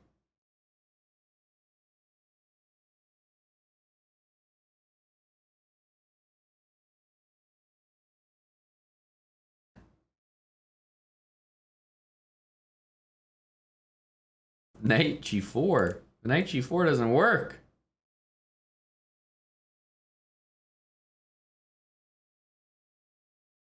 Must be d6. Because then d6 at least threatens bishop takes f2, right? But this is what I'm saying. Bishop f2 in your game is just, that's a free ass bishop.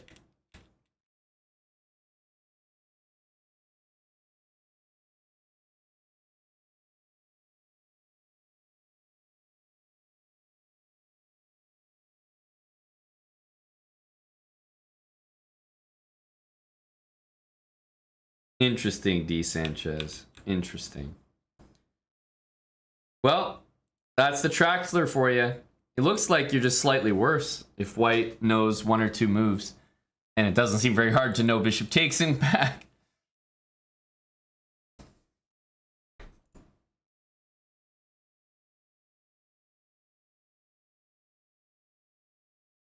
Not quite, Andrew, because there's the bishop behind.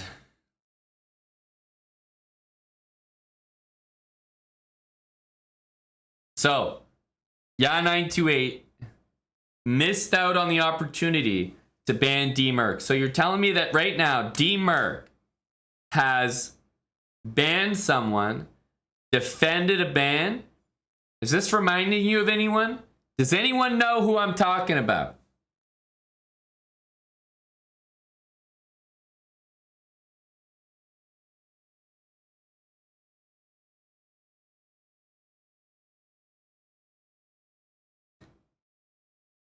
Someone very recent.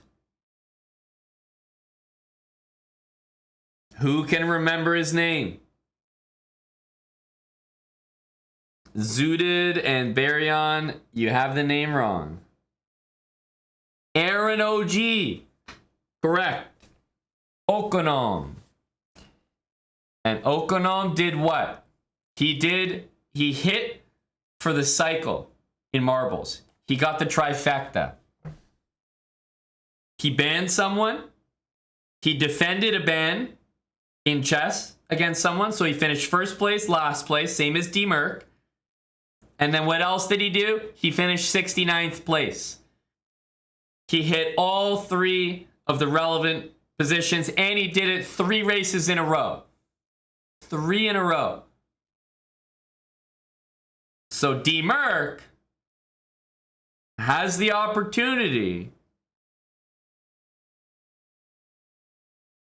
to do something similar. D-Merc. This next race is very important. D-Merc will be going for 69th place. And it means we're going to have one last race this evening. D-Merc. This is a special race for you, my friend. Let's see if you can achieve greatness. You will be in the Chessbrah Hall of Fame up there with Okonom if you can complete the trifecta. Exclamation mark play.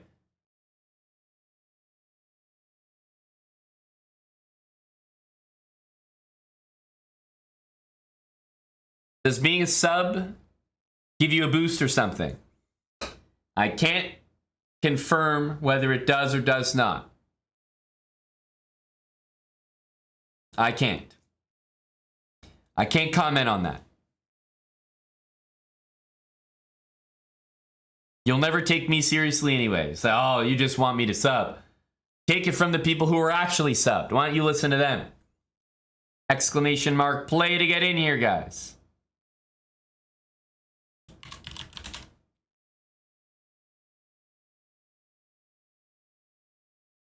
Hey, that's right, Suin. That's right.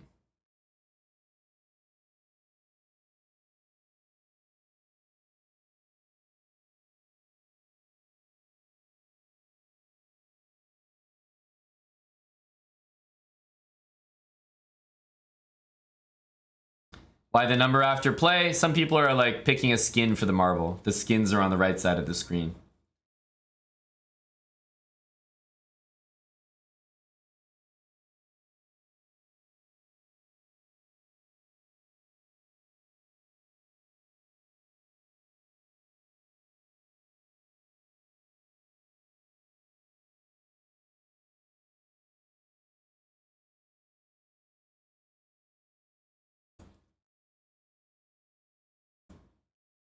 Free Fly Skydiver. Look at that. The quick Cinco from Free Fly Skydiver. Thanks so much, buddy.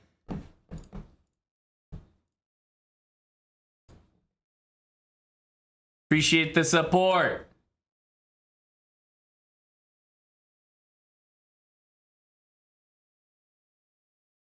Are you in this race, Skydiver? You in here, bud? Let's get a few more people, exclamation mark play.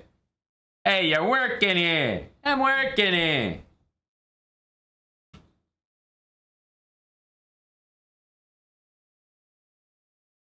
Join our last marbles race for the evening, guys. Join our last one.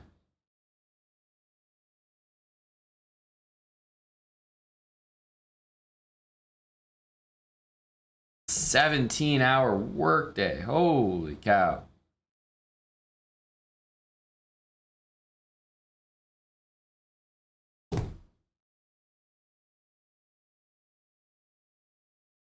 We need 150, so I'm waiting for just a few more people.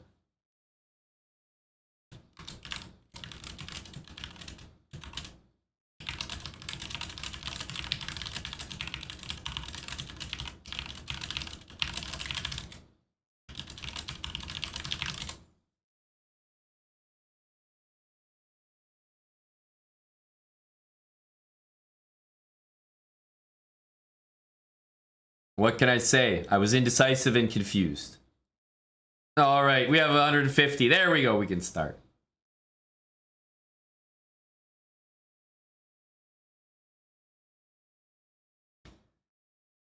Remember, D-Merc does not want to be at the front of this race, and he does not want to be at the back. Let's see where he starts. Well, I don't see him right at the front. I don't see him at all. He's somewhere. He's buried in there.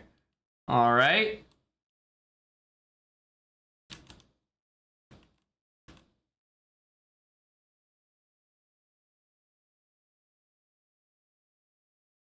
Bad chest, good vibes. Bringing up the rear there.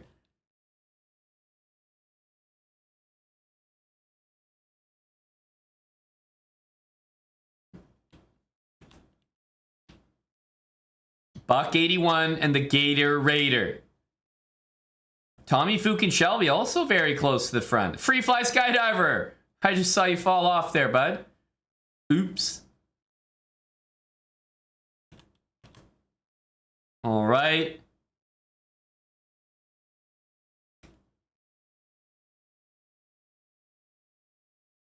Everyone's spreading out. Have we even seen his name yet? Where's D-Merc?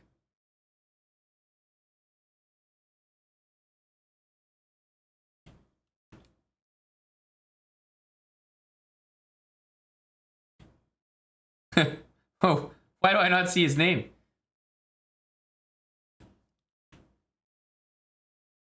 Riblet way out in front. D-Merc must have fallen off. He must have.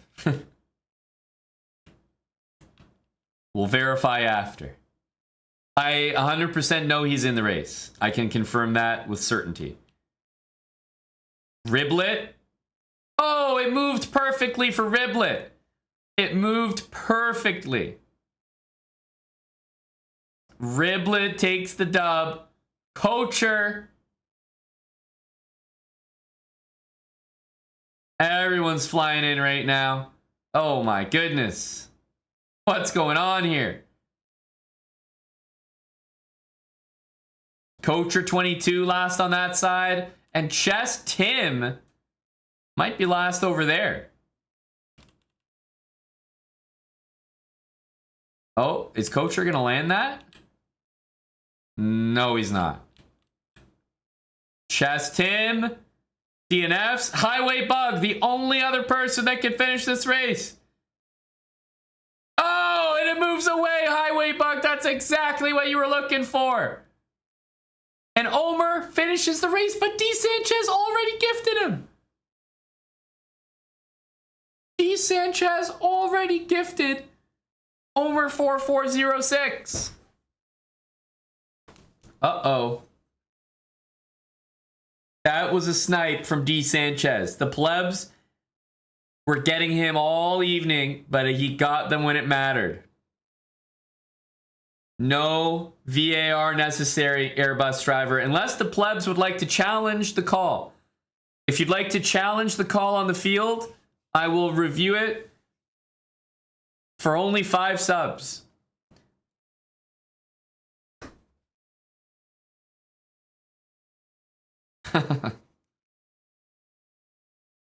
If the plebs would like to challenge. It looks like a clean win. Riblet, ban or no ban?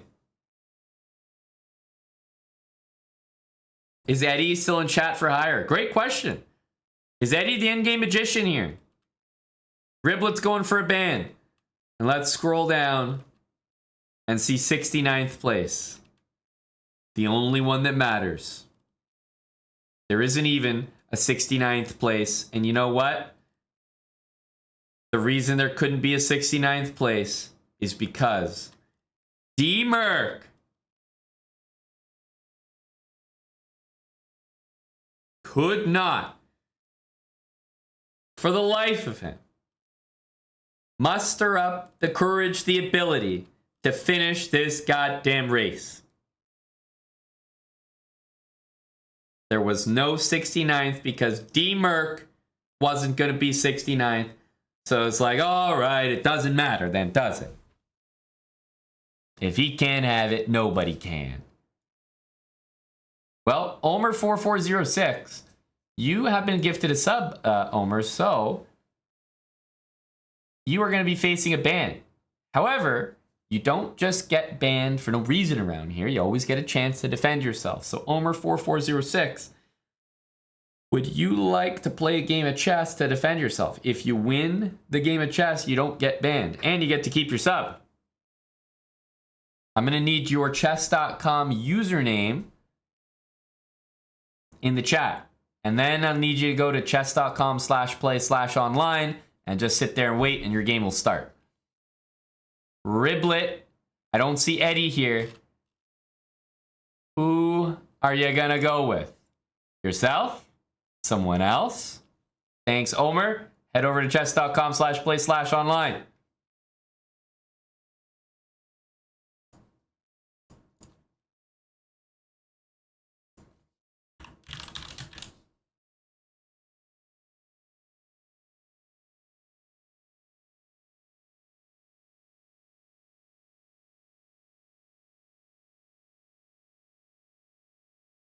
Tim Cannon 25. Thank you, Tim, for the resub tier 3.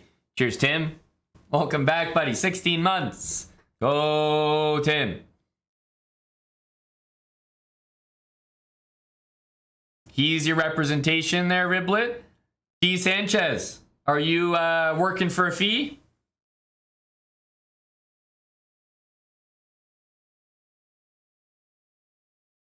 Simulation, simulation, simulation.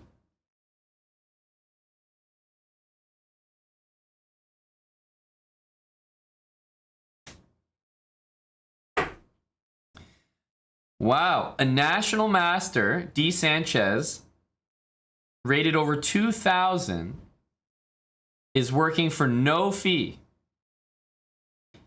Now, that may seem unusual, but D. Sanchez, let's not forget, is the reason that we're even potentially banning Omer. So D. Sanchez wants to gift a sub to Omer, put him on the chopping block, and then take the case for no fee so that he can ban the guy.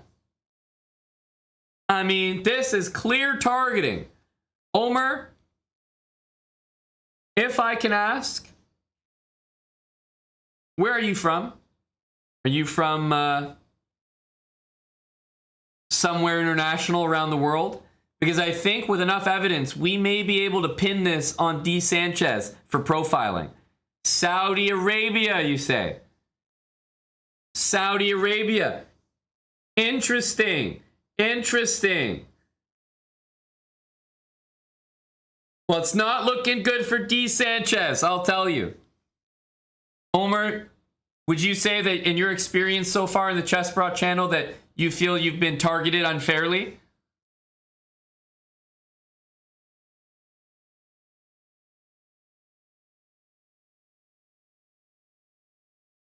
It does seem like a very clear-cut, open and shut profiling case. D. Sanchez, also a known offender as well. He supports the Edmonton Oilers.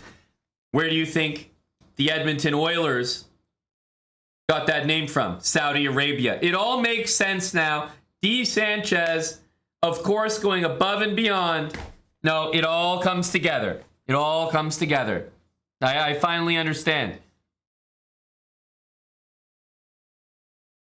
I finally understand.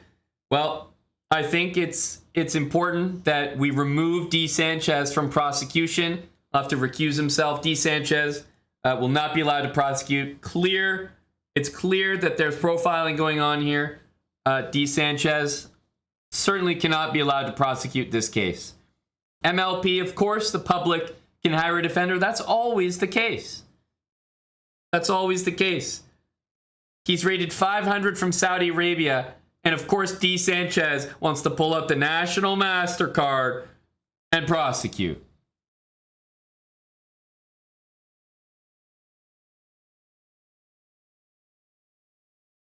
D. Sanchez says, if the public donates 25 subs, Amon can defend, and I will put my own ban on the line.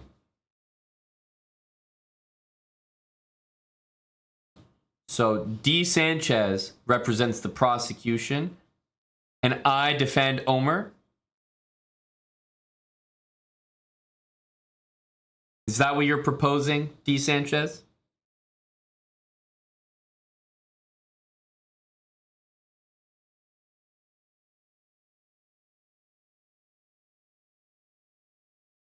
A Monster Knight, thank you for the 19 months. Well, surely, D. Sanchez, we could come to an agreement. Now, my fee crests a few subs above 25. And in order for D. Sanchez to remain as prosecution, fees will need to be paid. Airbus driver is already in for 25 subs. Now, if basically all that D. Sanchez is offering is for me to defend Omer, and he's putting a ban on the line. So 25 subs covers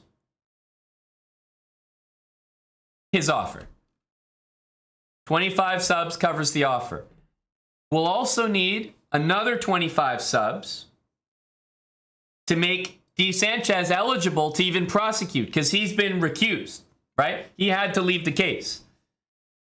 And luckily, we got 25 from Airbus driver to satisfy his condition. We got another 25 from MLP in order to bring D. Sanchez back in on the case. And then another 25 from YA928 to cover the fact that Airbus driver, only 25 subs. That just fulfills his idea. Remember, I don't play for 25 subs. I never have. That's not my fee. That's just D. Sanchez's offer. So we have D. Sanchez's offer covered. We have my fee covered. And now we have D. Sanchez brought back onto the case. So I think that's probably appropriate. Now, Omer, I will be representing you now. 25 from MLP Twilight, YA928, and Airbus driver. 75 just hit. And you know what, Omer? I will be representing you for the defense. D. Sanchez is putting his own ban on the line, and there's a case to be made, Omer, that we can put this guy away for life. We can put him away, we can put him behind bars. And let that send a message to everyone. There will be no targeting. There will be no profiling. Not in this channel.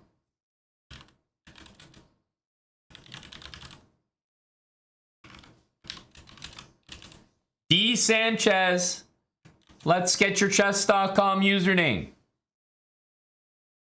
D. Sanchez will be prosecuting.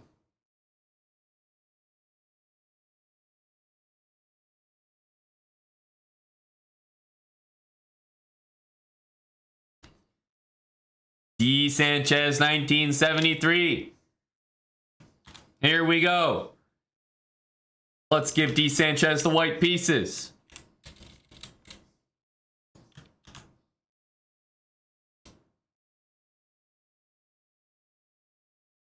There we go. All right. I got Omer, the weight of Omer on my back. An active D. Sanchez.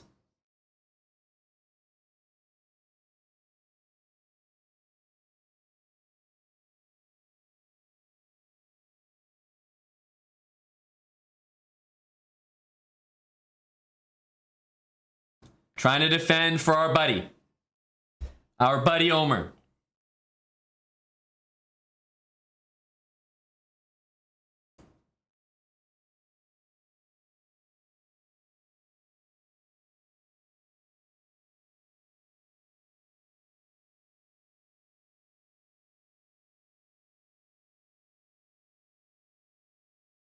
Trying to fight for you, Omer. Trying to do right by you.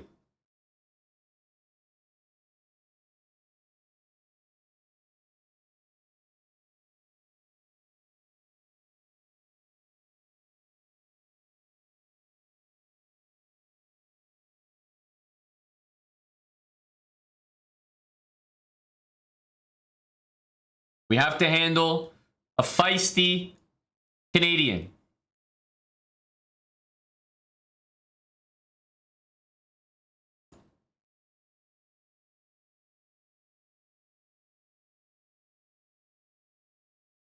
And something tells me he don't mean well.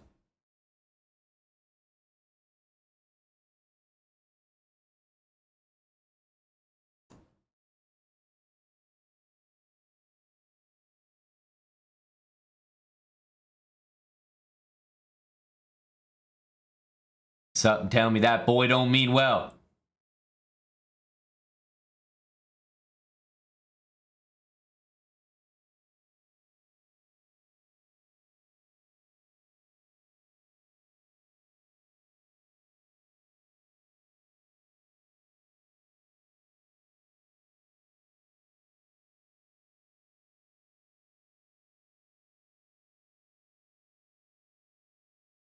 We still have a breakthrough over there.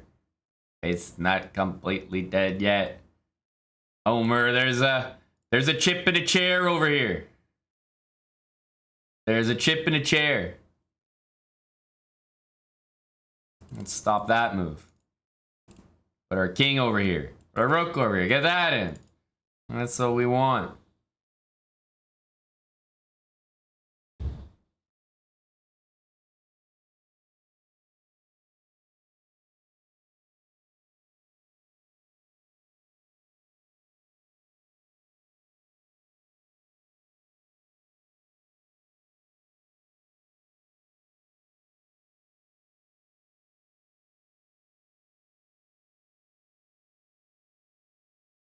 Mm-hmm.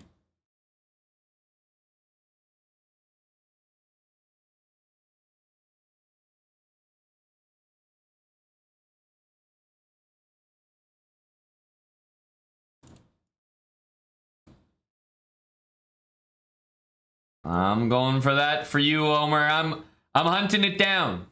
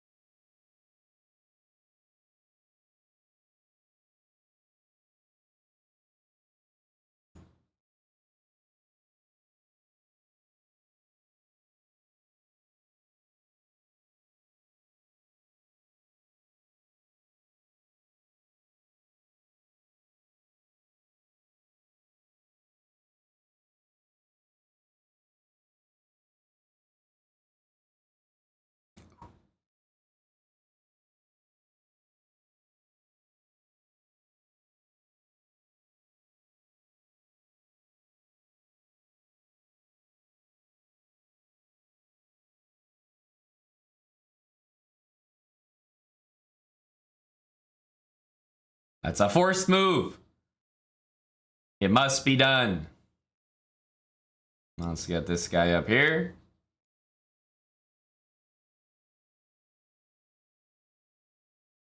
I don't know about that. It's not the move I expected. Now I have to hunt this. Suppose we start with this, right? I suppose we start with this. I think here we actually want to take this and give this to get that.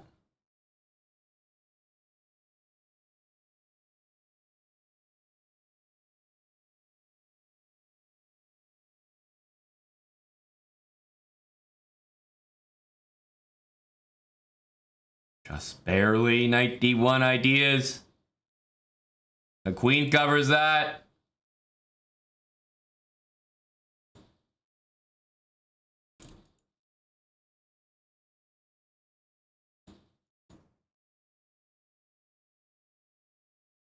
Oh, we squeaked by for you there, Omer. Omer was calling for the fork as well. Oh, just barely. Get him out of there. For Omer.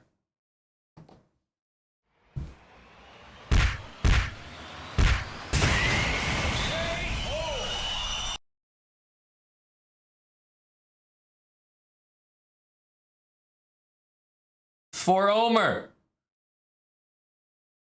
And oh boy, I tell you, you could tell that it really was a targeting incident, because I tell you, I've never seen D. Sanchez play that well. Oh boy, did he want Omer banned. You could just feel it.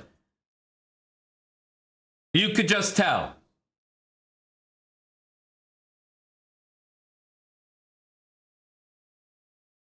Oh, whoa. Oh, Omer, that one's for you, buddy. Ooh.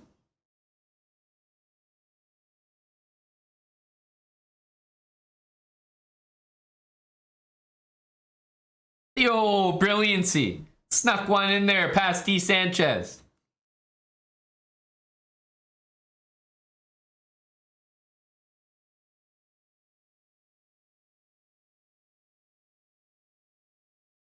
Oh, absolutely, Tim Cannon. We can't forget, there are a lot of people invested in this result. Airbus driver, MLP Twilight, Yeah928. The whole community here that took a stand when they knew something wasn't right.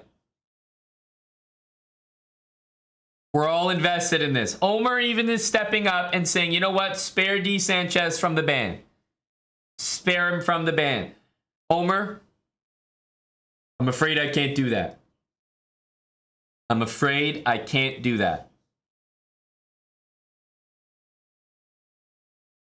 It has been willed. We need to make an example out of D. Sanchez. We need to make an example out of him.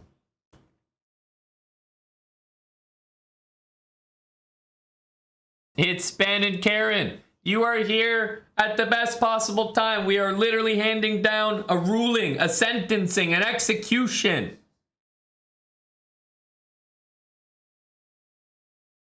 To D. Sanchez 1973. Prices were paid. People are here for this. And D. Sanchez 1973 will indeed, for targeting Omer, see the inside of a prison cell. D. Sanchez, it's been a long road. And you know what? D. Sanchez 1973 has been banned before. And I'd be curious if anyone knows why D. Sanchez was banned before. He's been banned once. Does anyone know why D. Sanchez was banned once before?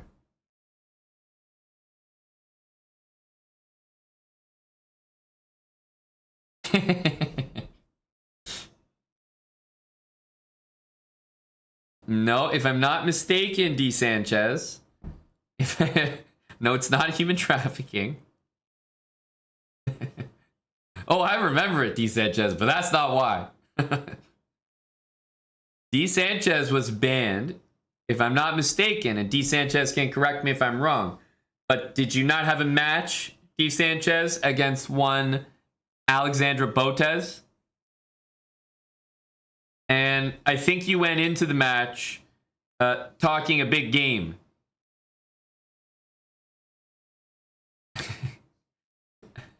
I believe that the outcome was not so favorable for you. So D. Sanchez has, he's seen the inside of these cell walls before. He will see them again. D. Sanchez will be back very soon. Honestly, a really good performance by D. Sanchez. Even though we won that pawn on b5, this plan from D. Sanchez was elite. To put the queen on e1, put all the pressure there. Very tough to deal with. So, a very good game, Mr. Sanchez. But it's jail for you. D. Sanchez, you're out of here for targeting.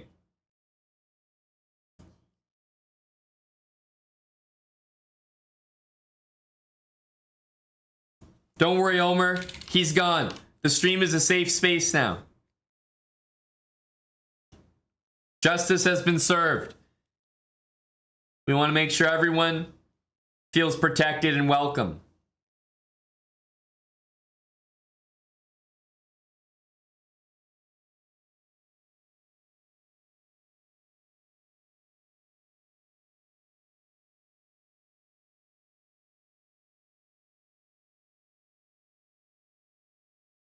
Thanks again for the raid. It's Ben and Karen.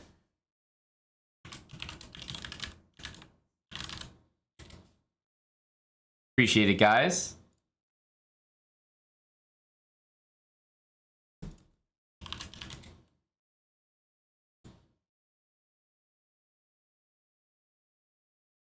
Hey, buddy Drew.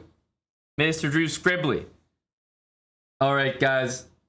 Wasabi Cashew, 14 months, tier 3. Luther the King, 2 months. Free Fly Skydiver, 1,000 bits. A Monster Knight, 19 months. We are wrapping up, but I'll wind down and let you guys know, and Drew will know about this. I'll let you guys know about something that we're hosting very soon. 2 things that I want to remind you guys about. All right, because you might not know about them. Okay, so the first thing that you guys need to know about is this Friday. All right, this Friday at 2 p.m. Eastern time, and I recommend you show up an hour beforehand. 2 p.m. Eastern, we have a sub battle against Blitz stream. That's right, the one and only. We gotta battle the French. This Friday, 2 p.m. Eastern, but I would recommend showing up an hour before if you're interested in a chance to play. As always, I'll be picking the names from our Discord. We have a channel called Sub Battles. I will only be picking names from there when the time comes to play, not before, but an hour before the scheduled time of 2 p.m., so 1 p.m. Eastern. I'll start to look to pick the team, and I will look at names that get submitted in that channel. That's in our Discord. It's a sub-only channel. Obviously, it's a sub battle. You won't be able to see it if you're not subbed here on Twitch and connect your sub account in our Discord. So if you would like to participate or have a chance to, you're going to need to be in our Discord. And even if you don't play, I think it'll be a lot of fun. So please lend some support to the team and show up this Friday. Do not assume that any rating is too low. We always have a wide variety, big range. We've had people as low as 500-600 play, and all the way up to over 2,000. So how many per side? Not sure yet, but usually we do 15. 15 is a good number. Big sample size. Target score is 8. So that's happening on Friday. Wanted to remind everyone. I've been reminding people throughout the week, but in case you needed another one or you haven't heard yet, this Friday there was a sub battle. So I hope that we have some good numbers there. We have some good people to choose from. We suffered a tough defeat to Danya and his squad the last time that we did a sub battle. A really tough loss. So I just got to say, be there or be square. Well, I need you. All right? I need you. What can I say? I need a good squad to put forward. Starts at 2 p.m. champ, but show up at 1 p.m. Eastern time. 1 p.m. Eastern is when you should show up if you want a chance to play, but if you just want to catch the action, it'll be closer to 2. All right, so that's coming up on Friday. That's what I wanted to let you know about. Hope you guys show up. It'll be fun regardless. And I also want to tell you guys about something that we're running with Underdog, because we have already run a few different pools on Underdog. Underdog is our daily fantasy partner, and we'll be running one for NFL. That's right, as the NBA and the NHL come to a close, we are going to target the NFL. We're probably going to run a few of these, but this is a draft that we're going to be running. You can already see a few maybe familiar names there. Jespra, Metanik, Valentinian, Thong Mi's in there. So we're going to be running a draft. What is a draft? I mean, we've done them before. So in case you don't know, we have one for NBA right now. And it's been really fun to host, participate in. I think it's been fun for the guys in it. So for example, the NBA Playoffs 50, it's $50 entry to Underdog. Right? And then it gets paid out. $320 for first, $170 for second, and you get your money back if you come a third. So this is our $50 entry. We also have a $200 entry pool. Chessbra. We have Jokic, so I'm hoping that the Nuggets do well. And maybe I could claim second place here, but I don't think I'll catch Beacon up there in first. We also have a baseball draft ongoing, a big Chessbra one. All right, so we have baseball, we have NBA, we have an NHL draft also ongoing at the moment as well. And we've even done a golf draft before too. But now it's time for NFL. Very excited for football to start again. Obviously, it doesn't start for a little while, but we can still get the drafts done. And I would love if you guys joined. All those other drafts I just showed you, that it all has people from the stream, familiar faces, familiar names that you might recognize. And I would love if you guys joined. In order to help you join, Underdog has a really awesome sign-up bonus. So if you guys join Underdog, if you're in North America and you deposit $20, then you'll get $20 for free. If you deposit $25, you'll get $25 from Underdog. And if the entry is $50, you could deposit 50, get 50 from them, use half of that to join, and use the other half to play yourself. Play some pick'ems on the site. Or you could deposit $25, get 25 for free, and use that to enter. So we'll probably be running a few of these drafts, maybe a $50 entry, maybe a $200 entry.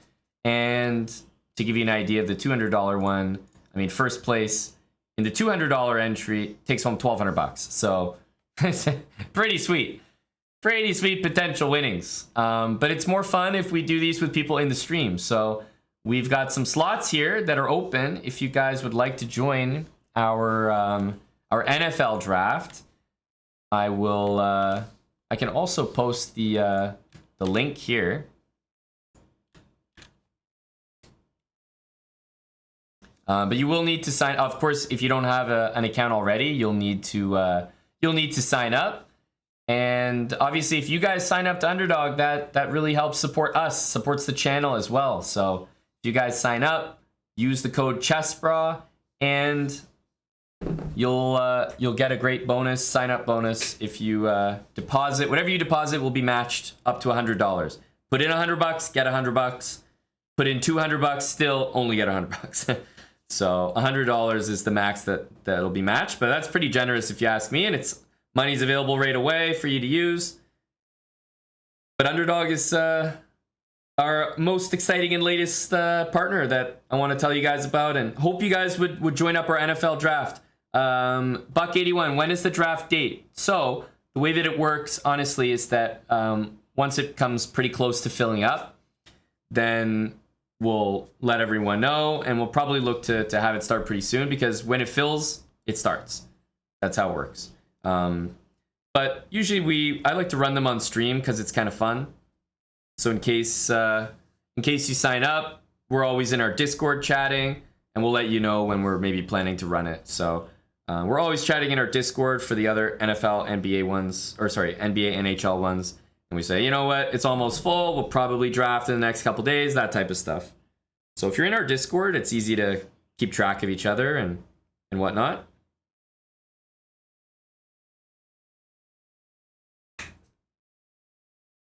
So if anyone's in Canada outside of Ontario, that's the only place that you can't sign up. In Canada outside of Ontario, and let me pull it up here, but in the US, there are definitely a few places that you can't sign up from or deposit in. But let me tell you exactly where those are. Here, let me just post this. Let me post this in the chat. This is nice and easy for everyone. There we go. So there's a few places that you won't be able to join from, sadly. So sorry if you are in that, but if you want to join our NFL pool, it's a lot of fun. It'll be for the regular season, which it's not coming up anytime soon, but we're still going to do the draft ahead of time. And we might do multiple drafts. No problem, Barryon. See you, buddy. Take care. If people are taking off after marbles, see you guys. Loaves, appreciate the 39 months. Tier 3 from you, Loaves. Thanks so much, buddy. Mr. Mike 900. What is that? No, 17 months for Mr. Mike. Thanks for the prime, buddy. Free Fly Skydiver with the 2 gifted subs as well. I don't have another race in me tonight, Free Fly. I'm actually going to go see a movie with the boys. So I am going to go for a late night movie. Going to end off the stream. Just don't have time. Don't have time for another race tonight. Unfortunately. Is it the Barbie movie? How'd you know? How'd you know? But another reminder about Underdog, guys. ! Underdog, ! Sports. It'll pull up a link that you can use. Also below the stream, we have a nice, beautiful graphic that you can click on that'll also take you to the sign up page. And if you want to type it on your own when you go to sign up, they have an app as well that you can download. Nice and easy. Just use the code CHESSBRA. And whatever money you deposit will be matched 100%, up to $100. Put in 50, get 50. Put in 100, get 100. We have a sub battle this Friday. Love to get some new people signed up to Underdog, and specifically joining our NFL pool, because we want to draft ASAP. That's right, Buck81. It's in USD. Yep. In USD. Why draft now? Well, first of all, we're probably going to host multiple. So that's one reason right there. But also drafting because want to get people using Underdog, and there are a lot of other really fun things you can do on Underdog other than the drafts. So this is just mainly to get people interested and tell them about what they're missing. The pick'ems, for example, here. This is, I think, is the most fun that you can do. You can just pick higher or lower for just about any sport you see here on the left. NBA, MLB, WNBA, NHL, tennis, soccer, all the way down to some racing, MMA. So they have a lot. But the pick'ems are really fun. You just put a couple picks together, and you can, 10x, 20x your money. So you can just do like a little $5 baby bet and see if it hits type of thing. But it's kind of fun. Makes you sweat out some games. So if you are a sports fan, then I just think it's a good it's a good way to make you care a little bit more about the results. Because I'm a sports fan anyway, so I'm like always watching, always making some fun bets on the results, and the pick'ems are a fun way to sweat it out. And you can also share your pick'em with other people so that they know exactly what you're sweating when you're watching. That would be crazy, Jackpot Jossie. Title Tuesday in pick'em. I'll tell you right now, it would be like over-unders, you know, higher, lower, 6.5. I've already got it worked out. I've already got it worked out. So, anyways, guys, that's going to be it for me tonight. But once again, !underdog, in case you guys do sign up. Use the code CHESSBRA. That would help support the channel a lot. Supports, obviously, Underdog. Get on the site, get using it, join some of our drafts. It's really fun. And you do have a chance to win. And otherwise, just signing up, using the code CHESSBRA, even putting $10 in there, really helps out a lot, more than you think. Right? It lets Underdog know, hey, you know, we got some people that are willing to try out the site, support the channel, support companies that support us. So I'm out for now, guys. I'll say goodnight. We'll see everybody tomorrow. Be a busy weekend. Some big streams Friday, and I'm thinking, what is it? Friday. Yeah, I'll probably maybe be alive a little bit earlier than the sub battle. So big stream Friday, sub battle, energy, all that. All right. Hopefully see everybody here for that. But I'll say goodnight, and I see you guys later. All right, everybody have a good one. Thanks for watching long stream today. I did not stream all these hours. Eric was doing just about half of it earlier, so got a little bit of everything today. Good night, everybody, and go Underdog! !Underdog in the chat. Let's send the raid off. Lots of people streaming right now. All right, I'm out. I think we're gonna send the raid off. 10M's go. See everybody.